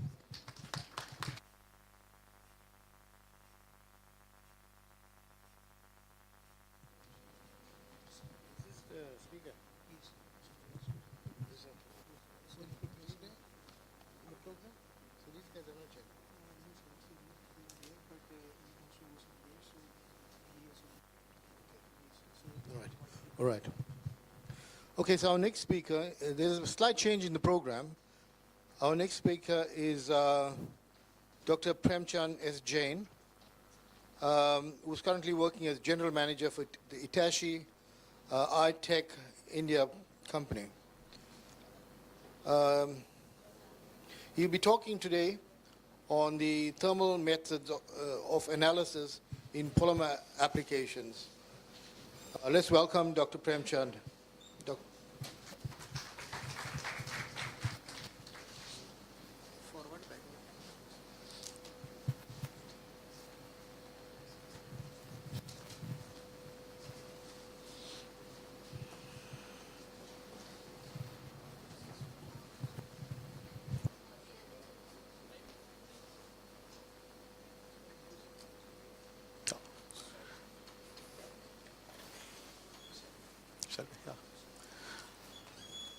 Thank you, Professor Krishnan. In my life, I had given almost 5,000 presentations, and most of the not only thermal analysis, there are different topics presentations were there, and most of the time, my presentation used to be after lunch. So it was very tough task me to keep you awake, because after lunch, after sumptuous lunch, most of you are dozed off. So I will ensure that in my today's presentation, I will keep you all awake. So once again, thank you very much, Professor Krishnan. In my today's presentation, we shall be discussing about thermal methods of analysis for characterization of polymeric materials. So it is a solution provider tool. So I don't have to introduce to you what is DSC, differential scanning calorimeter. I will just quickly tell you, this is the technique in which you are measuring a change in energy which is occurring in the sample with respect to temperature. So whenever you heat any sample will undergo two types of changes. One is called as an endothermic reaction, and the second one is called an exothermic reaction. Those reactions which are occurring in any material with respect to temperature are basically the characteristic of the material, and that feature will be used to characterize our materials. So I don't have to go into more detail due to the paucity of the time today. Next slide, please. Oh, sorry, my apology. So this is just look at this slide. You can clearly see over here that DSC has tremendous application in polymer industries. Even a single slide gives you an idea. We can analyze, we can address multiple applications by using DSC technique. I'm not going to read all these applications, but some of the applications I shall be covering in my today's presentation. Another important parameter I would like to emphasize over here, that in a country like India, where the automobile production is going at a very high speed, perhaps we are the number 2 in the world in terms of automobile production. And you can see over here nowadays, most of the parts which are used in two-wheelers, three-wheelers, four-wheelers, almost 85 to 90% of the components which are going in the automobile are made up of polymers. And their characterization is becoming very, very important even in automobile industries. And the greatest advantage of DSC technique is, for polymers, you have two different types of properties. The first one is called as glass transition temperature, and the second one is called as melting range. So if you look here, these are the different polymers which are shown on the left-hand side. In the middle, you have a glass transition temperature, and on the right-hand side, you have a melting point or melting range. So even by looking at the by looking at the glass transition temperature and a melting range, you can characterize, is it a nylon 6, it is a nylon 6 by 12, nylon 11, and so on. So even if you have a different grades of nylon, it can be very easily picked up and identified by using DSC techniques. So that is the strength of DSC technique. Now I will take some case studies, how vital it is. So here, there is no pointer here. Okay. So if you look at the top graph on the left-hand side, it is the recycled polypropylene. The middle graph is virgin polypropylene mixed with the recycled polypropylene, and at the bottom you have a new polypropylene. If you look at the middle graph, you can clearly see here the peak number 1, peak number 2, peak number 3, that is getting contributed from the recycled polypropylene. So if somebody is mixing even a small concentration of recycled material in a virgin polypropylene or virgin polymer, you can catch with the help of DSC technique. The most important feature which is required to address this application is your DSC has to be very, very sensitive, so that you can pick up even 1%, 2% of recycled polypropylene or recycled thermoplastic polymer which is added in your virgin material. Another case study here, you have a HDP graph on the left-hand side, but there is a small concentration of polypropylene was added. Just remember, in case of DSC, we are not taking higher sample size. The weight of the sample taken is hardly 5 milligram. In that 5 milligram, the concentration of polypropylene itself is very, very less. So you can imagine, when you have such a small concentration of polypropylene present in HDP, it can be still catched, it can be still measured by using DSC, provided you have a very high sensitive instrument with the highest baseline stability and highest baseline repeatability. Identification of rubber. Recently we had a vaccine, and the top of the vaccine was made up of rubber material. Whether you are getting the consistent quality of the rubber, the parameter which is used or parameter which is measured by DSC is called as glass transition temperature. So DSC will give you a glass transition temperature of various polymers, and on the basis of this elastomer, which is called as natural rubber, you can identify what type of polymer it is by looking at the glass transition temperature, which is around -62 degrees Celsius. So that is the identification of different types of rubbers can be carried out by using DSC, like for example, tire industry is one of the major applications. This is a very difficult application. If you have a packaging film where you have a LDP, you have a LLDP, you have a HDP, and you have a MDPE, because all these are coming from polyethylene family. So whenever you want to differentiate this, not only you can hit the sample to quickly identify, but sometimes it is not getting separated because they have more or less very close molecular weight distribution. So you can take the help of cooling curve. The top curve which you see over here is the cooling curve, and cooling curve helps you to separate this 3 or 4 difference of polyethylene which is shown over here, because the reason is very, very simple. The different polymer having the different molecular weight distribution will have a different crystallization rate. So by using this crystallization rate, you can easily differentiate polyethylene family polymers like LTP, LLTP, MHDP, and HDP. Very difficult application, but it can be still addressed by using controlled cooling experiment by using a DSC technique.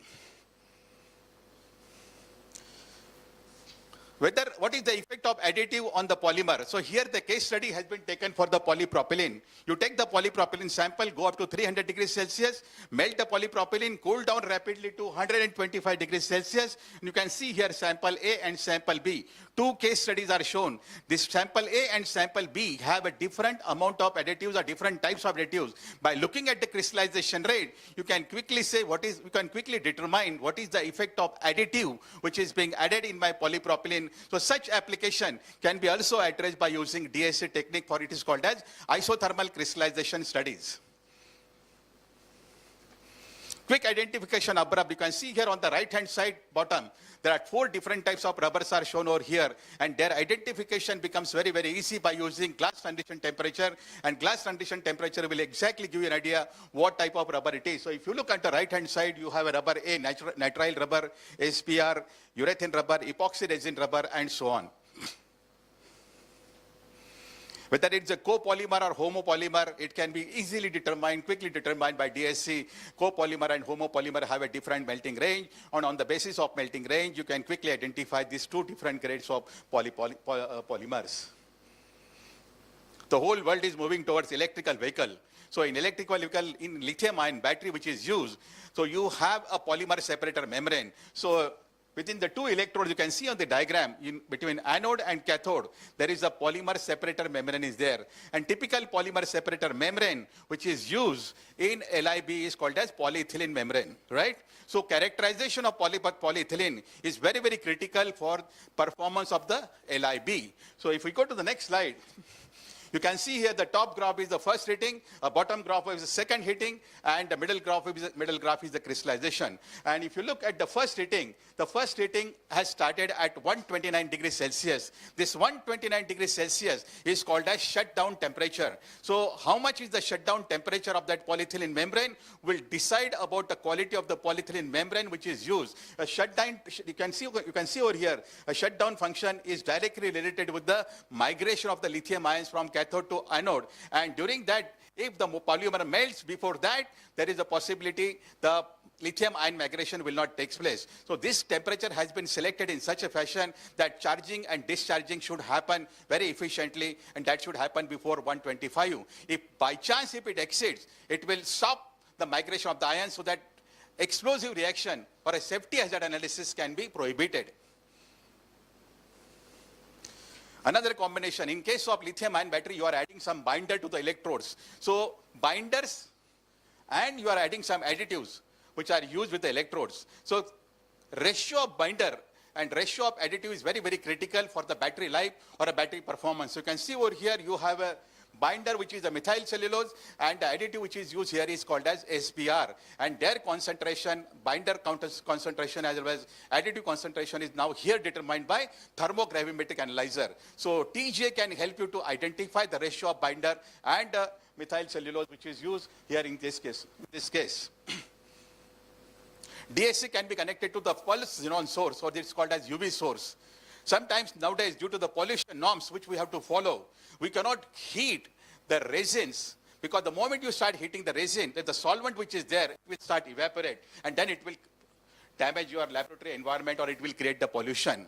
So what they do is, instead of using the heating mechanism for cross-linking reaction or a curing reaction, nowadays you can connect to UV source, and UV will use for cross-linking of epoxy resin or a phenolic resin, acrylates, and so on. So using the UV source, we are determining the cross-linking reaction. So DSC can be connected to UV source to study whether my reaction is properly happening or not. And that parameter which is used for the reaction mechanism is called as glass transition temperature. So glass transition temperature will tell you, yes, my cross-linking have taken place by using so-and-so wavelength of my UV source, and so on. So you can also identify the wavelength which is used for the cross-linking reaction. The system can be connected to camera. Whenever you are heating the sample in DSC, you do not know what is happening to the sample. You do not see the sample. Okay, whether it is shrinking, whether it is expanding, whether it is melting, whether it is crystallizing, nothing can be seen. But the moment you connect the camera on the DSC, a camera will capture the image of your sample. And by capturing the image of the sample, you can do further analysis that is called as image analysis. And capturing the image of the sample also will give you an idea what is happening to your sample with respect to temperature. So if you look at the next slide, This next slide is for the optical fiber. So this optical fiber, if you look at this graph now, can you see here? At initial temperature, look at the length of my optical fiber. As the temperature is increasing, my optical fiber is shrinking in its size. And what is happening to my optical fiber during the glass transition temperature or during the melting? You can easily capture the image, and these images can be used for further application or further analysis. If you want to develop some new material or if you want to do advanced research, then DSC connected with the photo camera or a camera attachment will help you to get the additional information about the sample which was not possible in the earlier stage. Safety hazard analysis. Many times we hear that in so-and-so chemical factory there is an explosion have taken place. Many times we hear that so-and-so battery has exploded. So here the example is shown for the battery. You can, if you look at the left, if you look at the left-hand side, it is the DSC of electrolyte. If you look at the right-hand side, it is the electrolyte with the,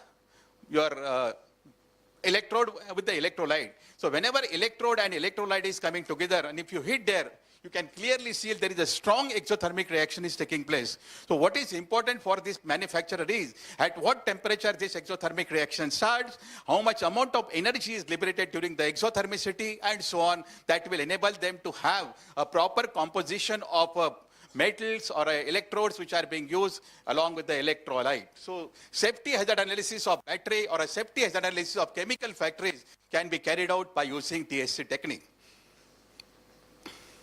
There is a word which is called as modulated DSC, temperature modulated DSC. The modulated DSC is typically used for separating reversible and non-reversible transition. So in case of certain polymers, if you run first time, you will have some reversible transition and non-reversible transition. But if you run the same sample second time, you will not be able to see the non-reversible transition. So whenever you want to see such effect in the single run or the first run, the reversible transition and non-reversible transition, then temperature modulated DSC is used. In temperature modulated DSC, you are giving two different types of treatment. The first treatment is called as linear treatment, and the second one is called as modulated treatment or a sinusoidal treatment. By using the sinusoidal treatment, you are getting this noisy graph which is shown here on the right hand side, and this noisy graph can be exported to the modulated DSC software by using the Fourier transform equation. You are resolving a reversible transition and non-reversible transition which are shown here on the right hand side. So this is the example of reversible and non-reversible transition case study shown here.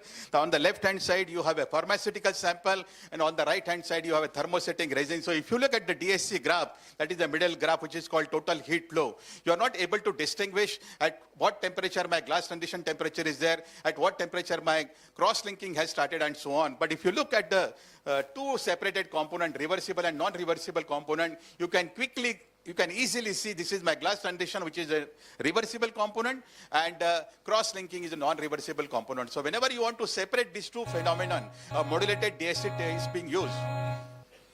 Sorry. Okay. Just a couple of slides. Okay. Next. Sorry. This is very interesting slide. This is a microscope which can be connected with the DSC. So this is a polarized microscope. And a couple of minutes back, I think I forgot a name, he had talked about the multi-layer packaging, polyethylene film, and so on being used. And if you look at this graph, this is a multi-layer packaging, polypropylene, polyethylene, and polypropylene. If you take the DSC run, can you see here on the top? You get an almost straight line for the 10 microgram of DSC. So it does not give you an idea which layer is melted first and which layer is melted second. But if you connect the polarized microscopy, a polarized microscopy clearly give you at 104 degrees Celsius, my polyethylene is melted, and at 156 degrees Celsius, my polypropylene is melted. Please remember, this is a 10 microgram of sample. You are taking a very small cross-section of the film to measure the polarized microscopy study. Very important application, very innovative application you can perform by using polarized microscopy, and Hitachi has launched this model very recently. There is no DSC which can be connected with the polarized microscope to get additional information about the sample. I think I'll have to stop here. I don't know, there are so. TJ, I'll just take very quickly, couple of minutes. I will not spend. Separation of how much is the organic volatile content, how much is the polymer content, how much is the carbon black content, and how much is the filler content. Thermogravimetric analyzer is being used. Identification of polymers just on the basis of their decomposition temperature. Onset of decomposition will give you identification of polymers. Whether my polymer is my resin is cross-linked or not. If you look at the top graph, which is called as cross-link resin, sample B, and sample A is an uncross-linked resin. So cross-link resin will have a lesser weight loss as compared to uncross-link resin. Determination of DOP content and polyvinyl content. So many parts nowadays we use. PVC is a very popular material which is being widely used. How much is the dioctyl phthalate content and how much is the PVC content, how much is the ash content, that can be determined by TGA. This we have seen already. And this is a very interesting slide for the carbon nanotube, which is added here. Most important here is the amount of carbon nanotube is so small. You can see over here, we are talking about 104 microgram of carbon nanotube is added in a polypropylene. We are not interested in how much amount of polypropylene is there, but we are interested to know whether that small concentration of carbon nanotube which is added in the polypropylene can be measured. And this you can see here, unless you have a good baseline stability of the TGA, you cannot measure such a small concentration of carbon nanotube which is present in the sample. Whether the flame retardant is added or not added, you can also determine by TGA. So quick identification of a polymer, whether the flame retardant is added or not. This is a coating which is used in the aluminum can. This is soft drink can. And you can identify whether the coating is there. What is the coating thickness can be correlated with the TGA data. If the too much thickness is there, you are wasting your polymer. If it is too thin coating is there, the soft drink which is packed in the aluminum can cannot sustain for 6 months or 1 year. So the thickness coating of that polymer is very critical, and here it is determined by using thermogravimetric analyzer. Okay, I will, that's it. Thank you very much. Thanks a lot. Sorry for little delay. Let's thank Dr. Jain for a good talk. In the interest of time, we wouldn't ask any questions here, but if you do have any questions, you can catch Dr. Jain via email or you can when you meet him outside. So thank you very much, Dr. Jain. Thank you, Professor. Thank you very much. Thank you. Now Professor Krishnan will give a small memento to Dr. Premchand S. Jain.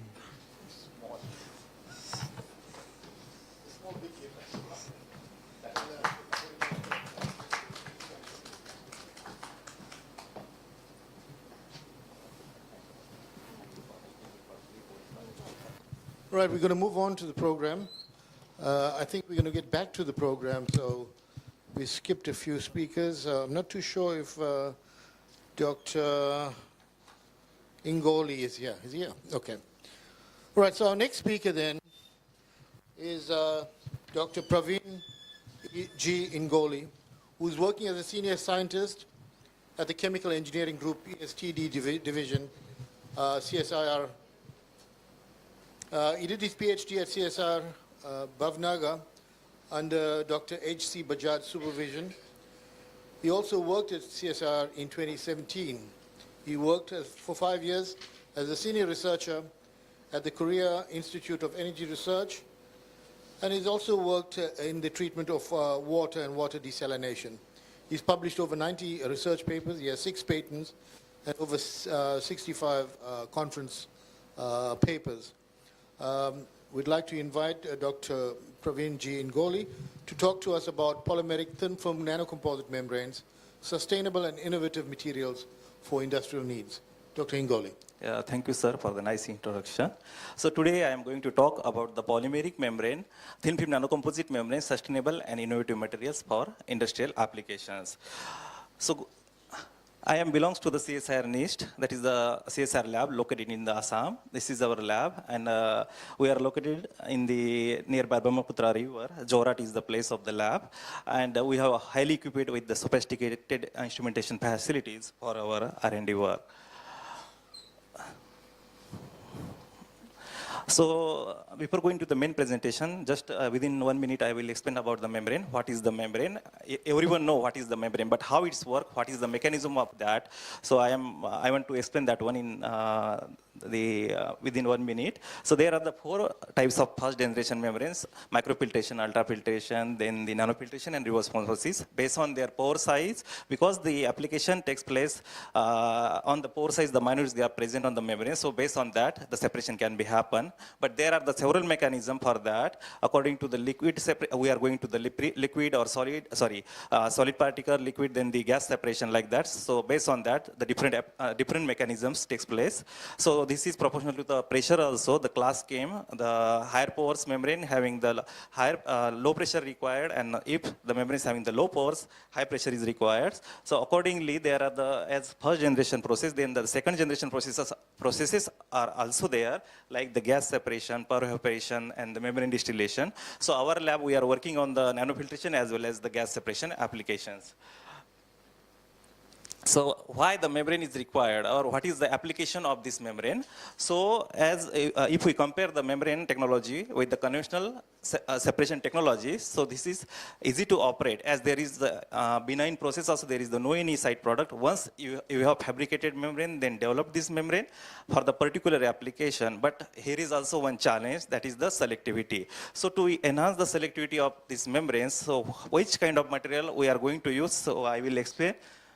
So this is the journey of the membrane. It start from 1963. The Professor Soib and Saurirajan and Loib, they have started the cellulose acetate membrane, and that onwards, the different types of membrane has been developed by the researcher. When the nano era started, from that was the nanocomposite, first the mixed matrix membrane, then the thin film nanocomposite membrane is started. So like that, year by year, research is going on, and now we come into 2025, close to the 2025.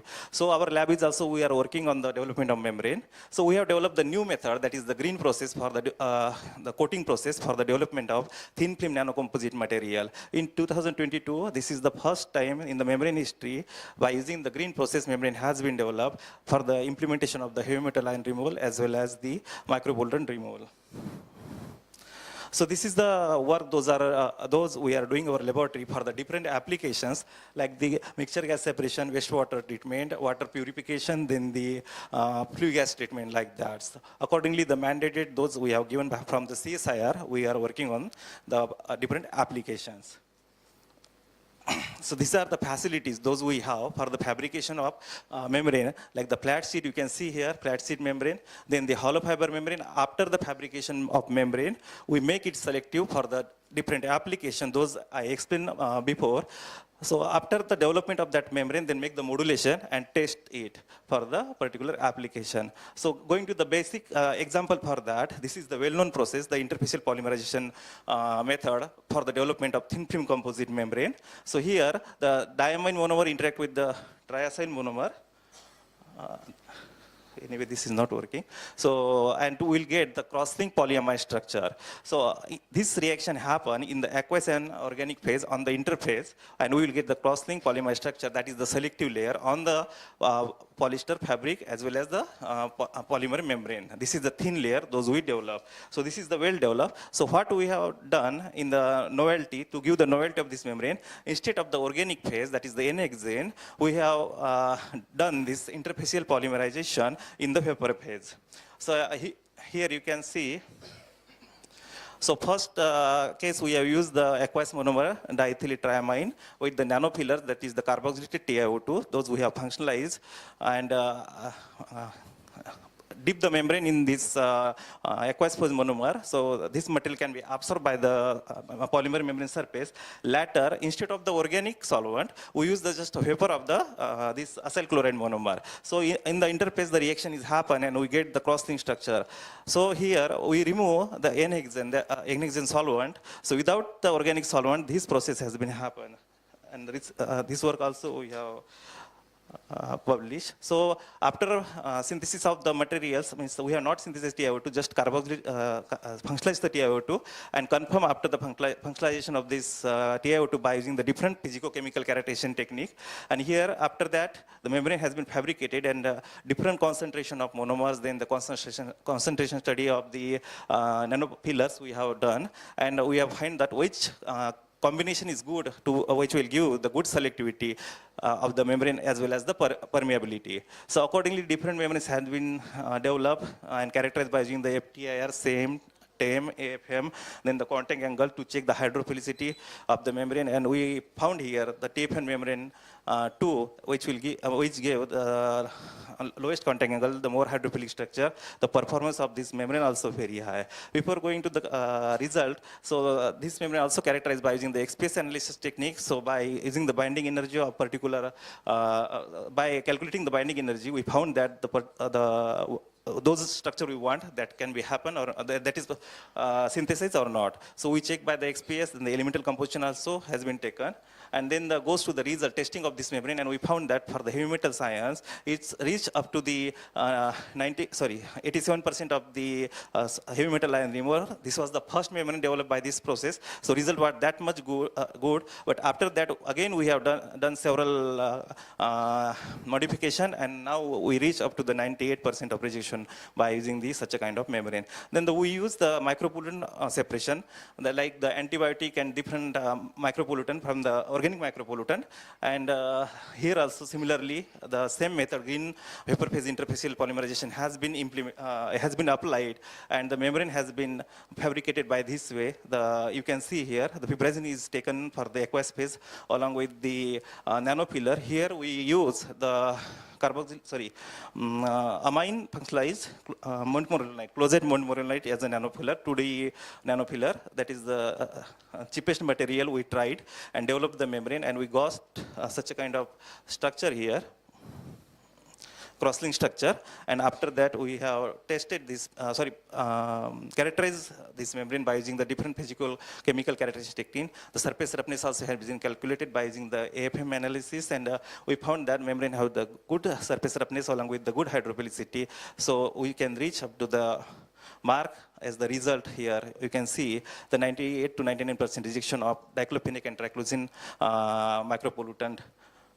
Also, this membrane anti-fouling test has been done to check the membrane feasibility until which cycle it can be used, and we found that this membrane also show the anti-fouling nature. So after that, I am also working on the gas separation. This is also the major project we have. So CO2 methane separation, then the flue gas treatment we are working. So this for this work we are using the hollow fiber membrane, because hollow fiber membrane required a very less pressure, so energy saving process and high surface area is getting to application. So accordingly, flue gas treatment also we applied, and the result you can find here, the close to the 3000 GPU as a permeance of the water vapor along with the selectivity close to 900. After doing this work, even because this work not only done the lab, we goes to the commercial scale also, and we have transferred the technology, four technologies we have transferred by using such a kind of membrane. So after fabrication of this membrane, as I told, the gas separation, solubility and diffusivity is the main mechanism. Based on that, the membrane selectivity is decided. So several experiments we have done in the laboratory. If you take the example here, this is the 700 megawatt power plant having the fuel gas composition is nitrogen 70 to 72%, then the CO2 13 to 14, then the water vapor, different water vapor percentage are here, then SOx, NOx, different kind of polluted gases are there. So because of this water vapor, this as the environment is going to pollute it, because this you can see the steam those coming from the cooling tower, because of the gases density, because of that gas density is increased, and the environment of the industrial is going to polluted. And water vapor also in the water is also going, huge water is going to lose in the form of water vapor. So to recapture this water vapor and reuse it, so we have implemented this technology. We have done a lot of experiment in the laboratory. After that, filed the patent on that, and then we have implemented this technology in the real side. So this is the 400 megawatt power plant. Here, you can see this corner. There was the condensation technology those companies are using, and now we have implemented the membrane technology on the above the surface of that one. You can see this here.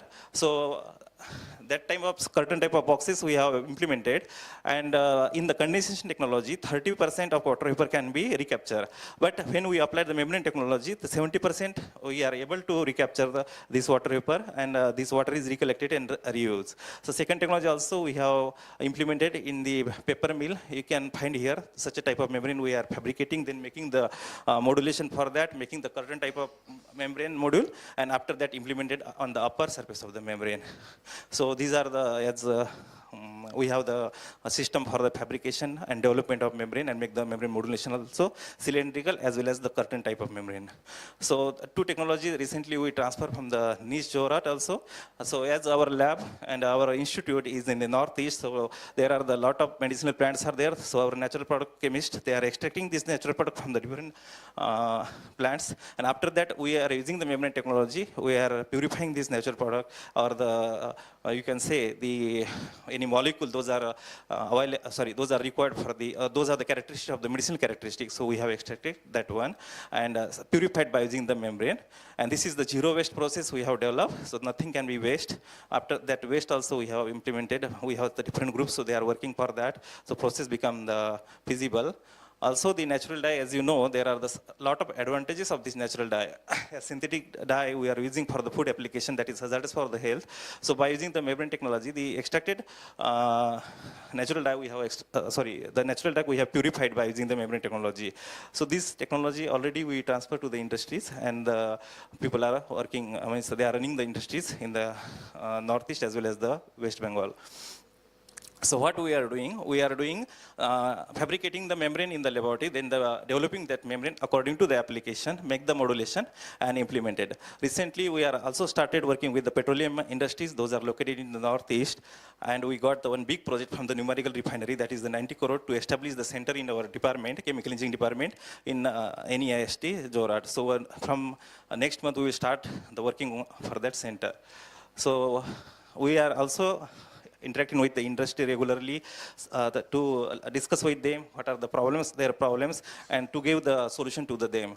And also academia collaboration also we are doing to develop, to give the training to the students also, to make the entrepreneurship to our institute. So these are the journey those I started from the TFC, from the CSM Sierra Bhavnagar, now until TFN I reach, and we have developed the technology also that. So finally I want to acknowledge our director, CSR Niche Jorat, then all my students and collaborator funding agency, CSR, DST, DBT, DRDO, Ministry and Industries, and the APM 2024 Organizing Committee for giving me chance to present my work here. So this is our group working in the membrane lab. So thank you. Thank you, Dr. Ingoli. We got 2 minutes for some questions. Just raise your hands if you have a question for Dr. Ingoli. Here we go.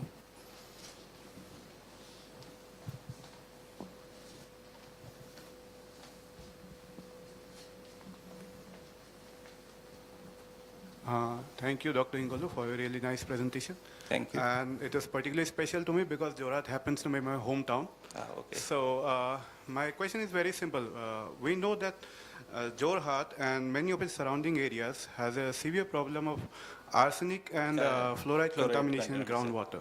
So are you doing anything in this direction? Like any of the membranes be used for this? Previous work we have, you have found that few heavy metals we have removed by using the membrane technology. Now also we are working on this to remove the fluoride and arsenic, because we have the different groups, so different work they are doing. So now I am working on this fluoride and arsenic also. Because the problem comes when it comes to scale up. So there are a number of technologies that have come to us, but when it comes to scale up, it becomes a serious issue. It doesn't work out that way. Yeah, because adsorption technology already implemented by the Zorat district also, because I survey in the almost 33 district of the Assam, and I found that most of the district, arsenic and fluoride is the major problem. So adsorption technology we have applied first, but it is not feasible that much. So that's why now again we move the nanofiltration membrane technology for the remove of these heavy metal ions. Thank you so much. Thank you. Okay. Right. Any other questions?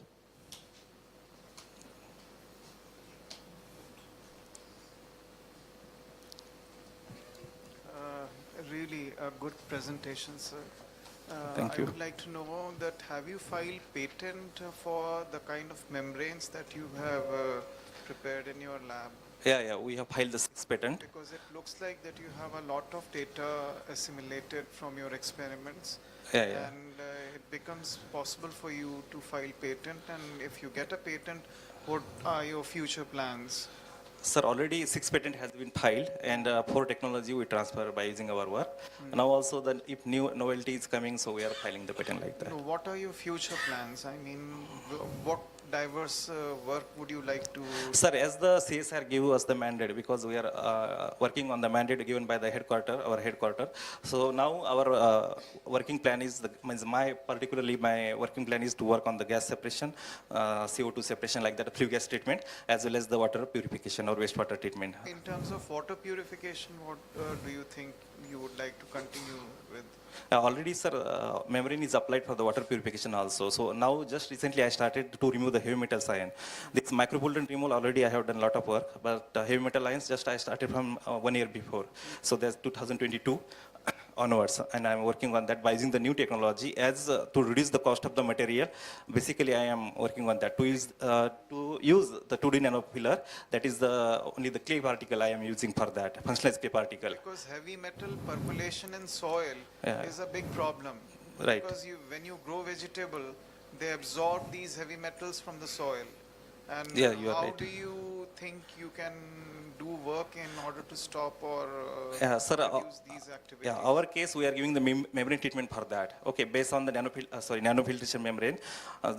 So we are using this as a filter and giving the treatment to the water, and after that use that water for the irrigation purpose or the drinking purpose. Okay, thank you so much. Welcome, sir. Right, Thank you. let us thank our speaker. Thank you very much, Dr. Ngoli. Thank you, sir. Thank you. Now, Professor Krishnan, you will give a small gesture of appreciation and gratitude to Dr. Praveen G. Ingol.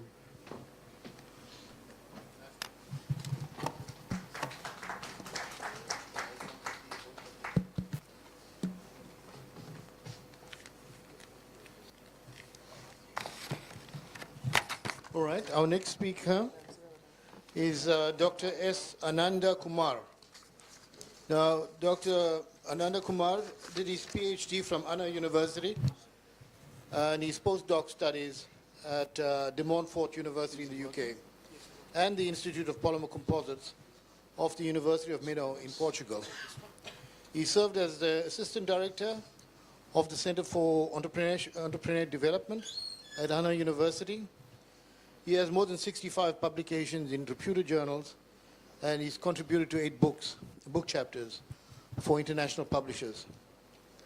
He has completed several national and international projects funded by the DST, DRDO, and Anna University. He received Active Researcher Award for the year 2014 from His Excellency Dr. APJ Kalam for his outstanding contribution in nano-hybrid coatings and composites. Recently, he received the Technology Innovation Award 2021 and a Scientist Medal by the IAAM in Sweden on the 28th of August 2023. With that, I'd like to welcome Dr. Kumar, who's going to be speaking to us on green strategic engineering for fabrication of bio-based industrial coatings. Thank you. Thank you very much for the elaborate introduction. Very good afternoon, all of you. So this is the award that I've received for the work that I've done. So I'm only the talker, the doers of my students. So I'm here to, give an overview of the work that have been carried out in my lab. Okay. Next slide, please. So I'm going to make it very simple because I believe simplicity is sophistication. This is what the statement made by the great scientist Einstein, and probably most of you don't know, yesterday was Einstein's birthday. That's the reason why I think they started this event, I guess.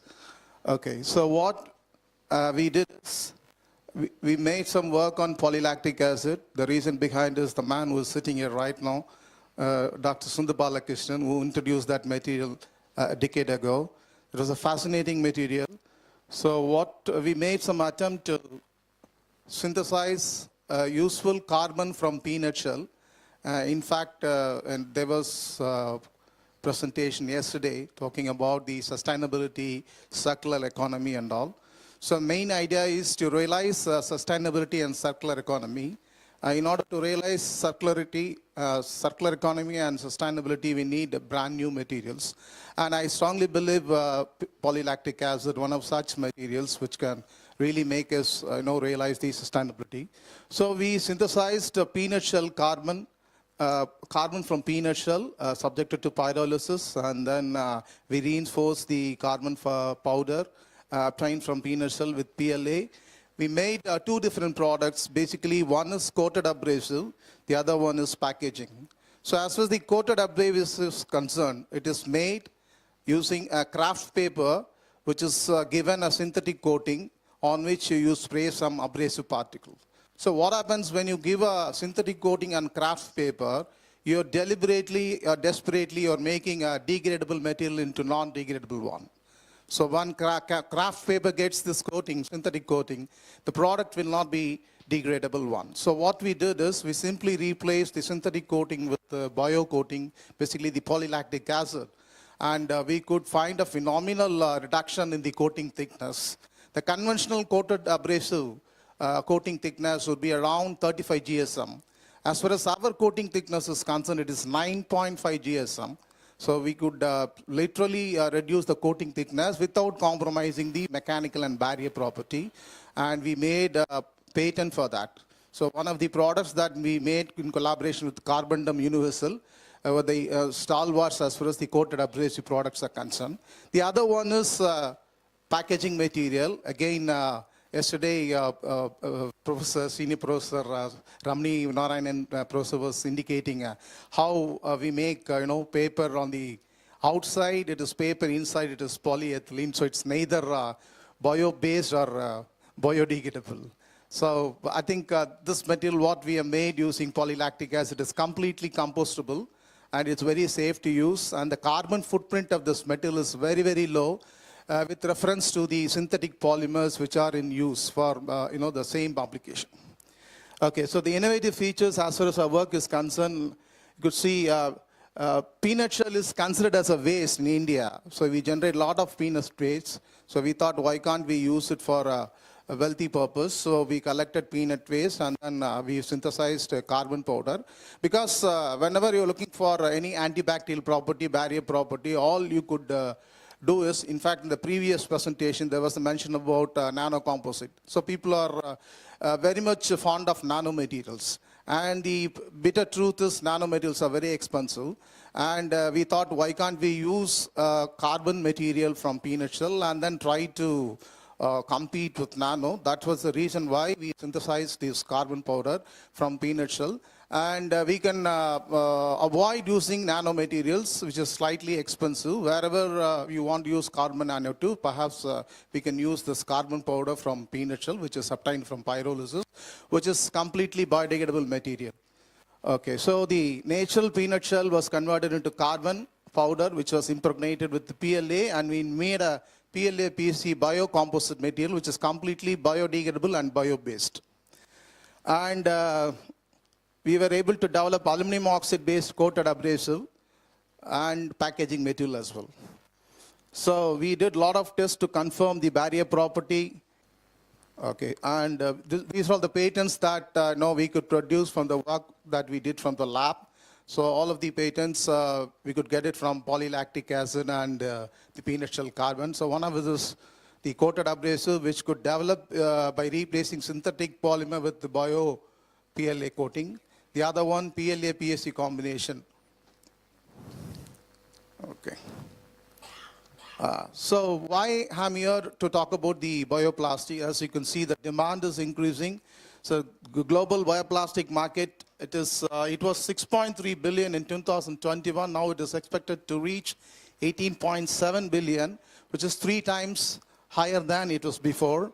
And you can see the current global plastic consumption exceeds 200 million tons, growing annually at approximately 5%, and making it the largest application field for crude oil. So the basic idea is to replace fossil carbon with biocarbon. And the need for bioplastics, you can see the potential to replace fossil fuel and inadequate fossil fuel resources, pricing instability in fossil fuel, and contribution of fossil fuel as a feedstock to climate change, because carbon is the culprit. And whenever you use fossil fuel, you know the detrimental effect of CO2. How does it influence the weather as well? Because in the recent past, December, we could witness a serious calamity in Chennai, In fact, the heavy downpour we witnessed during December is mainly due to the carbon, I guess. So that problem can be avoided by switching over to bio-based material. And its occasional role as a political weapon, because fuel price keeps on changing, we cannot predict it. But so far, for the past 600 days, there was no change in the petrol and diesel rate, I guess. So hope it continues. And the association with the waste disposal, so you cannot dispose the plastic because it's not degradable, whereas the problem can be addressed by means of using bio-based materials. So that's why, we started working on bio-based plastics.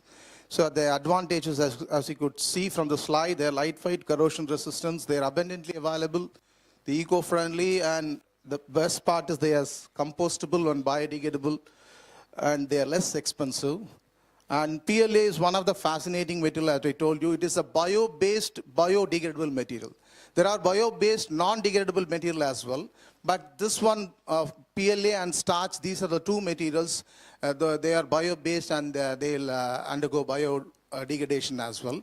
So why we did not go for starch is because starch cannot be processed very easily. It cannot be processed using thermoforming and all. So you cannot make any huge containers as far as starch is concerned. So we thought, why can't we use PLA? That's why we started using PLA. Okay, so the objective is to replace synthetic polymers with bio-based polymers to fabricate the most important products. So the targeted application of our study is coated abrasives and packaging, and for which we considered PLA, which is an all-time favorite biopolymer for every researcher due to its production from 100% renewable resources. So that's the only key point here. And it is a promising alternative to address the environmental concern caused by the non-biodegradable plastics. And you can see the life cycle of PLA, which goes well into the soil and degrades within a period of 180 days. Okay, sorry. Okay, so this is what we did. So we have taken PLA as a matrix and reinforcing material carbon, which is obtained from peanut shell. And we considered semi-crystalline PLA for a study because for packaging application, we need to have some barrier property. And PLA, there are three different kinds of PLA. One is crystalline PLA, the other one is semi-crystalline, the last one is amorphous. Amorphous PLA can be used for any coating application. Since it's a packaging and coated abrasive application, we thought of using semi-crystalline PLA, which is 93% of L-lactic acid. Okay, and you could see the peanut which we collected from, it's an agricultural waste, and it is low cost, abundantly it is available, and from which we can get some useful product. Okay then. So that's what I told you. We replaced synthetic coating with bio coating. Thereby we can retain the degradability of the paper. This is how we made.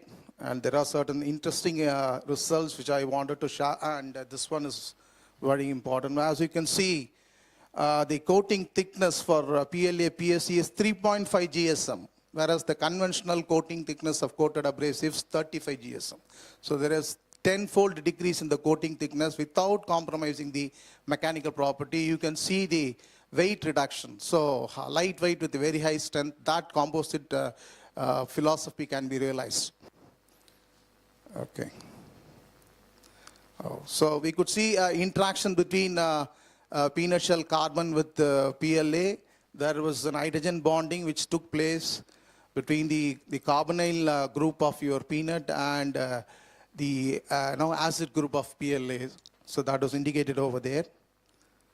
And it forms a tortuous path because the methyl group present in PLA is hydrophobic. It doesn't allow water to penetrate. Okay.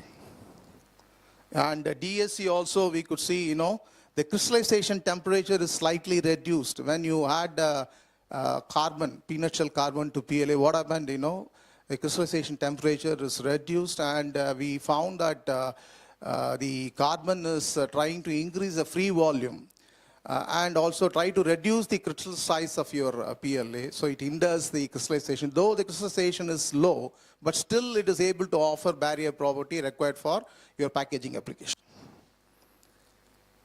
Okay. Right. So these are all the tests that we did, and we also did the antibacterial study, which we did during the period of Corona. So it's an in-house test. So we used bread slices to evaluate the antifouling and antibacterial performance. And this is the commercial value in terms of coated abrasive. You can see it is 6.42% of CGAR. And company sale per month is 30 crore. Profit is about 30 to 40%. So one ream of product is equal to 500 sheets. One sheet cost is 15 rupees. So that one ream value is equal to 7,500. So potential market is around 37.5 crores per month. That's the market potential it has. So when you have a reduced 33.5 GSM coating leads to 1/3 of 1/3 cost reduction compared to 9 GSM coating with respect to barrier coating. Therefore, you can use plenty of this material. There will be a cost reduction substantially. And these are all the, societal importance I've indicated. And some of the products that we developed from a group, and we made a bioscrubber. This was the serendipity discovery. So credit goes to my wife, because during Corona, I'm the person who had to wash the utensils. I found it very difficult, so I was looking for this. So what I thought, a scotch bite is basically a synthetic material. So I thought, why can't we use bio-based material?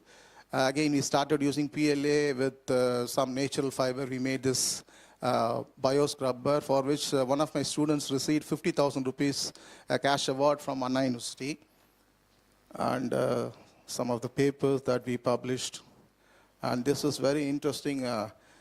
So we have incorporated a cool pigment with PLA, which is used as a coating on windows of cars, which will resist the UV radiation and reflect the IR radiation. So this was published. And so the last one, we made a PLA membranes for ion and ion transport, ion filtration in collaboration with Sweden. So this paper was recently published in December 2023. And we made scaffolds also using 3LA, 3D printed scaffold with the T-stocks for breast cancer cure.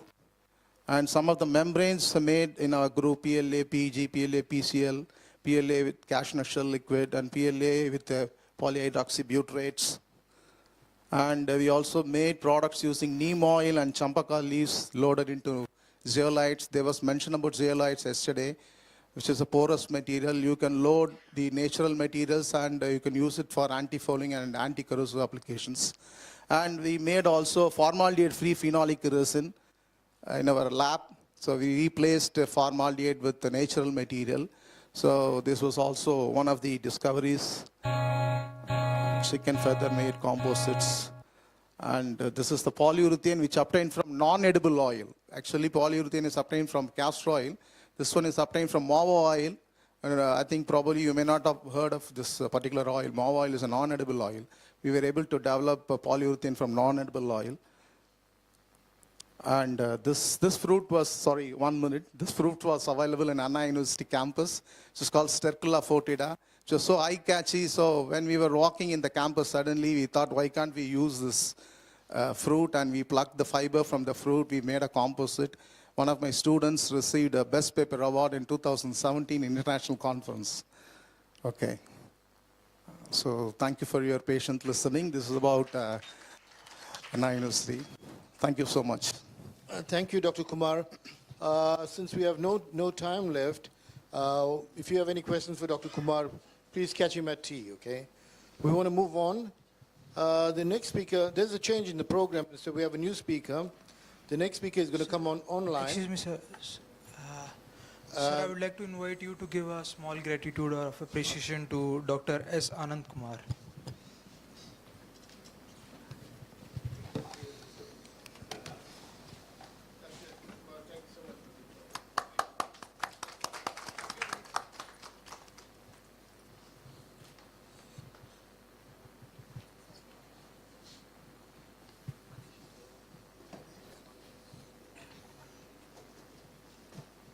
All right, so going back, then the next speaker is Dr. Debesis Samantha, who has PhD in chemistry from Jadavpur University in Kolkata. In 2006, he's a research associate at NDSU. He joined the CSR in Chennai in 2011 as a principal scientist and associate professor. His research focuses on surface functionalization, novel polymer synthesis and applications. Dr. Samantha has published over 50 research papers, 2 book chapters, and 2 patents.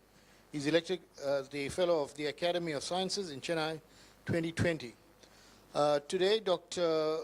Samantha is going to speak to us on functionalized polymers on leather and leather-like materials. He'll be joining us online. Am I audible? Hello? Sir, you are audible. Okay. And my slides are visible, right? Is it visible, my slides? Yes, your side is visible. Okay.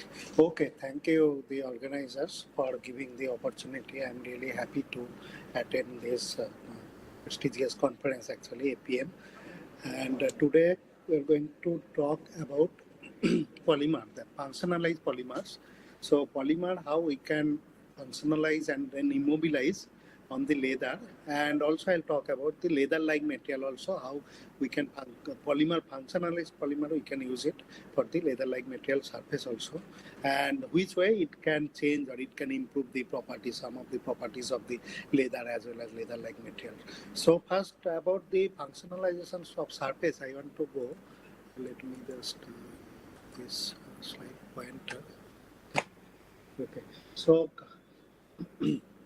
surface can be actually, polymer can be immobilized on surface in different ways. It may be spin coating, or it may be normal coating, or it may be Langmuir blockade film formation technique. But one of the easiest or best way is to form self-assembly monolayer on the surface. So in the case of self-assembly monolayer, we need to take the material, which is the suitable material like thiol. We can take it on the gold surface to make the self-assembly monolayer.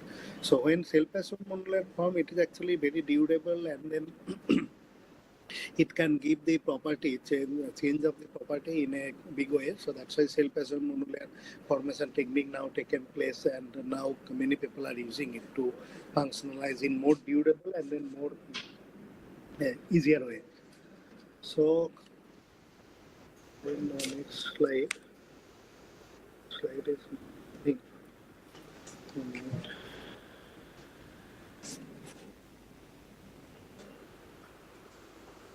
Okay, so the next slide. So in this slide, actually, how polymer can be functionalized on the surface, I showed it. So after forming this self-assembly monolayer on the surface, we can immobilize polymer in 4 different ways. One is like grafting 2 technique. In this case, the polymer is first formed, and then there will be reactive group. That reactive group can react with the reactive group on the self-assembly monolayer, which can facilitate to immobilize those specific polymer. So the first example. The second example is graft form technique. In this case, the polymer is actually grown from the surface, self-assembly surface. And then the third, sorry, echo is coming. And then the third one is graft through method of immobilization. In this case, actually, the polymer is formed in the solution as well as on the surface. The third example that you are seeing it. In this case, we get the advantage of both graft from and then graft to technique. And then fourth method is actually the direct method of immobilization, in which case the functionalized polymer can be directly immobilized depending on the functional group. So then this slide. So as you can see that several years back we functionalized the surfaces with polymer by this graft through formation technique. Actually, in the graft through formation technique, what we are seeing is that azide and alkyne, when we take it, then the azide and alkyne will react in the solution as well as on the surface to immobilize the triazole polymer on the surface. And also it showed that when it is functionalized with thiophene, then thiophene based molecule also through click polymerization it can be immobilized on different surfaces.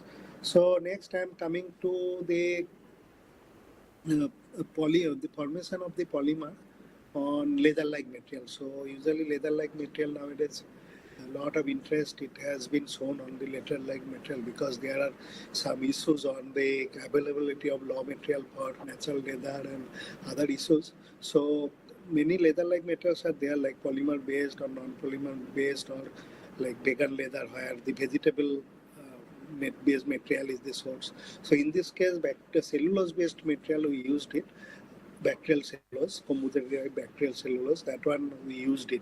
And the bacterial cellulose straight away as a leather-like material, there are some disadvantages like it is hydrophilic and then it can absorb water very easily and then it can, some of the property it gets lost actually. So what we thought that we can functionalize the bacterial cellulose or leather-like materials bacterial cellulose leather-like based material by the click polymerization. So what we did, we functionalized the surface with azide and then we reacted. First you can see that only small molecule immobilized it on the surface by simple click reaction.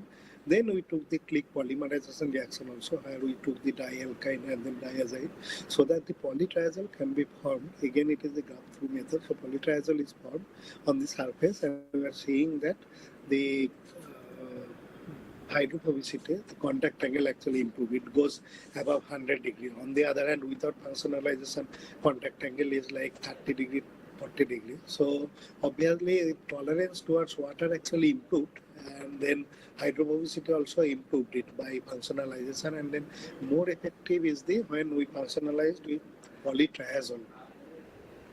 Then this polytriazole formation on the leather-like material, after that we found that a lot of improvement in the leather-like material.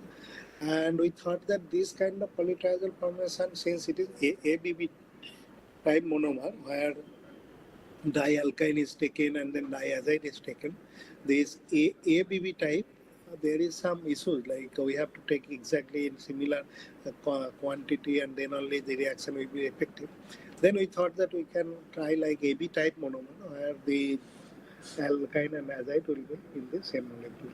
So we choose the molecule like azide and alkyne. Already the bacterial cellulose or other cellulose based surfaces, it is functional with azide. And then we did the reaction with azide alkyne molecule so that the click polymerization of AB type it can form, and then here also we are seeing a lot of improvements in many properties. So this strategy is applicable for both bacterial cellulose based leather-like material as well as for nitrocellulose based material also, which has some applications in leather straight directly. So we prepared some of the material, leather-like materials, which is typically there is no animal source and then a biodegradable material mostly we used it. And the material showed actually quite good promise. So since it is promising material, we are just going for the patent for this one. And now I'll come to the application, the functionalized polymer on the leather surface, how some of the polymer it can be used and then it can be used to improve the function, improve some of the properties of the leather. So in this case, we targeted the hydrophobicity property. You know that leather it's susceptible to damage by water actually. So because it is inherently hydrophilic, so we thought that if we can make it hydrophobic. Let us say like we put 1 drop of water after the functionalization of the leather and then that water simply rolls over from the leather surface. It's not even sticking there, rolls over like a ball. Then it will be quite interesting and the durability of the leather also can be improved. So basically we prepared the polymer. Again, the chemistry approach we used it along with polyurethane. So polyurethane triazole material we prepared it and then we used the we did the coating on the leather surface. So some of the like characters and technique how we are finding it. So first initially azide was there, after reaction the azide disappeared, and from there we are actually seeing it that the compound, the polymer formed, and then NMR also you can see the characteristic peak like triazole characteristic peak, and then the phenyl ring characteristic peak. Most of the peaks are present there. From there we are seeing that the polymer actually formed, and then we coated the polymer on the surface of the leather, and then as you can see that droplet, it is like forming almost like a drop, like a ball, so that it can simply roll over from the surfaces.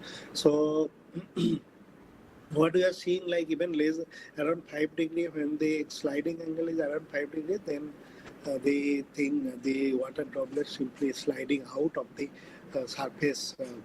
very surface very easily.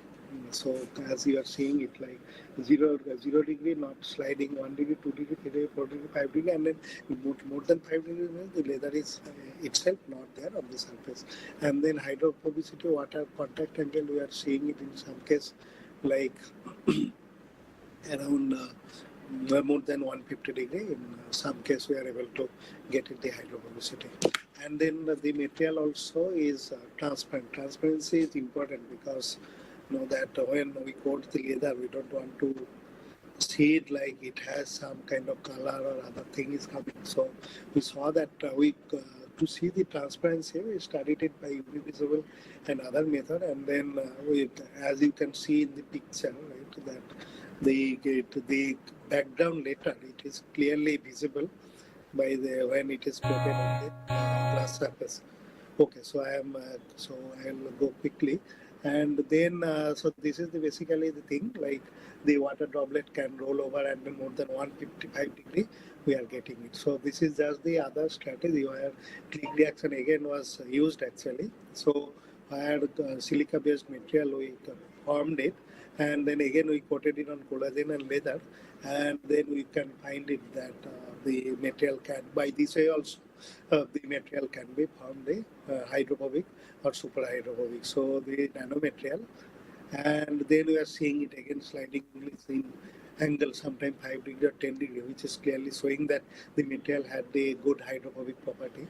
So in summary, actually that polymer functional surface, we prepared it conveniently. So in most cases, we use the click chemistry approach, and then different surface, like it is not limited to leather or leather-like material, although I presented those two material predominantly. It can be used for coating the ITO, glass, or collagen other surface.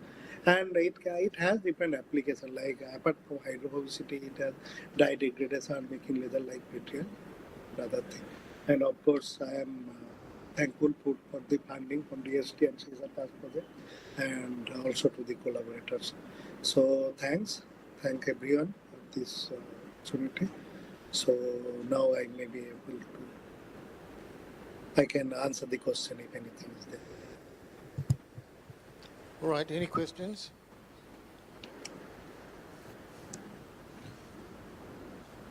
All right, so there's no questions for Dr. Samantha, so thank you very much, Dr. Samantha, and we'll move on.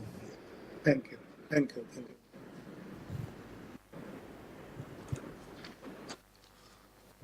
All right, well, yet again, we have another change in the program, so we're moving on then. The next speaker is Dr. Swati Gupta. Do you have a resume for this person?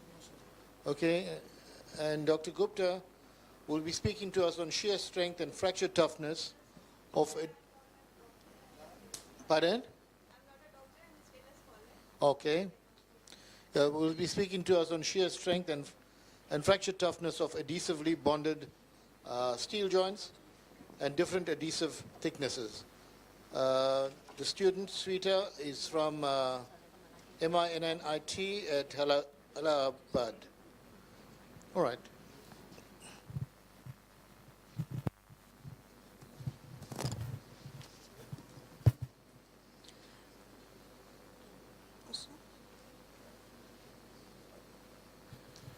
Good evening to one and all present here. So I am Swati Gupta, PhD scholar in the Department of Mechanical Engineering at MNIT Allahabad. So today I will be presenting a very small part of my ongoing thesis, that is shear strength and fracture toughness of adhesively bonded steel joint at different adhesive thickness. This is nothing new, it's just a part of my data that I wanted to share with you all. So I will be keeping it very short and precise. Contents include basic introduction, objectives, methods, results, discussions, and conclusion. So adhesive as a term is not new to us. We all are familiar that any substance that is capable of joining two materials together in a functional manner and resisting separation is termed as adhesive. The term adherent will be used for the substrate that are used to join.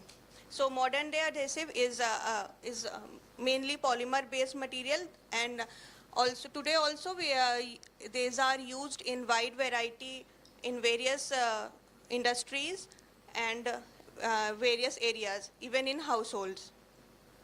So basically adhesion area depends on many factors as shown on the screen. Here the focus will be on the bond line geometry of the adhesive that is used.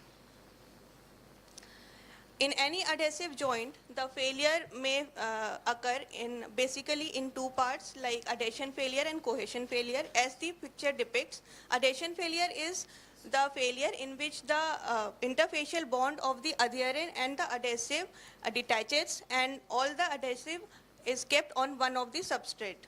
While cohesion failure is where the fracture takes place within the layer of an adhesive, and the adhesive remains on both of the surfaces.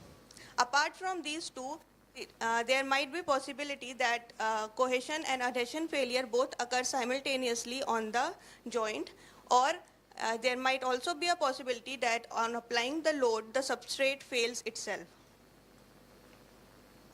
So here the lab shear strength of adhesively bonded steel joints at different adhesive and thickness and bond length are tested, and fracture toughness of this adhesively bonded steel DCB, that is double cantilever beam joint, at different bond thickness is also tested. So the adherent we used is stainless steel 304, which is commonly used in automotive aerospace industries, and it can work at elevated temperature, allowing high heat resistance and high tensile strength. So the adhesive we used is Araldite 204/2. It is a two-component epoxy paste that it contains a resin and a hardener, and these two are mixed to form the paste. So here we use 2 parts of resin and 1 part of hardener to mix and form paste to join the steel. So this is the specimen type 1, which is used for the lab shear strength, testing the lab shear strength. This is the specimen type 2, which is used to test the fracture toughness using DCB. And this is according to the ASTM D3433. Now preparing the lab shear joint, we first clean the adherent with acetone as cleaning agent to remove any kind of dust or any grease that is present. And then a grit paper is used for roughening of the surface for an improved joint. Then 2 different layers of adhesive, that is 0.1 mm and 0.3 mm thickness was used and smeared on the bonding surfaces and then joined together. We kept it for 24 hours for curing at room temperature. This is the lab joint that we formed, and as we can see that there is a adhesive bond line. Similarly, we prepared the DCB, double cantilever beam joint. So because we have to test the fracture toughness, a pre-crack of 15 mm was kept unbonded, and adhesive bond line of 15 mm was formed. This is the experimental setup. We used a universal testing machine, Tenius Olson, with capacity of 10 kilonewton. and the test was performed on cross-head speed of 0.5 mm per minute. These are the fracture surfaces of the lap joint and the DCB joint. So as we can see, there is a clear cohesion failure occurred in both the specimen. So the table, we can see that the samples having bond thickness 0.3 mm and bond length of 15 mm yielded a better result in the shear strength. This is the graph force versus displacement.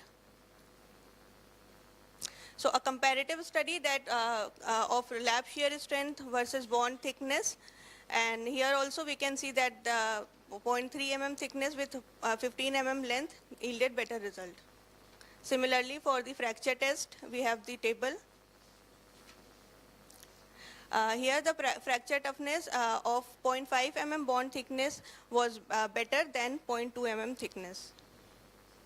So conclusion, we could conclude that aryl dye 204/2 is a prominent material for joining metals and can be further investigated for any other experiment. And within the lap joint category, the specimen with 0.3 mm bond thickness and 15 mm bond length yielded better result than their counterparts with 0.1 mm bond thickness. And cohesive failure of the bonds during tensile and fracture tests demonstrated their resilience to stress while showing a strong bond. Thank you. Any questions? All right, any questions for Sweta? All right, so there's no questions, so let's call the next speaker. The next speaker is Manas Ranjan Puan.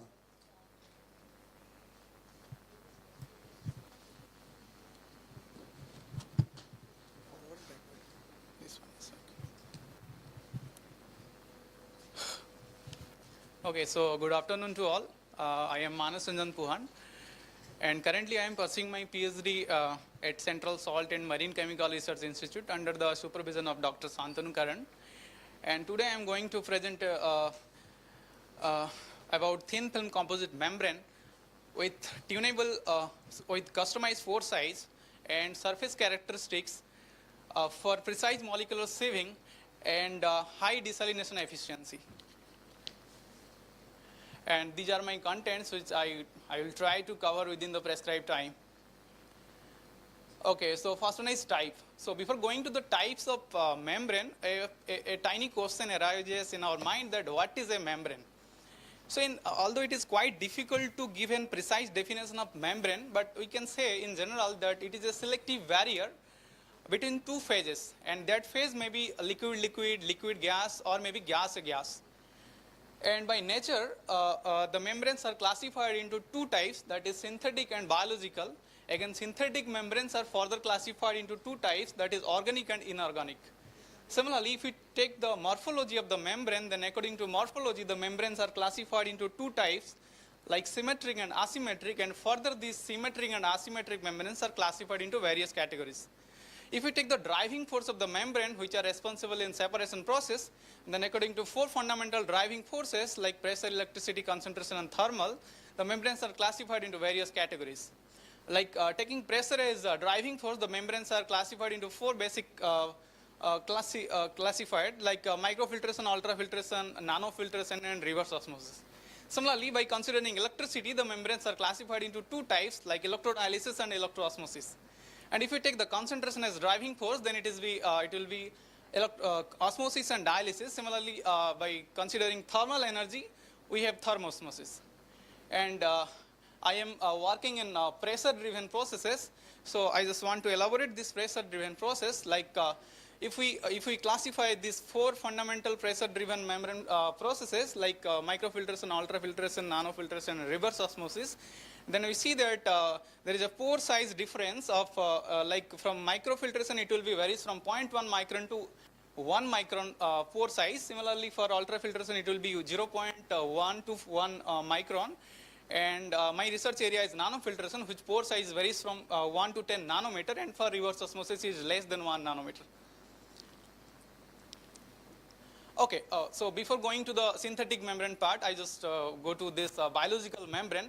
So while we are talking about this biological membrane, a very fundamental question arises in our mind that how biological membranes are helpful for life on Earth. So just think before the birth of a baby, when the baby is in fetus stage, it is surrounded by several kind of membrane, namely a placental membrane, chorionic membrane, amniotic membrane, and other membranes also. And they have definite functions, like placental membrane helps in exchange of nutrients and gases between the mother and the fetus. Similarly, amniotic membrane provides a sac-like structure to the amniotic fluid in which the baby is free to move. And not only these mammals, if we take the example of these aegiterious animals, they have also a membrane which is commonly known as fetal membrane, and it will helpful to protect the baby in very extreme conditions. And if we go to the basic building block of any living organism like cell, and we know that the cell is surrounded by a membrane which is commonly known as cell membrane, and it will help in exchange of various type of mineral between blood and cytoplasm. So I think that it is not wrong to say that life starts with membranes. Okay, this is the separation process. It will be based on some basic principle that in order to do any kind of separation, it requires some amount of energy which is equal or greater than the free enthalpy of the mixture. Then only you can separate two molecules. There is a famous thought experiment by James Clerk Maxwell in 1867, commonly known as Maxwell-Damon experiment. In Maxwell-Damon experiment, he deployed a daemon in order to separate these two particles according to their energy difference.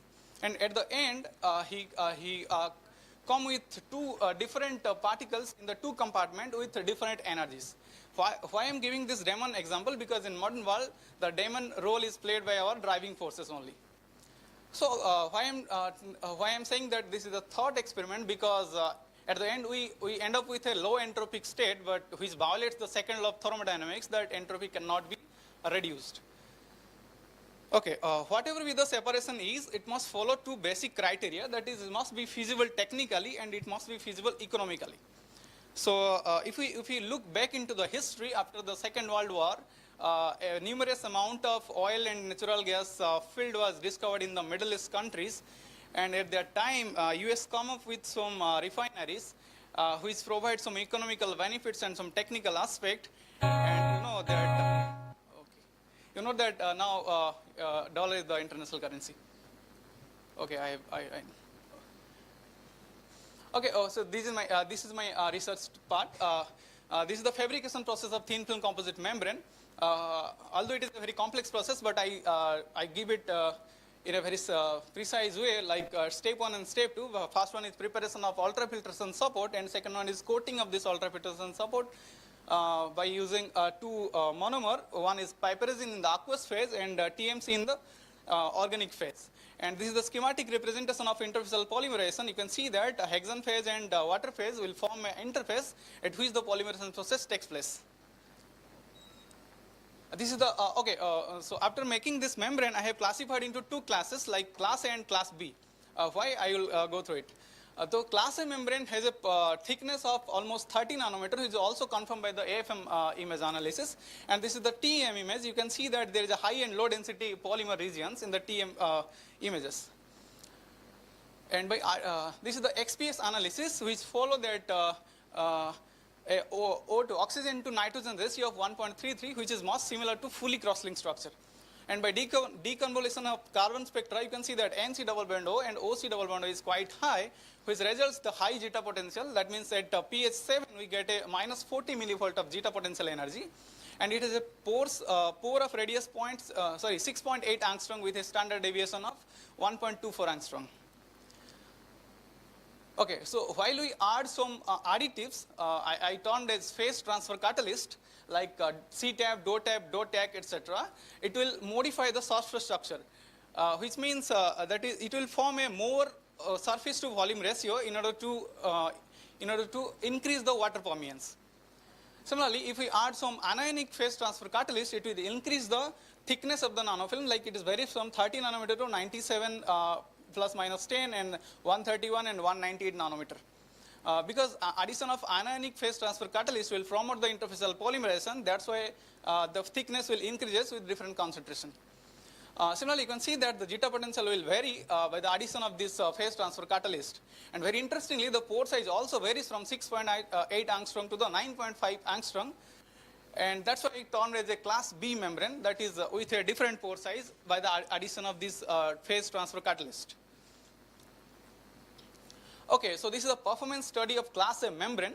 Although I have not given all the performance study, I have just focused on NaCl and sodium sulfate rejection profile. You can see that varying from 1 gram per liter to 150 gram per liter of NaCl chloride, it will show a very decrease in rejection profile. But you can see that the sodium sulfate rejection maintain a high value of 99, greater than 99.5%, even at a very high concentration of 150 gram per liter. Not only that, we have carried forward the experiment for a 7 days period of time. We can see that the rejection profile will maintain its value of 99.5%. Then we go for a mixed feed condition where we take total salt concentration of 3 lakh ppm, that is 300 gram per liter, with a 1:1 ratio of NaCl and sodium sulfate. And we found that the sodium sulfate rejection will maintain its value at 99.5%, while the NaCl rejection will decreases even if the minus at 150 gram per liter. And if you talk about the molecular weight cutoff, then it will be a very tight membrane with a molecular weight cutoff less than 246 Dalton. And while we compare our study with the reported results, according to our knowledge, we found that we are far away from the state of the art, and we have achieved a new benchmark for here. Okay, this one is the class A membrane. Okay, while we compare this performance study with class A and class B membrane, we found that this is first one, figure A and D represents the neutral molecular rejection profile from which we can calculate the pore size. And figure B represents the negatively charged molecules, like class A membrane shows a negatively charged molecule cutoff of 246 Dalton, less than 246 Dalton. And for class B membrane, it will be 355 Dalton. But it is started from 60% rejection profile. But very interestingly, for positively charged molecules, the rejection of positively charged molecule for class A membrane is 303 Dalton, whereas you can see that for class B membrane, the first rejection will achieve almost at 0, and the next rejection will be achieved at 96%. So, upon highlight this portion, you can see that there is a precise separation between two molecules with a size difference of 50 Dalton, a molecular weight difference of 50 Dalton and a size difference of almost 1 angstrom. Okay, I will conclude it. So this is my summary that the thin film composite membrane shows a pure water permeance of 15 LMS bar with a narrow pore size distribution of 6.8 angstrom and a narrow pore size cutoff also less than 246 gram per mole. And the membrane shows an excellent desalination performance in an extremely hypersaline environment like 3 lakh ppm by considering 1:1 ratio feed solution, which is suitable for brine purification.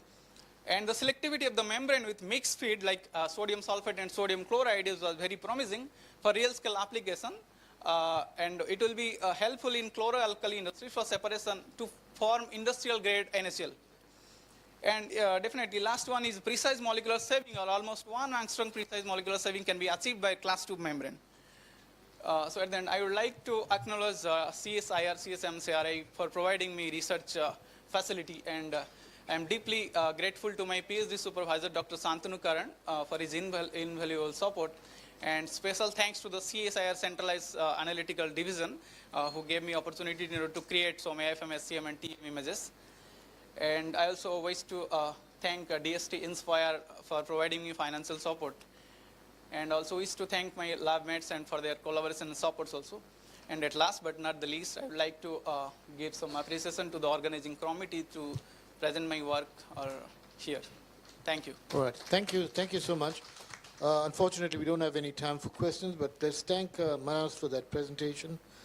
And we want to move on to the last speaker for this session, Piyush Kanti Mandal.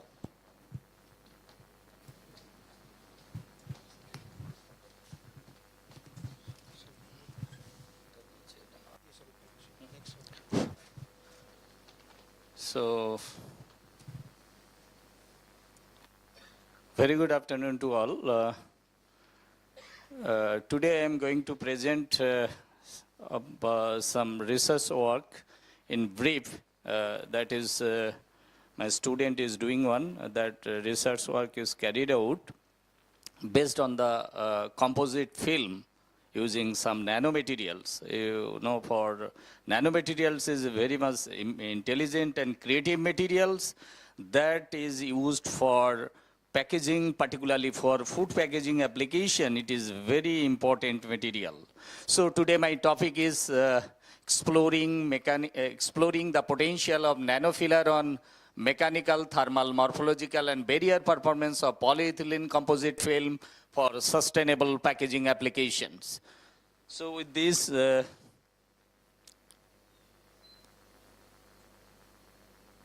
is not moving. Oh, sorry. Is there any problem? Why it is not moving?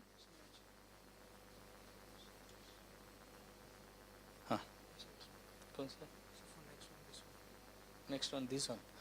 So these are the content of my work.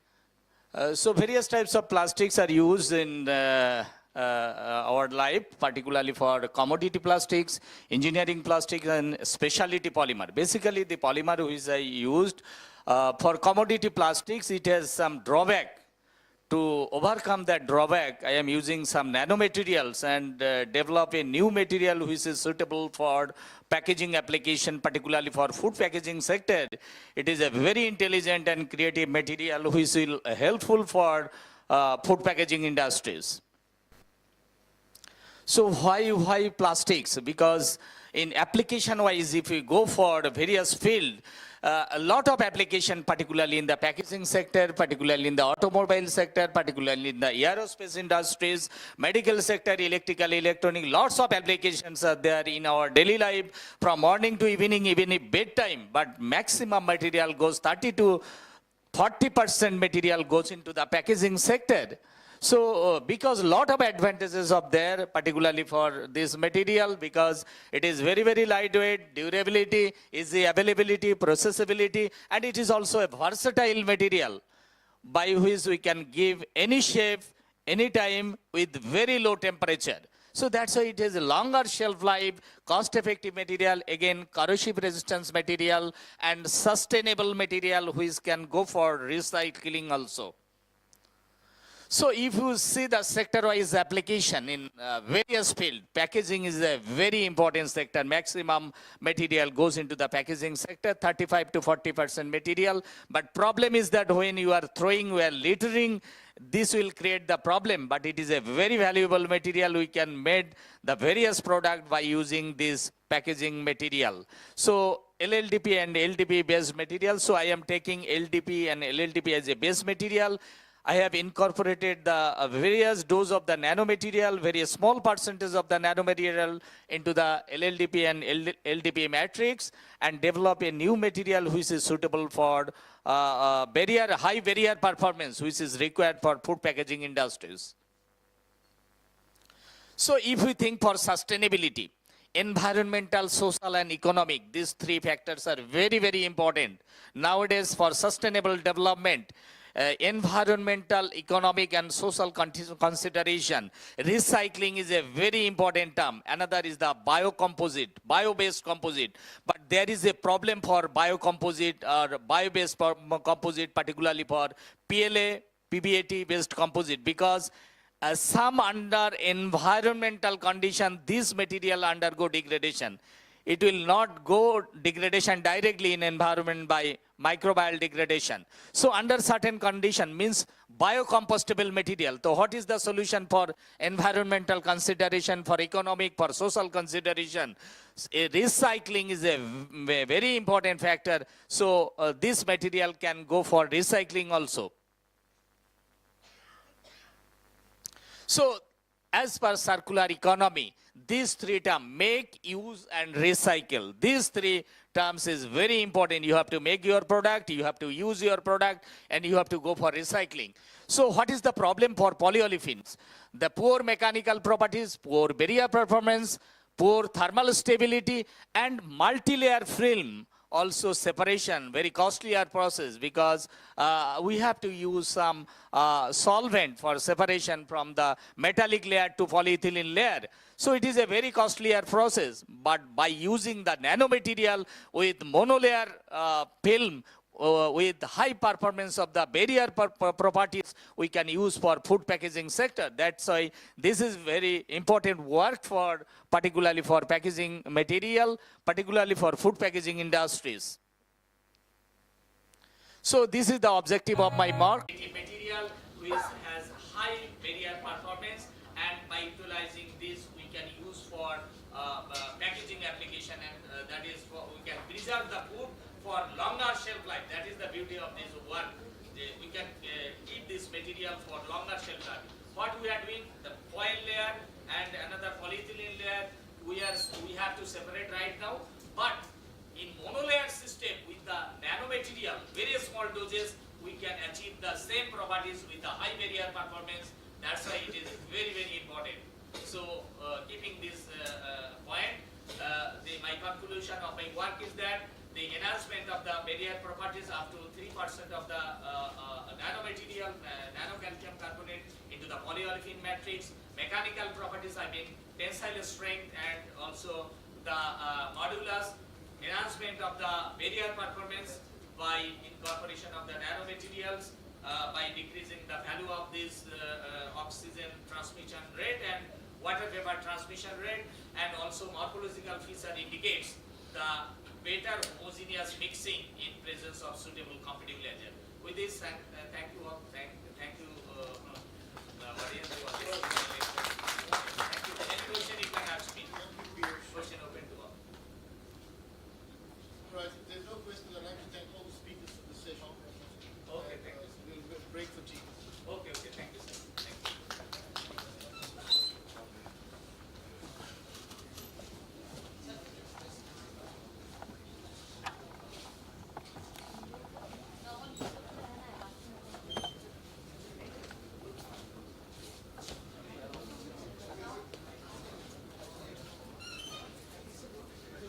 Now, on behalf of the organization committee, we would like to invite Dr. P.S.C. Krishnan to give a small token of movement to Professor Krishnan.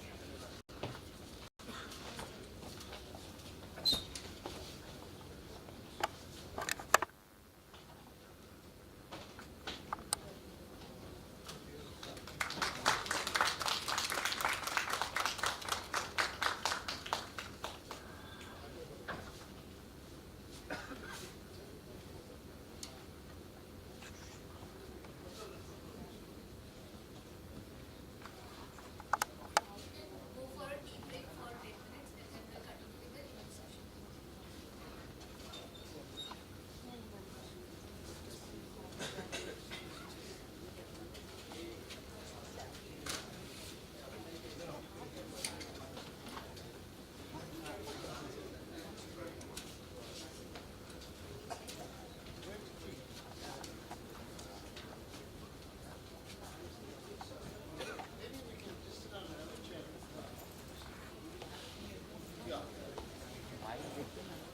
उसके आगे नहीं बैठे मेरा ये पीछे का sir ही आ रहा है कृष्ण ने हड़िया वैसा हाँ वो माइक देने के लिए बैठा है घर जाने के वहाँ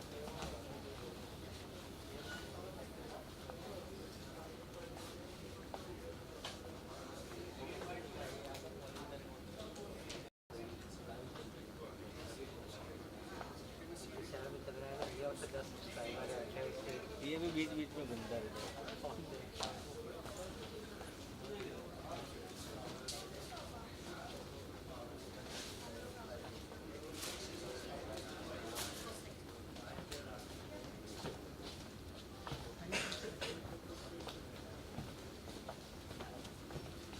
बंद करवा दो यार लाइट बंद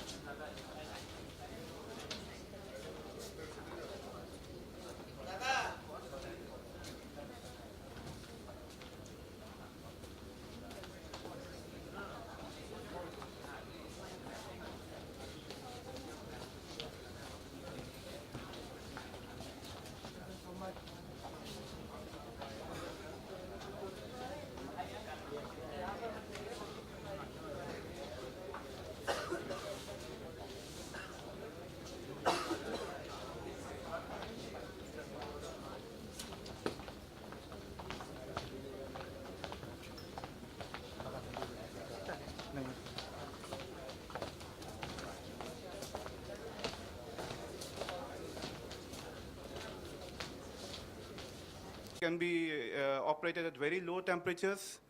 It gives us uniform coating, which is a very important requirement for a whole range of applications. Then it can be used for a broad precursor range, ranging from both inorganic to organic materials. And then because it is considered as a soft functionalization technique, it gives us minimal possibility of precursor damage.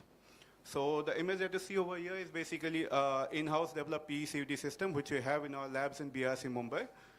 So considering all these advantages, we have used plasma to develop a range of different materials for various applications. So I'll come to these applications one by one. First, a very important application is in the field of catalysis. Now, as you all know, there are two very important classes of catalysts. One is nanoparticle-based, and the other is enzymes.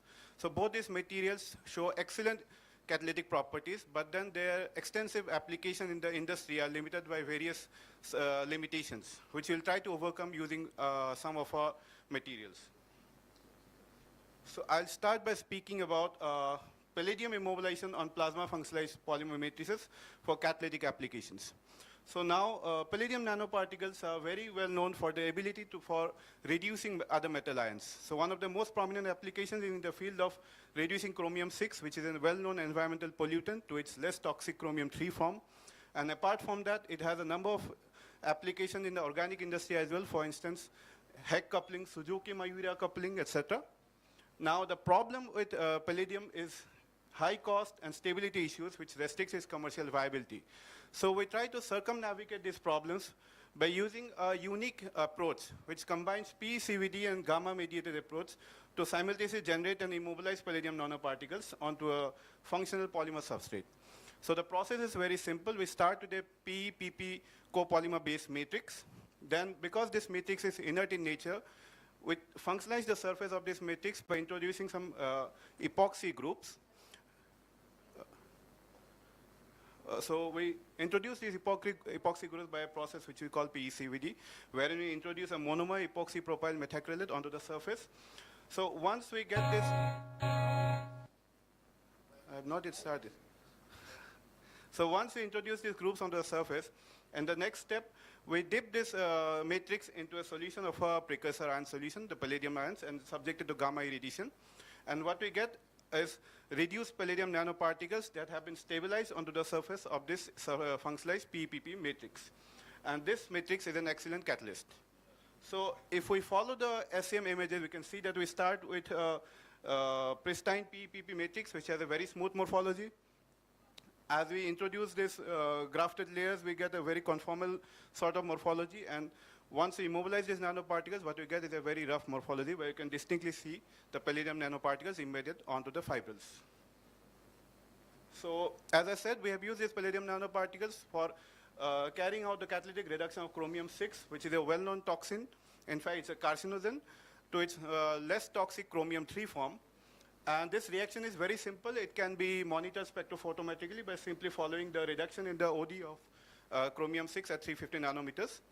So using this technique, we have developed a protocol for continuous online fixed bed column based treatment, where we simply insert the feed solution using a pump into a bed reactor where we have filled our catalyst. And in the presence of formic acid, chromium-6 gets reduced to chromium-3.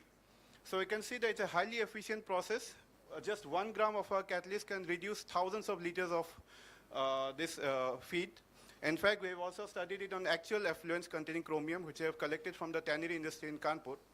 So we can see that the reduction continues without achieving any breakthrough. So the key takeaways, we have achieved 99.7% reduction of chromium-6 within the first 10 minutes. It has a very high turnover frequency of over 10 to the power 4. And most importantly, it is a reusable catalyst with a very high shelf life. So another application that I have only recently started exploring is in the field of organic coupling reactions, such as Suzuki coupling. So this reaction, again, is catalyzed with palladium nanoparticles, and it's used in the synthesis of various polyolefins, styrene, substituted biphenyls, etc. So I'm not going into details. So using this as the roadmap, we have developed a number of other nanoparticle immobilized catalytic systems. For instance, we have used a similar protocol to develop gold nanoparticle immobilized systems, which we have demonstrate to be a very good catalyst in the reduction of para-nitrophenol to para-aminophenol. Para-aminophenol, again, is a very important precursor for a number of organic reactions in the pharma industry, in the cosmetics industry, etc. Another system we developed is using silver nanoparticles. And all these catalysts have one thing in common. They are very efficient, and they are very reusable. They can be used for multiple cycles, dye molecules. Basically, dyes are a very toxic class of recalcitrant or water pollutants, and the degradation is very important for the environment. So using this lacquase immobilized nanoparticle systems, so I'll not go into the characterization part. So we simply immobilize lacquase onto these nanoparticles and use these systems for reduction of dye. The dye we have taken is a model dye called AB193. So here again, we can monitor the progress of the reaction by simply monitoring the OD at 550 nanometer. That's where the dye AB193 absorbs. And as you can see, even this catalyst has been reused for up to 10 cycles without any significant loss in activity. So this is the next class of applications that we have been exploring, antibacterial coatings. Now, post-COVID-19 pandemic, antibacterial surfaces have been a growing necessity to ensure minimum contact contamination through surfaces. So in order to achieve antibacterial properties on the surface, we have three different approaches. Either we make the surface hydrophobic or highly hydrophilic by coating a particular material onto its surface. Else we embed some nanoparticles into its matrix, which can directly kill the microorganisms. And third option, where we graft certain chemicals on the surface of on the particular surface, for instance, quaternary ammonium groups, which have high microcidal activities. So using PECVD, we can go for the first approach where we deposit a hydrophilic or a hydrophobic monomer on a particular surface to make it antimicrobial. So the material that we have zeroed in upon is PFDA, perfluorodecyl acrylate, which is a fluoropolymer, and it is well known to impart low surface energy properties to surfaces, generating repellent properties which are very important for anti-biofouling applications. So the process again is very simple. We try to keep things as simplistic as possible. So we've taken cellulose fabric, and in the presence of an argon carrier gas, we've introduced this monomer PFDA using a PCVD system, and we have optimized various parameters such as the power, the deposition duration, etc., to come up with a range of PFDA coated matrices. So we have also monitored the water contact angles in order to determine how hydrophobic the surface is. Now, if you see the antibacterial studies, these materials have shown very good, in fact, excellent antibacterial properties towards both gram-positive as well as gram-negative bacteria. So the key takeaways, if we say, we have established a PCVD-based protocol for hydrophobic coatings with low surface energy, and the antibacterial activity towards both E. coli and S. aureus has been established. And these functional fabrics have potential applications as antibacterial sheets, as well as in the fabrication of various personal protective gears. Moving a step ahead, besides introducing hydrophobic or hydrophilic properties, there is another new approach wherein we do an amphiphilic coating. Basically, amphiphilic materials have both hydrophobic and hydrophilic domains on their surface. So it is a mixture of properties from both the systems. So what we do in this case, we simultaneously deposit two different monomers, one a hydrophobic species and the other a hydrophilic species. So what we end up getting is a random arrangement of hydrophobic and hydrophilic domains. And these kind of materials are well known for the excellent anti-biofouling properties and most importantly, retention properties. Basically, they have very high shelf life. So this is a schematic of the setup we have developed in our labs. So it has a provision for simultaneously injecting two different monomers under different conditions of temperature and pressure so that we can play with the parameters to come up with the optimized system. Dear speaker, please maintain the time. Yeah. I have time, right? Hello. Dear speaker, please okay, maintain. I'm done.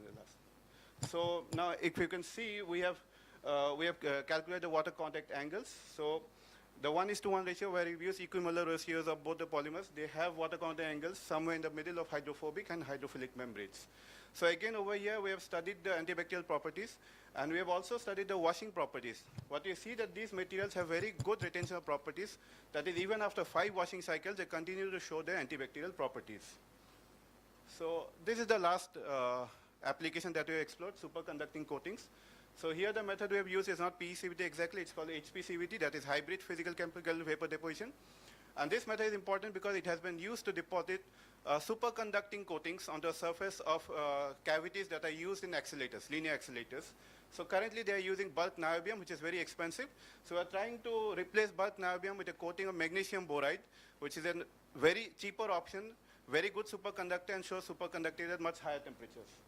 We have successfully deposited magnesium boride on the surface of copper cavities, and these materials have shown very good superconducting properties with a TC of 39.2 Kelvin. So to conclude, functional materials are the future of healthcare, industry, and societal applications. And plasma functionalization is an excellent means of fabrication of novel surface-tailored materials for niche applications. And most importantly, there is a vast scope for exploration in this field with a particular emphasis on practical utility and commercial viability. So these are a small team. This is where we are located, right next to the sea in Mumbai. We have our labs there. Thank you.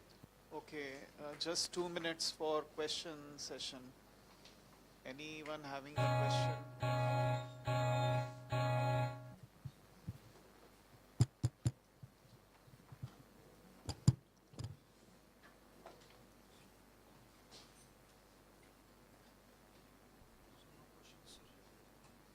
So now Dr. Gyan Kumar Agarwal will provide Dr. Nilanjal Mishra with a small memento.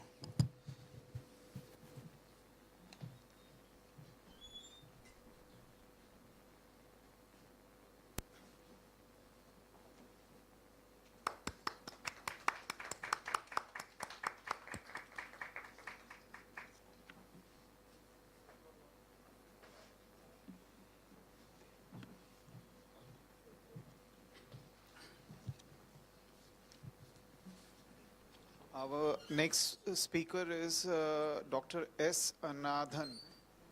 Synthesis and assessment of biocompatibility of TPU-based scaffolds.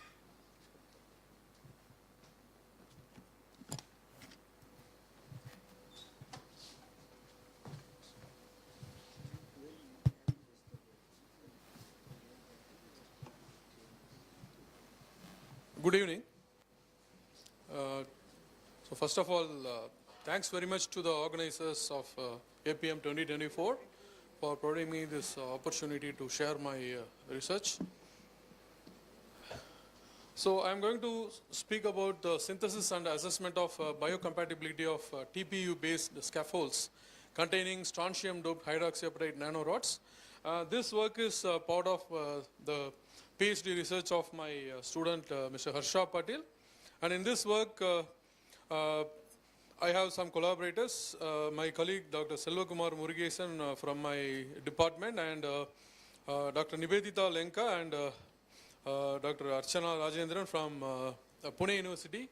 They have contributed in the bioassessment related part.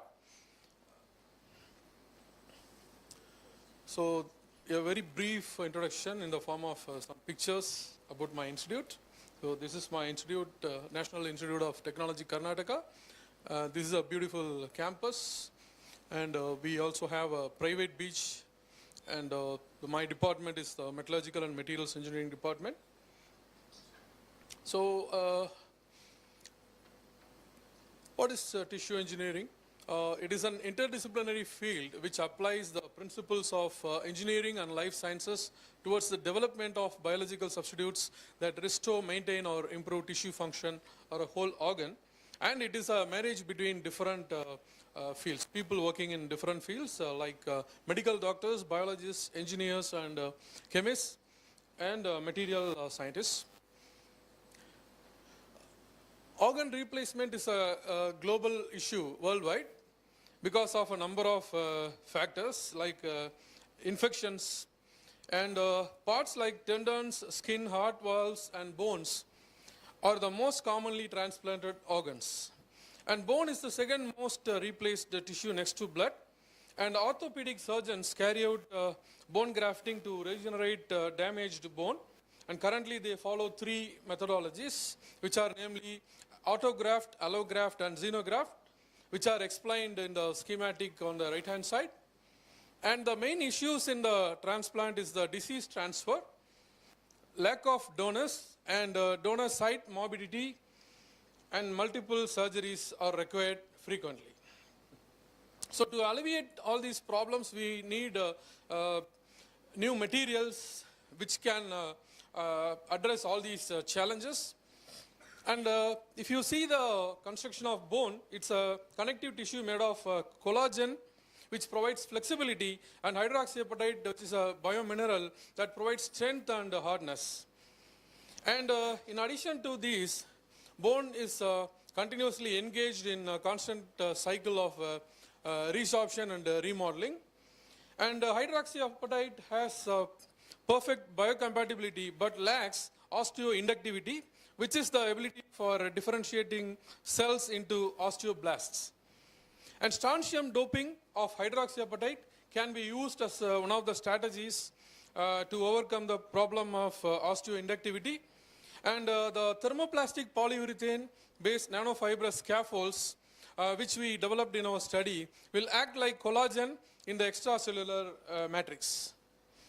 And if you have a look at this slide, we can see the crystal structure of hydroxyapatite, which is basically made of calcium, phosphate, and hydroxy ions. And we may also substitute a number of ions like zinc, strontium, selenium, cobalt, and so on for any of the existing ions in the hydroxyapatite structure for one or more reasons, which can be to enhance anti-cancer efficiency or to induce the properties like osteogenesis, osteoblast differentiation, or antibacterial efficacy, and so on.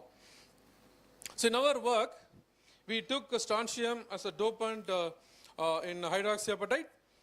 We have two objectives, basically, namely the synthesis of strontium-doped hydroxyapatite by the method of chemical precipitation. And in the second part of the study, we developed scaffolds based on thermoplastic polyurethane and strontium hydroxyapatite, strontium-doped hydroxyapatite nanostructures. And for both these systems, we did elaborate studies on biocompatibility. So this is the protocol which we adopted for the synthesis. We varied the molar ratio of calcium to strontium, starting from 1, and it was varied from 1, 3, 1, 5, 7, and 10. If you replace the calcium completely, it becomes strontium apatite. And we also use 3 different thermal treatment protocols. The first one is unannealed sample. We just dried it, which is called unannealed sample, and then we subjected our samples to annealing at 2 different temperatures, namely 600 degrees Celsius and 800 degrees Celsius. And the notations of all the samples are also given in this table. And we studied the crystal parameters, lattice distortion, and various other important aspects related to the crystal structure using high resolution XRD. And we found that the XRD patterns of all the compounds synthesized by us are in good agreement with the ICDD reference files. And as the strontium content of these apatites was increased, the diffraction peaks shifted towards a lower angle, which indicates an increase in the lattice constant because of the difference between the ionic radii of calcium 2+ and strontium 2+. And strontium 2+ is slightly larger than Ca2+. So whenever calcium is substituted by the strontium 2+ ions, there will be an expansion in the crystal structure. Thereby, there will be a distortion, and thereby the X-ray diffraction peak will shift. And with an increase in the annealing temperature of the samples, the micro strains got reduced because annealing is a treatment to provide stress reduction. And the crystallite size also got increased when we used the annealing process. We did the Ritwell refinement to very clearly calculate the lattice parameters and other related physical parameters without any, what I can say, the deviation. So after the Ritwell refinement, we found that the strontium doped hydroxyapatite with 70% of the strontium has the smallest crystallite size, and that was also evident from the broader XRD peaks. And the crystallite size was also increased with increasing annealing temperature due to thermal diffusion of the ions, which led to the growth of the size of the crystallites. And we also did a thorough study on the mechanism of formation of different phases, even though in my initial slide I had shown some structural formulae, chemical formulae for all the compounds theoretically. We found some interesting observations that some new compounds were also formed in addition to what we expected.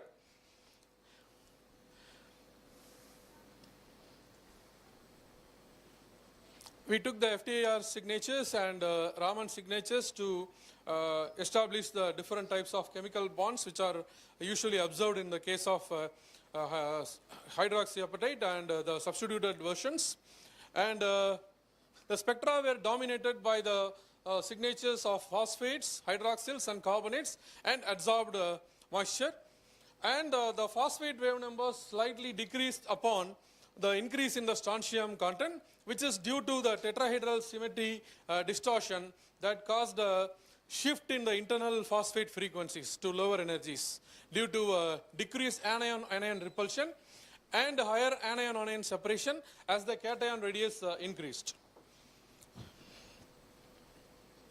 We took high resolution field emission scanning electron microscopy images of all the samples, and we found that the morphology of the unannealed hydroxyapatite was essentially nano-rod shape, which transformed slowly into nanoplatelet form as the strontium dopant level increased.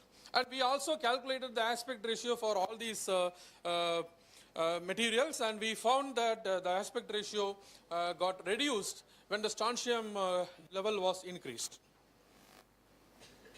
And this is the same data for the samples which were annealed at 600 degrees Celsius. We made a similar observation here also. And in the case of samples that were annealed at 800 degrees Celsius, also a similar observation was made. But here, we could not see a well-defined morphology when strontium doped samples were imaged. You can see that there is the well-defined edges were lost in these structures. And we calculated the sizes of the nanostructures, and we found that the hydroxyapatite doped with 10% of strontium, and that was annealed at 600 degrees Celsius had the maximum advantage in terms of the nano size. And this is the mechanism of formation of the same phase. So I'm skipping some of the slides due to the paucity of time, and we did the cell viability studies using the standard protocol, using the gingiva-derived mesenchymal stem cells. We found that the cell viability was also good for the strontium-doped hydroxyapatite when the strontium level was 1 molar.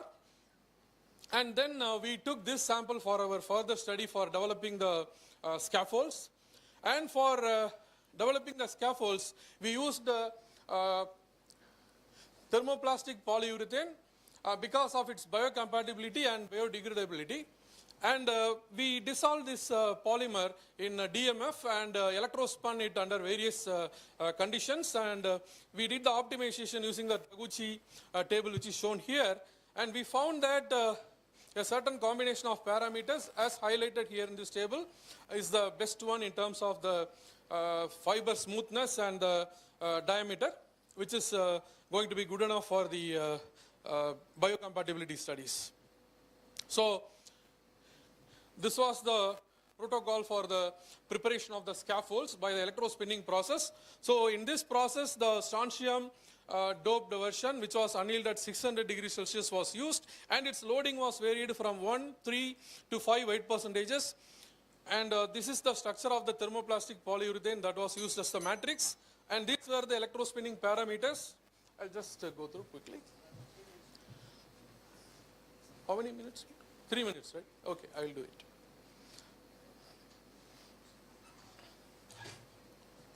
So from X-ray diffraction, we found that there is a very good compatibility between the strontium doped hydroxyapatite and the TPU. Because of peak shift, we could understand that there is a very good interaction. And we also used FTIR spectroscopy and Raman spectroscopy to understand the chemical interactions between the filler and the matrix.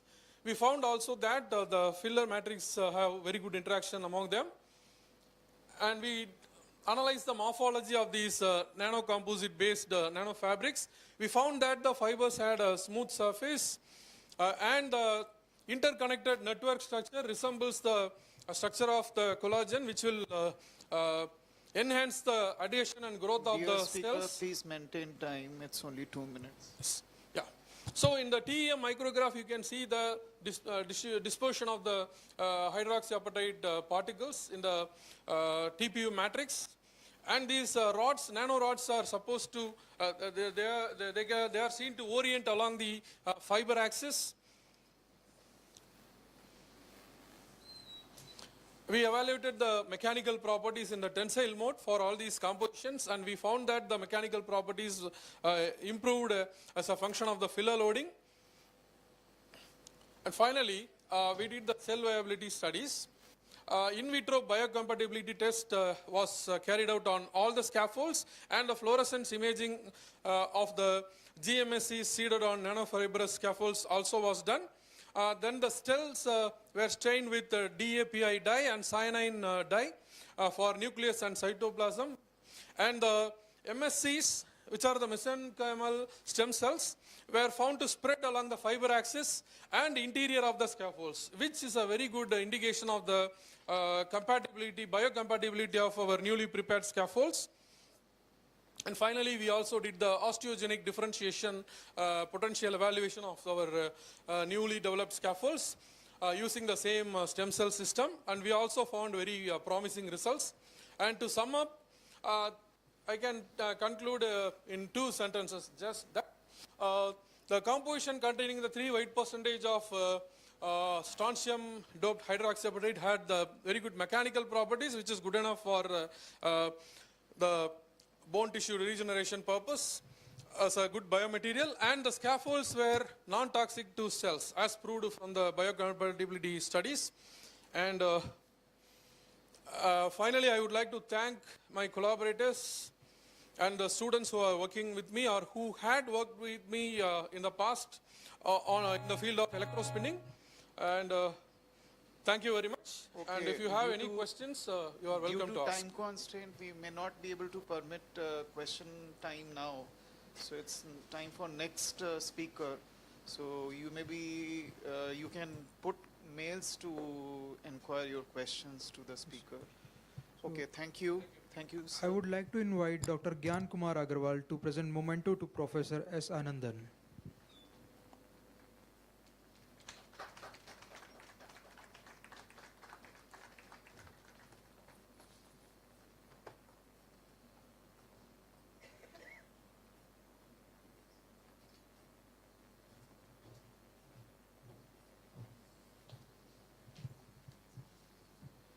Okay, now we move on to our next speaker, who is Shaini Veludyan, dissolving microneedles for delivery of analgesics.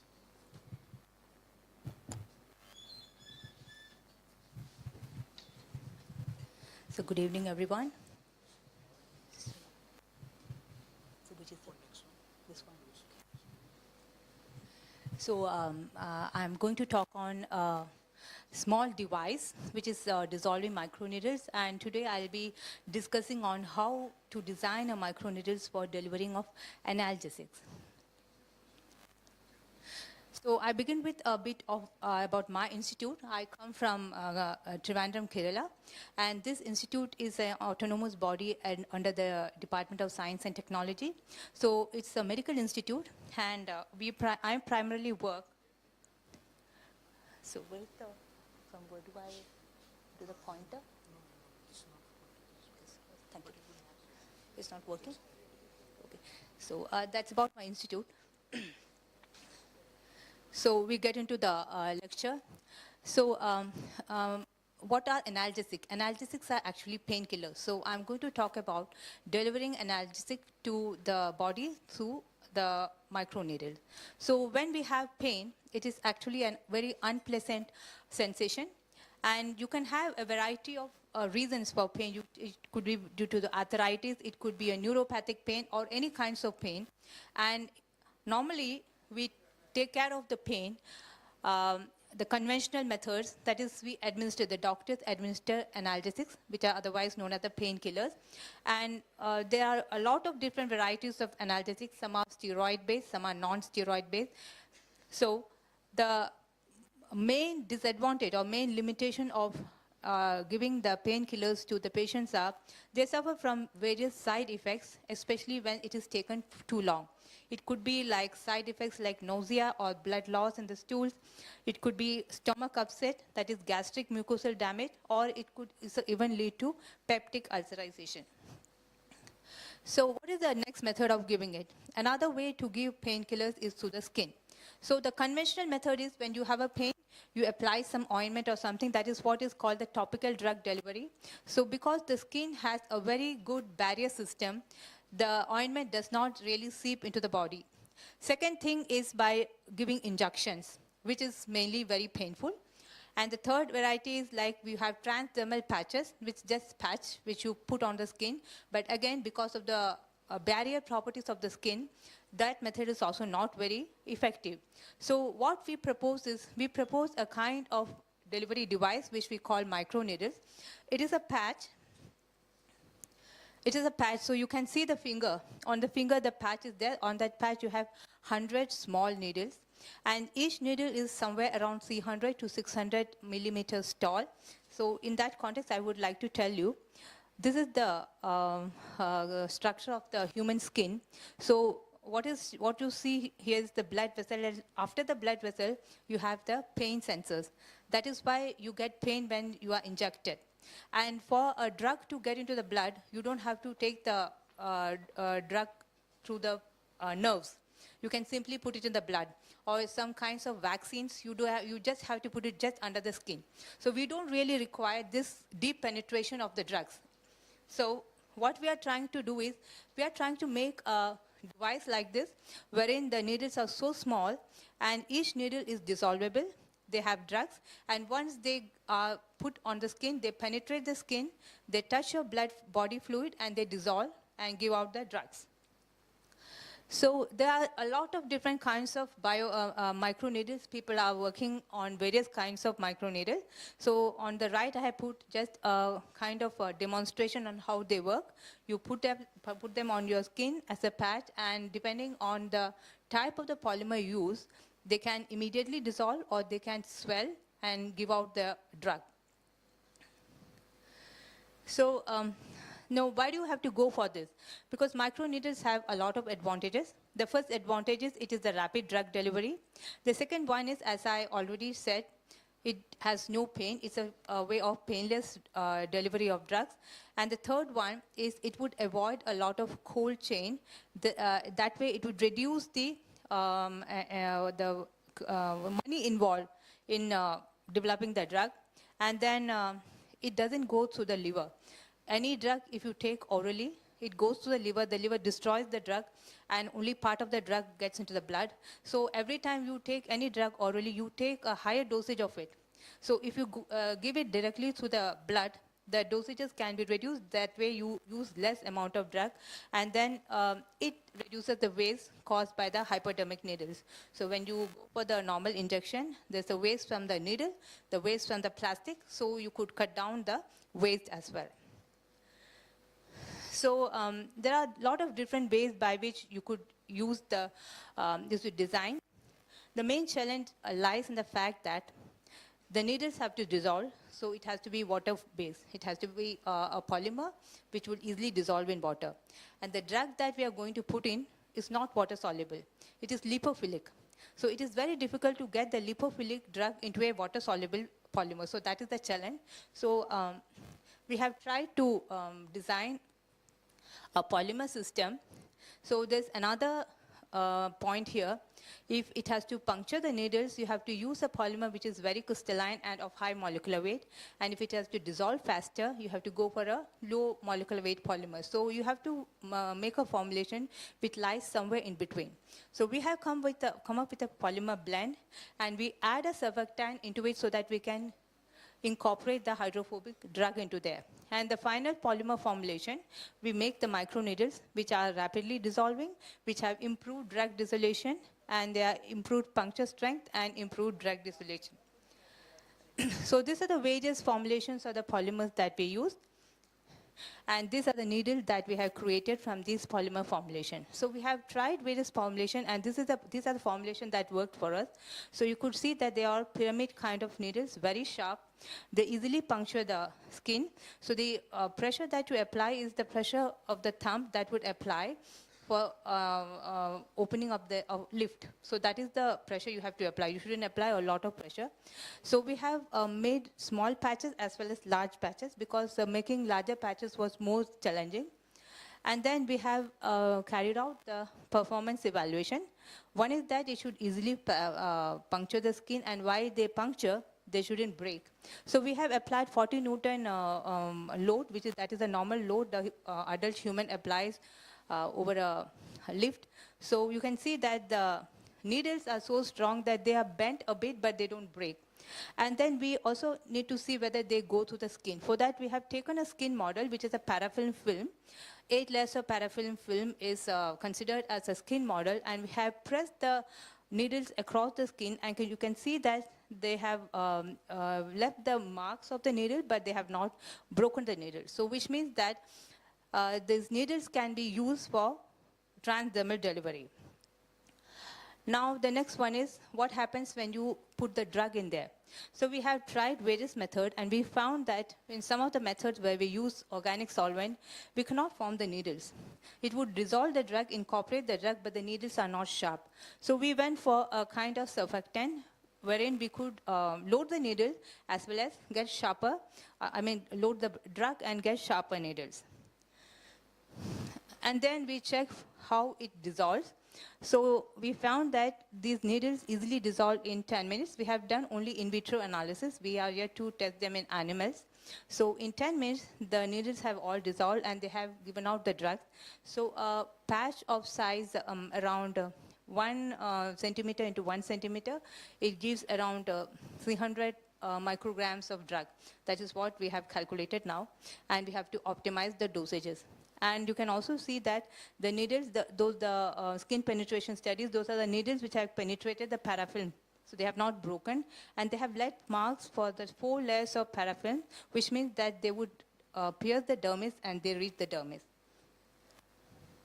So coming to the conclusion, we could successfully make the polymeric needles in which we could load the hydrophobic drugs. And the needle was sturdy enough to puncture the skin and dissolve less than 10 minutes in vitro. But we need to now study them in vivo and also understand the pharmacokinetics and pharmacodynamics so that we can come up with the dosing accuracy. So just to tell you how making a microneedle would help the environment, I have a picture here. So that was my acknowledgement, but I'll say the picture. So on the background, you see lots of vials, syringes, needles, etc. Those are the vaccination injections which would require 100 vials, okay? On the front, you see a bit of patches. The same amount of drug goes in those patches, so you can understand how much of the reduction in based on basis of metal or plastics we can reduce if you use this technology. So I would acknowledge the funding agency, the DBT, the DST, and SERV, and also my institute, which helped me to carry out this work. Thank you very much. Thank you, Speaker. Time. If anyone has a question, most welcome. It's hardly anyone to ask questions. Yes, sir. But it's macro needles are there, the micro channels will be there. So how you are designing micro channels will be there through the bloods. Micro channels. So micro needles. Channels, yeah. So the channels how you are designing. Like when you puncture the skin, it would produce a channels. Automatically. Yeah, and then it will close in 30 seconds. So that's how it works. And the drugs, how you are putting that, This one. drugs? Dots we are not putting there.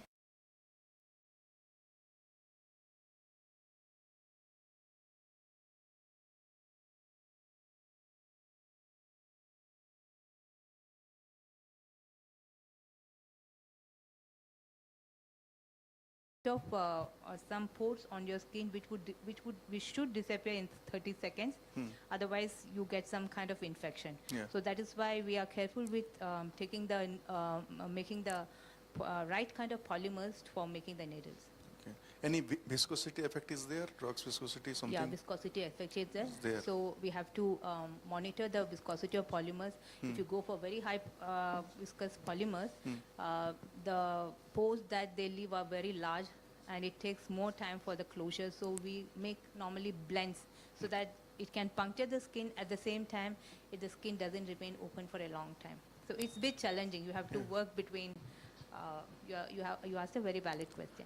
Actually, it is a nice work. Actually, people It's- are it- fear to take injection, So so it's that will be It's a the nice best work, solution. but I have been struggling to get it right for some time.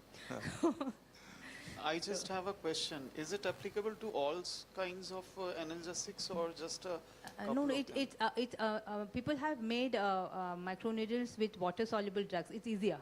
For antibiotics and other things, it's easier. But to incorporate drugs such as painkillers, vaccines, everything, and insulin is very difficult. So as far as I know, only one a drug-loaded microneedle patch, which has not hit the market, but it has been FDA approved, and that is from US, and they have made the patch for influenza virus. So they got a big grant from the Gate Foundation, and they have been working on that for 15 years, and now they are doing the phase trials, phase 1, phase 2, phase 3 trial. So I think we can also do it, and it is applicable for all kinds of drugs. Okay. Having high solubility, I believe. Pardon, sir? High solubility. Yeah, solubility is what is the challenge. Right. One is the solubility, second one is the dosage. Right. You have to get the therapeutic dosage. Okay, thank you so much. Thank you very much. So thank you for listening. Now Dr. Gyan Kumar Agarwal will present memento to Dr. Shaini Vilyadham.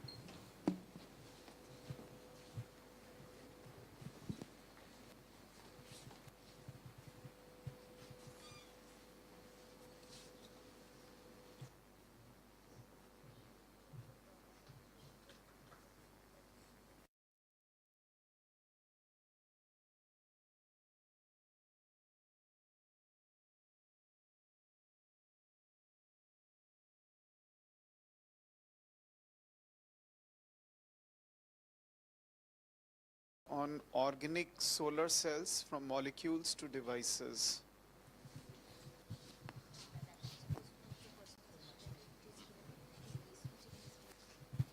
Thank you. I would like to thank the organizer for this invitation and to deliver our work here at the APM 24. So basically at Sambalpur, we are working on organic, basically my group is on synthesis and making the devices.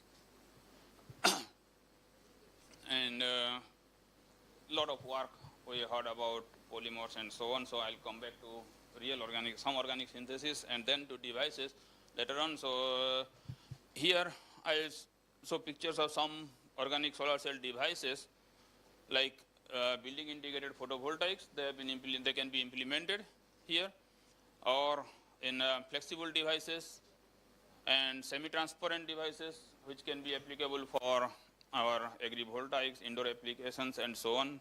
And also there are some in agriculture for crop productions. And all this, you see this tunability, like the color tunability which you see in the middle is not possible for inorganics. So there is the advantage of organic materials where you can tune the different color because they have a absorption at different range. So what is the advantage of organic materials? They have like structural tunability. They can fabricate on the flexible substrate, on thin film. And another advantage is they can be solution processed, which is difficult for inorganics. And structurally you can tune it so that you can get different color devices. From the aesthetic point of view, you can integrate it on they can be integrated on the buildings, windows, and different places. So there are some challenges in devices, like from the commercial point of view, 3 parameters you normally take: efficiency, cost, and lifetime. All has to be compatible and has to be at the higher side. So if one of the parameter is lower, then in the market the application will be less, or the cost will increase. So there are 2 types actually. One is bilayer concept, another is bulk heterojunction concept. So in the bilayer, what you do is the substrate, where the anode and the donor and acceptor layer, we deposit one over another. And basically for the charge transport, here you see only the interface, because charge transports occur at the donor and acceptor interface. So here in the bilayer solar cell, the interfacial layer is very small. So that's why the bulk heterojunction concept came, where you blend these 2 material, where you see the middle, the blue-red layer.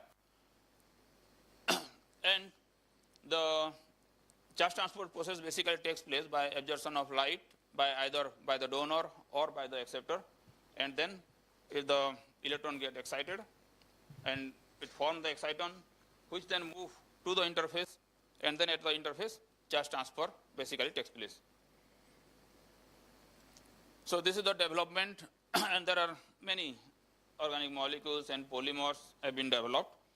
Earlier days, people were using fullerene derivatives, and then as an acceptor, now there are a lot of fullerene-free acceptors have been developed, and now currently we have reaching efficiencies close to 19%.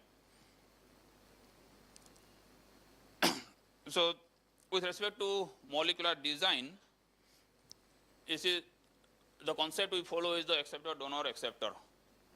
And middle is the terminal acceptor, and then in the middle we have the donor part. And the donor part can be a single donor, or again A type. Or, I mean, the middle part, the box you see, the rectangular box, this can be a fused molecule, which you will see like here. If you see, the middle one is completely fused. Or it can be just each building block connected together. So like here you see, this is the middle portion. If you see, the building block is completely fused, or here it is separated by a phenyl group. So these 2 papers are published recently.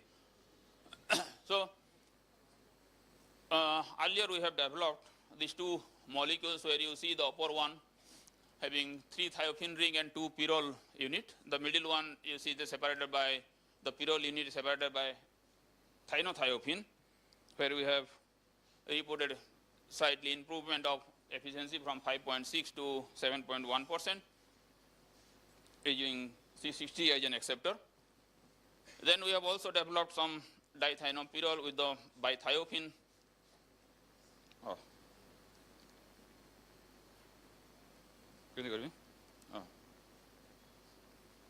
Okay.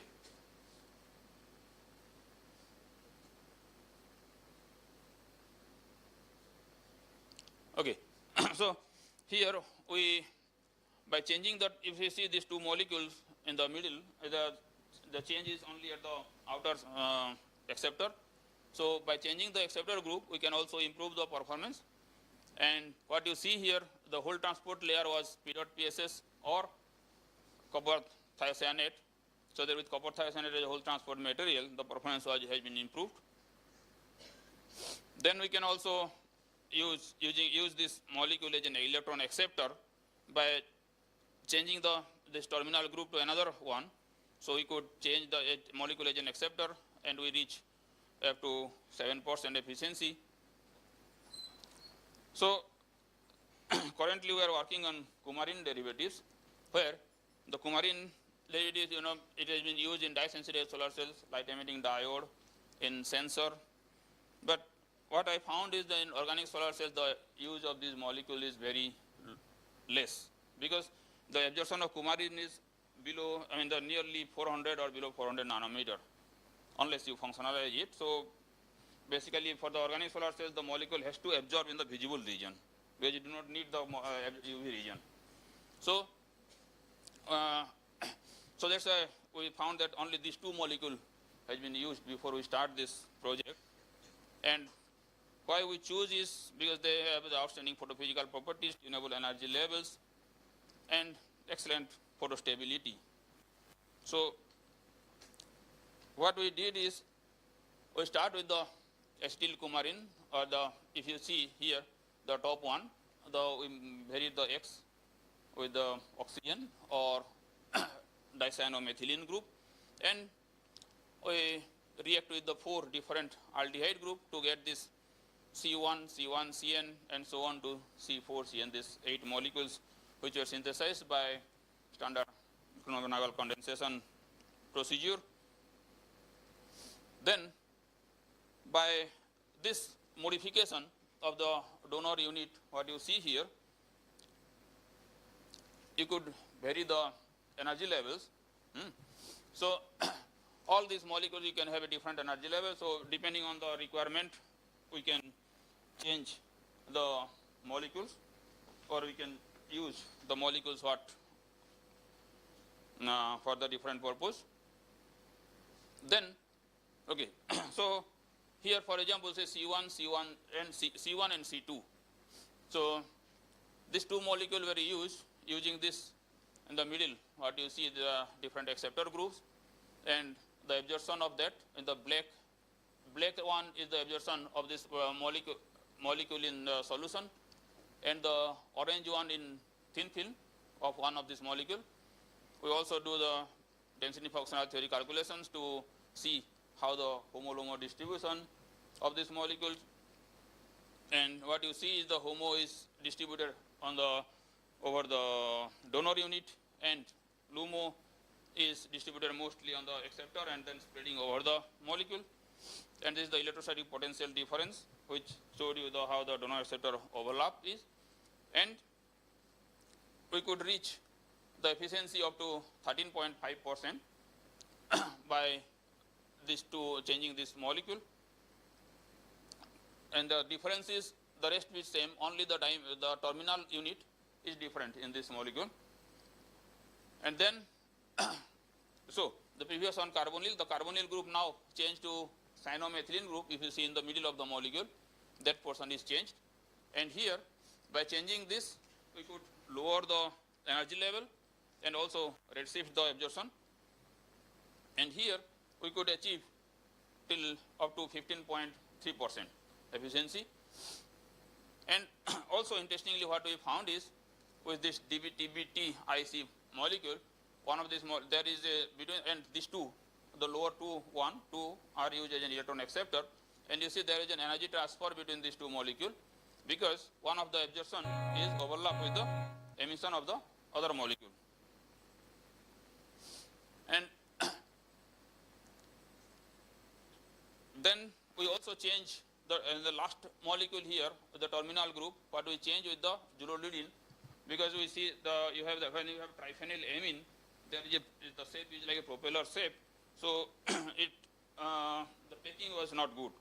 So here we change the terminal unit to zololidine unit, and this is the absorption of the zololidine, the two molecules C4CN. You see by changing to addition of the CN, we can redshift the molecule. You also can lower the energy levels. This is the crystal structure. The difference is by carbonyl to cyano, when you go, the molecule is completely distorted. Here it is completely really planar, but here it is, the shape is distorted. So from the crystal structure, you can also see the crystal packing of the molecules. Then in devices, we could reach up to 15% here,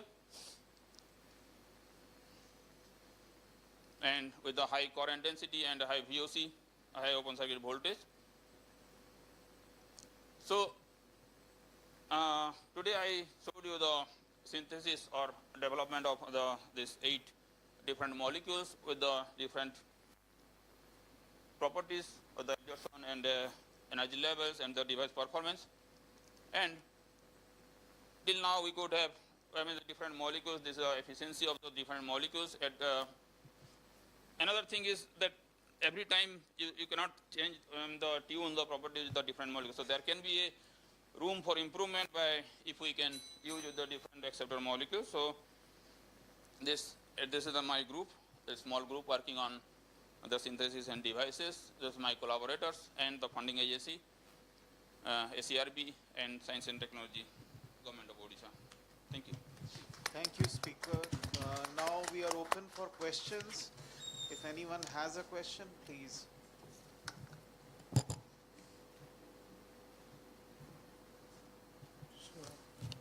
Any questions, please?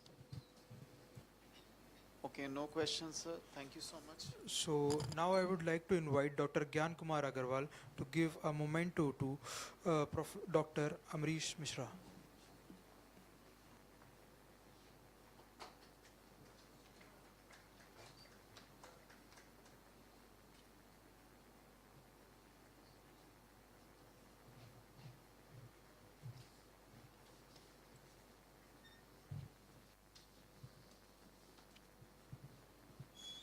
Now we move on to contributory papers for this evening.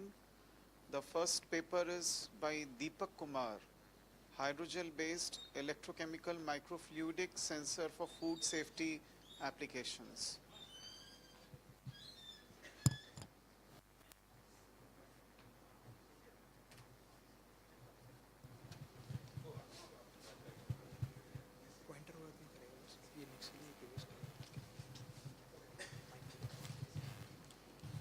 So thank you, sir, and a very good evening, all of you. My name is Deepak Kumar, and I am a third-year PhD student in Material Science and Sensor Application Division at CSIR, CSIU Chandigarh. So before I start my presentation, first of all, I'd like to apologize to all of you because I have changed my presentation title. So now today I'm going to talk about one of my recent publication that we have published recently. So the title of my presentation is Direct Electrochemical Sensing of Lipopolysaccharide by GNP at the rate cytochrome C hydroxyl nanocomposite using a microfluidic device. So actually all of us know like bacteria is basically, threading a problem with all of us. So due to this contaminated bacterial contamination, there is a different life-threatening happen, and there is different effect that can be affected in our health, or it can be affected our like productivity. It can affect our overall being. So detection of these kinds of species is like very crucial. And one of the major component or one of the major bacterial endotoxin is known to be a lipopolysaccharide. So lipopolysaccharide is nothing but it is a complex structure of gram-negative bacteria. So detection of these kinds of species is very crucial for health purpose. So, sorry.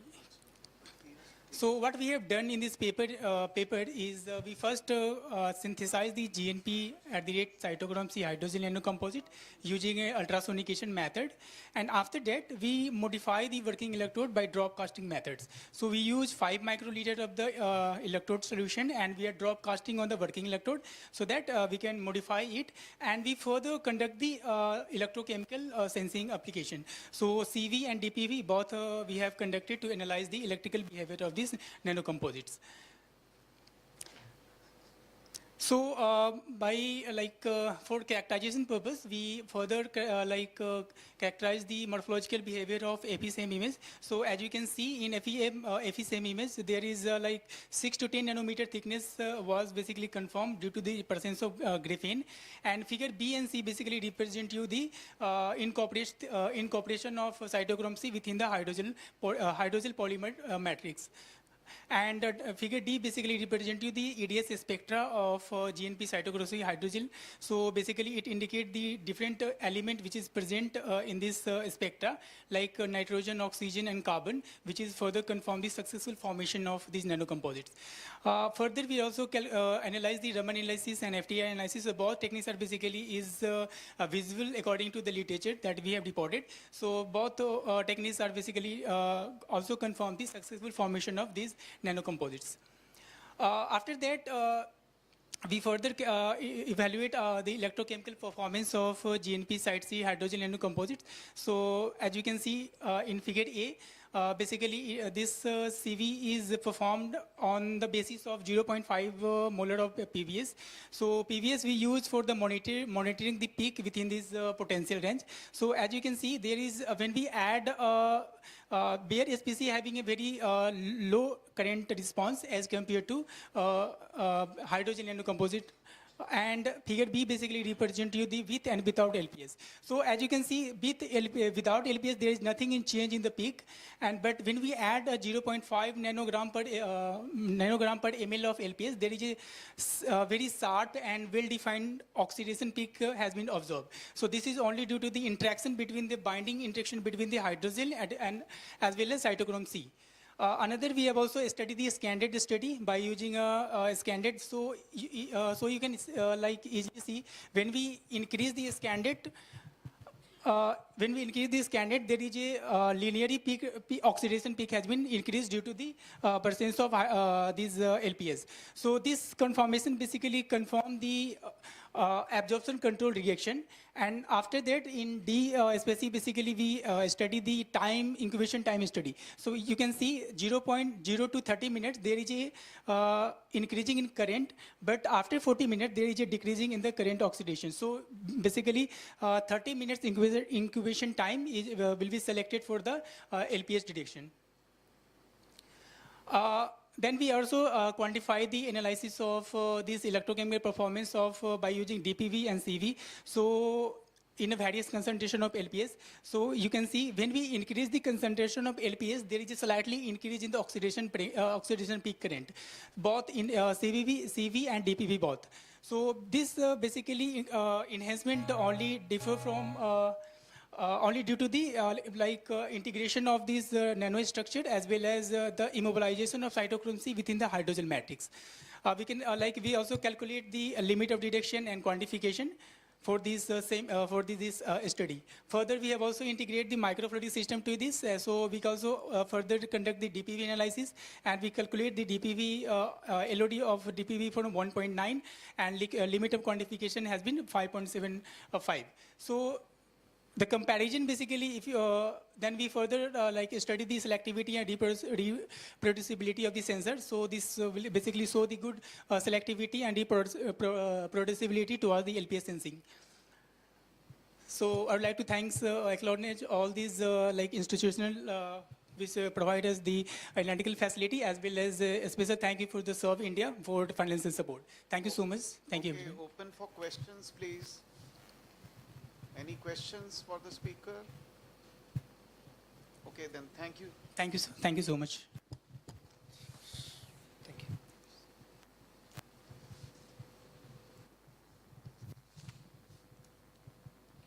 Okay, our next speaker is Dr. Sri Lakshmi CC, CNO, CMS, PANI, ZNO, composite flexible piezo tribo nano generators.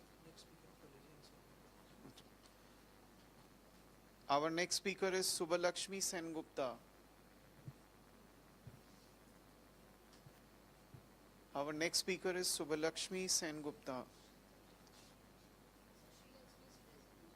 Shri Lakshmi is present. Okay, okay. So our next speaker is Sri Lakshmi CC from Amal Jyoti College of Engineering, Kottayam.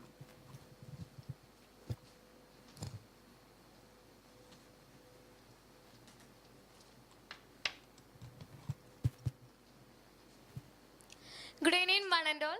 Today I am here to present about my topic CNO CMS PANI Sedano Composite for Flexible Piezo Tribo Nano Generators. Myself Sri Lakshmi CC, UG Scholar from Avalajodi College of Engineering, Kerala. These are my contents of my presentation. Energy crisis is a series of limitations to energy supply. So, as we all know, population increasing day by day. Simultaneously, the energy demand increasing exponentially. So, our project is focused on to the solution to this problem. So, we are developing a sustainable energy sources. Introduction.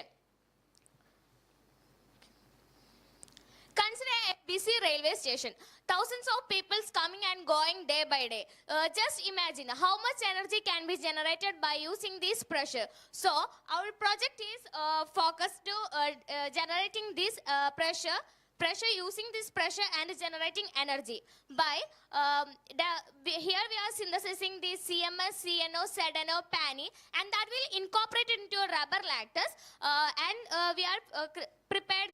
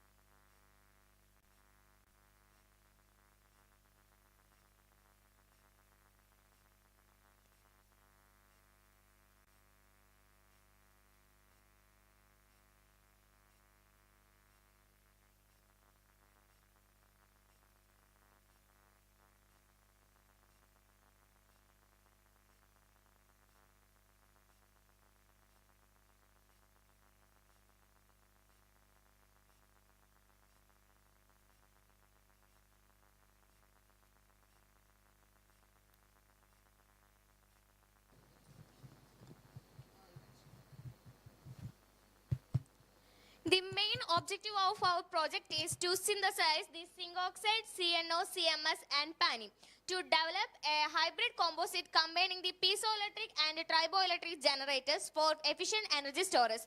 The main principle behind our project is piezo and triboelectric effect to reduce the fossil fuel usage.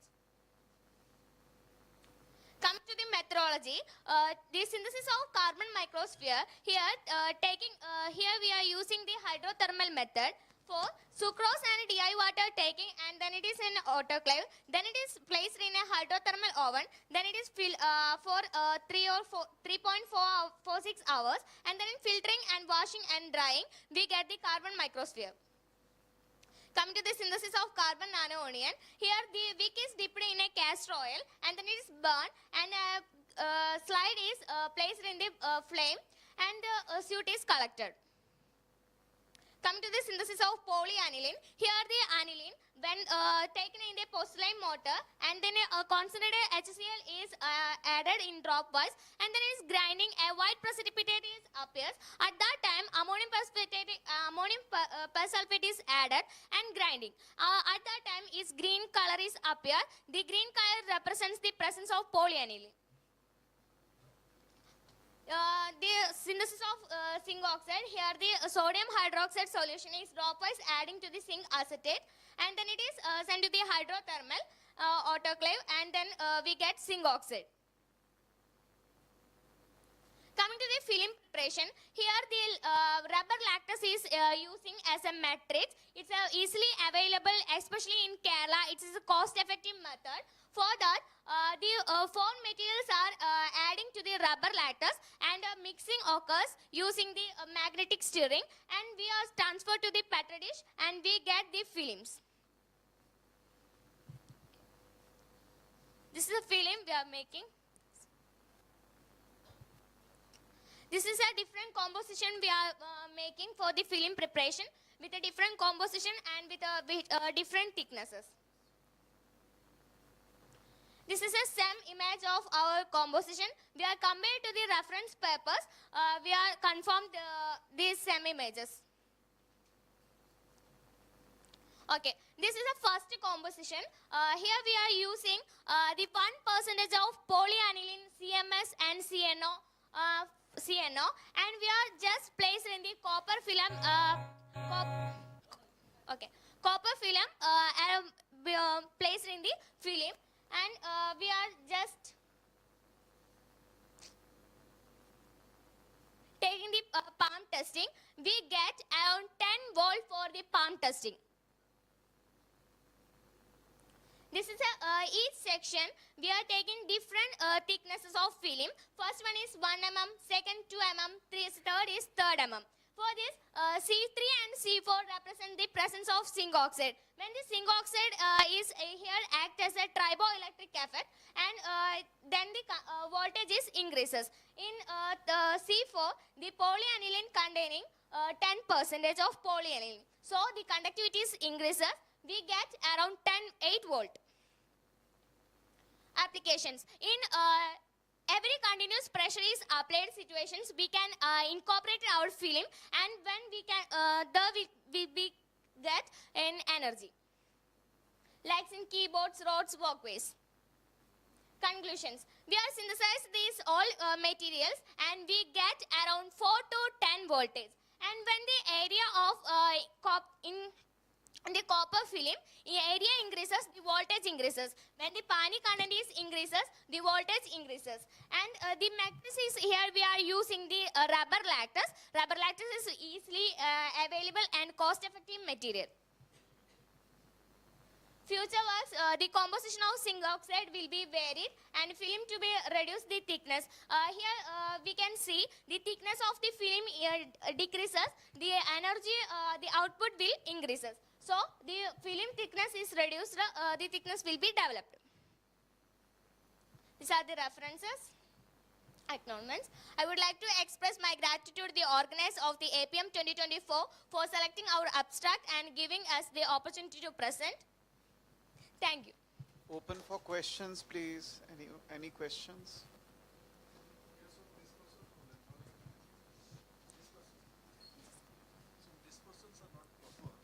This is the first film. It is a trial, and the posts are they are created by increase the RPM. So now here we are preparing the different films with decreasing the RPM. Then we can get a perfect one.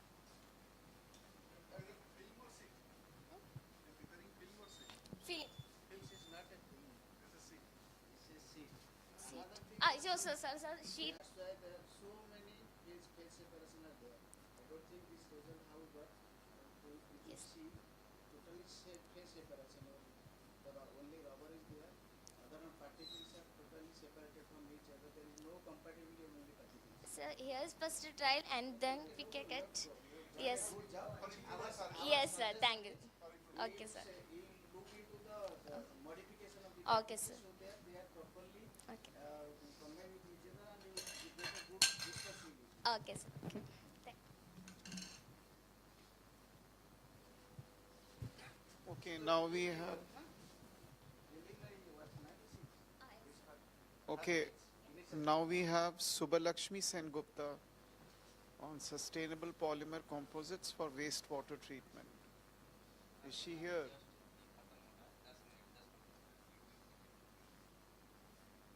The next ones. Haka Desai, application of 3D printing in 3D printing in wastewater treatment.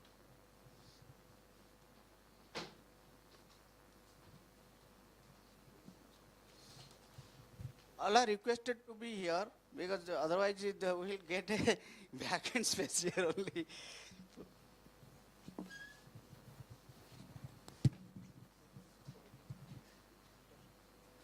Next one, please. Pointer will not work. Pointer will not work. For next slide. Because it's already.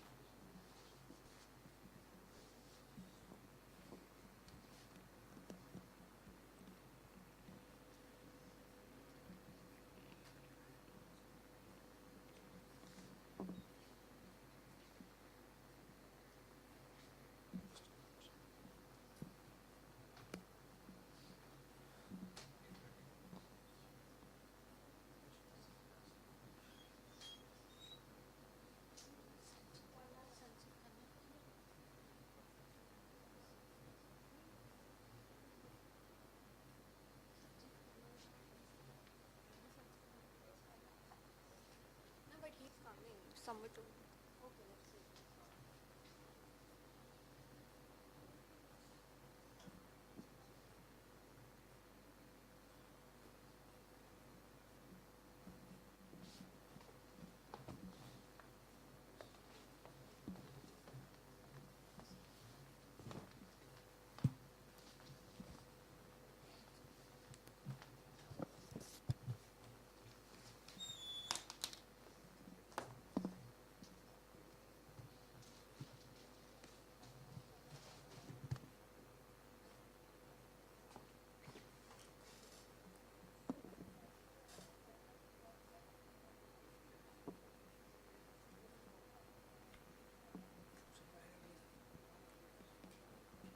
Sir, we can move on to the next one, and after some time we will do a Okay, then we have our last participant, Sanchit Khanna, who's to speak on biodegradable materials for packaging applications. Sanchit Khanna. Sir Is he Akshay here? Das.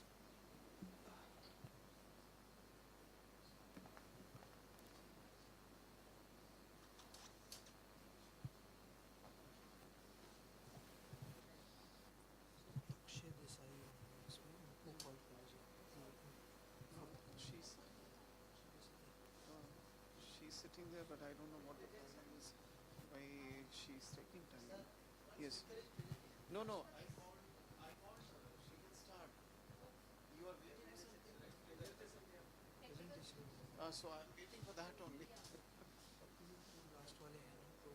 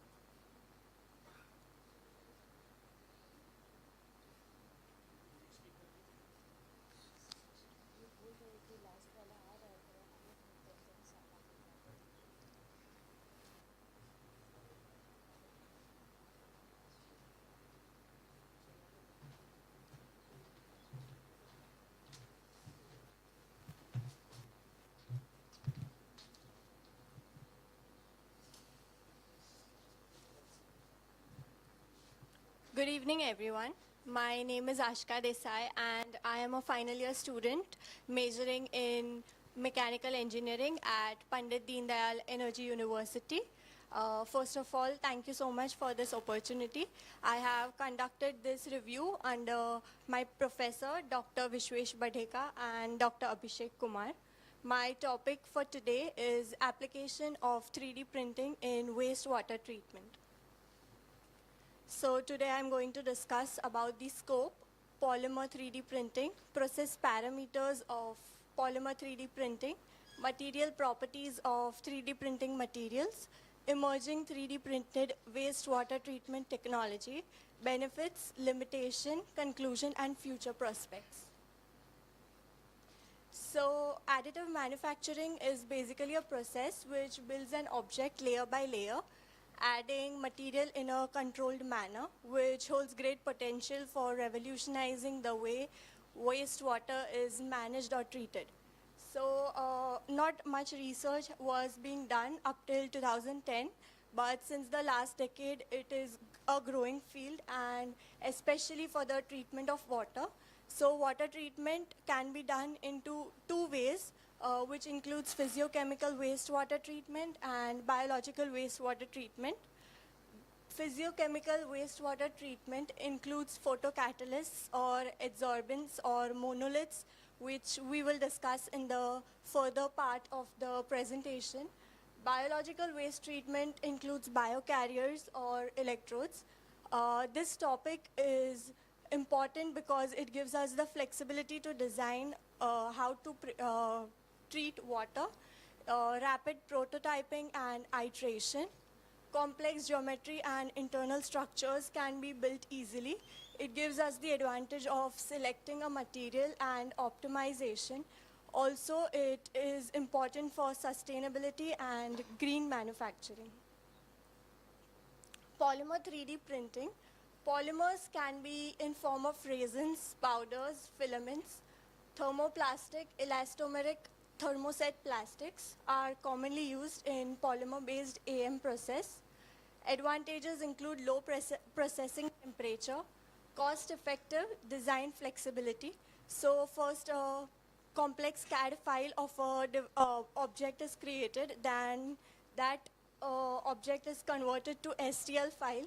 Then the STL file is sliced with the help of a software, and then the printing process begins.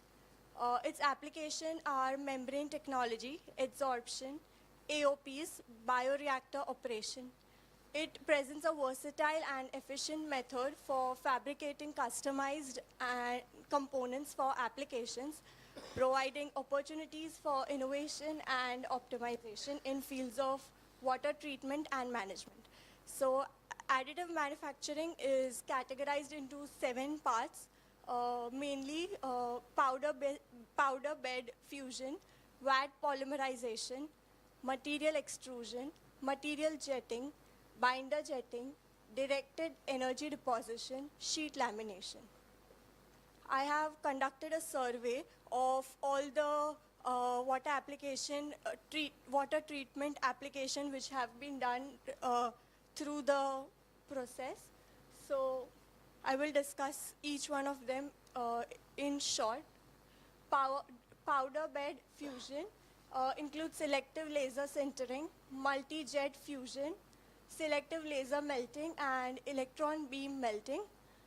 Binder jetting is basically selective deposition of binding agent from inkjet printing head onto powder bed of bond layers of material. Directed energy deposition, laser engineered net shaping, electron beam additive manufacture, material jetting, multi-jet modeling, polyjet modeling, drop on demand, which is dispersion of viscous liquids under UV light to create wax-like parts. It provides material extrusion includes fuse deposition modeling, which is selection deposition of melted material through a heated nozzle and predetermined path for solidification. sheet lamination, laminated object manufacturing, ultrasonic manufacturing, selective deposition lamination. VAT polymerization includes stereolithography apparatus, digital light processing, continuous interface production, two-photon polymerization. Among these, only the top two are useful for wastewater application, which can be, SLA can be used for micro robots used in AOPs, and spacer used in membrane filtration, or monolith used in adsorption. So process parameters of polymer 3D printing play a very important role in ensuring the effectiveness of printing process and the quality of printed parts. It can be either geometry based, process based, and structural based. Geometry based includes the nozzle size, filament size. Process based includes melting temperature, bed heat, printing speed. Structural based includes layer thickness, infill geometry, infill density, number of layers, raster angle, raster gap, and raster width. Below I have shown the representation. I have attached the pictures of representation of what does each term mean. So influence of these parameters in the context of wastewater treatment. Powder bed fusion, for powder bed the parameters are powder bed temperature, printing speed, laser power, laser scan count, hatch space, and energy density.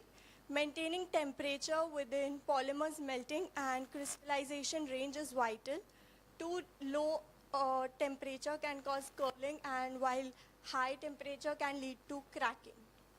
For material jetting, the factors influencing are build orientation, layer thickness, polymer type, temperature, UV intensity, and exposure time.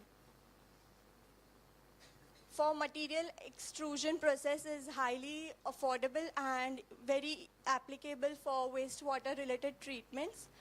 Critical parameters are bed and nozzle temperatures, diameter, infill density, layer thickness, speed, and raster angle. For VAT polymerization, it requires a control of scanning speed, layer thickness, UV density, and exposure time. It is also applicable in membrane filtration. So material properties of 3D printed materials. So the material should have a high mechanical properties, which is crucial for wastewater treatment. Weak tensile properties due to poor interlayer bonding limit the applications. Surface wettability for treatment compatibility. Super hydrophobicity or super oleophobicity enhance oil-water separation. Surface modification methods like chemical etching optimize separation performance. Also, the material should be biocompatible in filtration devices. Membranes and spacers, why there is need for effective oil-water separation, because the older conventional methods like TIPS or vapor-induced separation have drawbacks such as solvent consumption and waste generation. So advantages of additive manufacturing in membrane fabrication allows flexible design and freedom in 3D.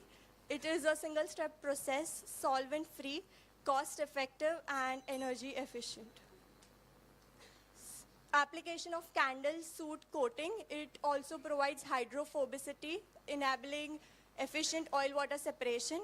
Coating on 3D printed membranes improve mechanical and chemical stability, switchable wettability, and high separation efficiency. So these are the examples of how the membrane should be.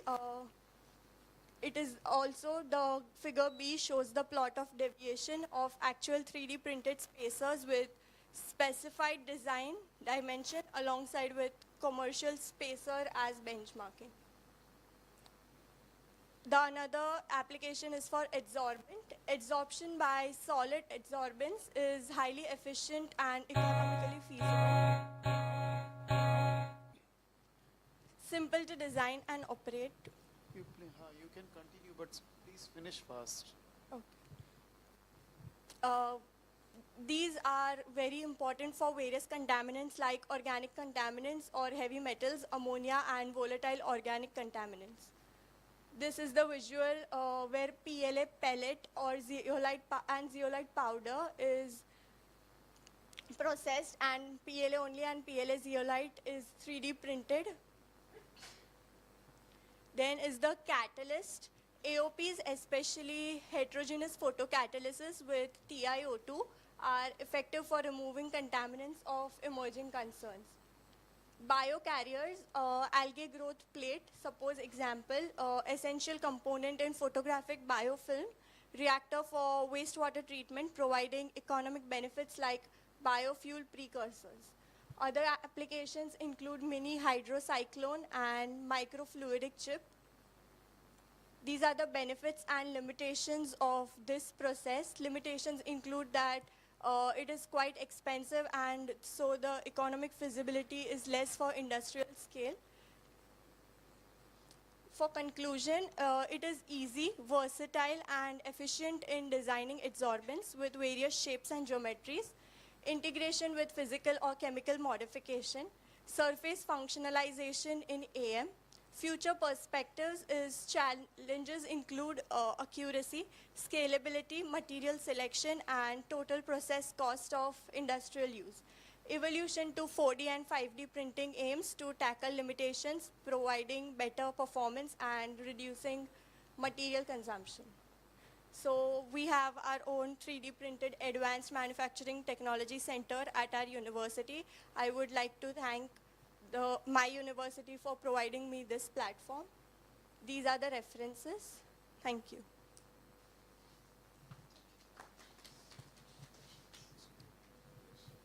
Okay, I thank all the speakers, and we conclude our evening session here for today.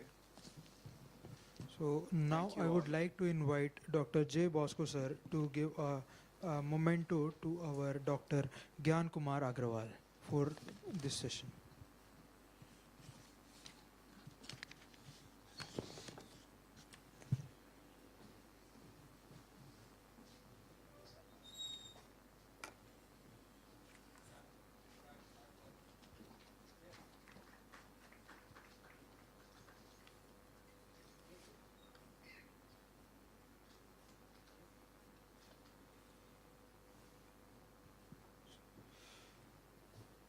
So as we approach the conclusion of this remarkable session on smart materials, we would like to take a moment to express my sincere gratitude to all of you who have made this session such a success.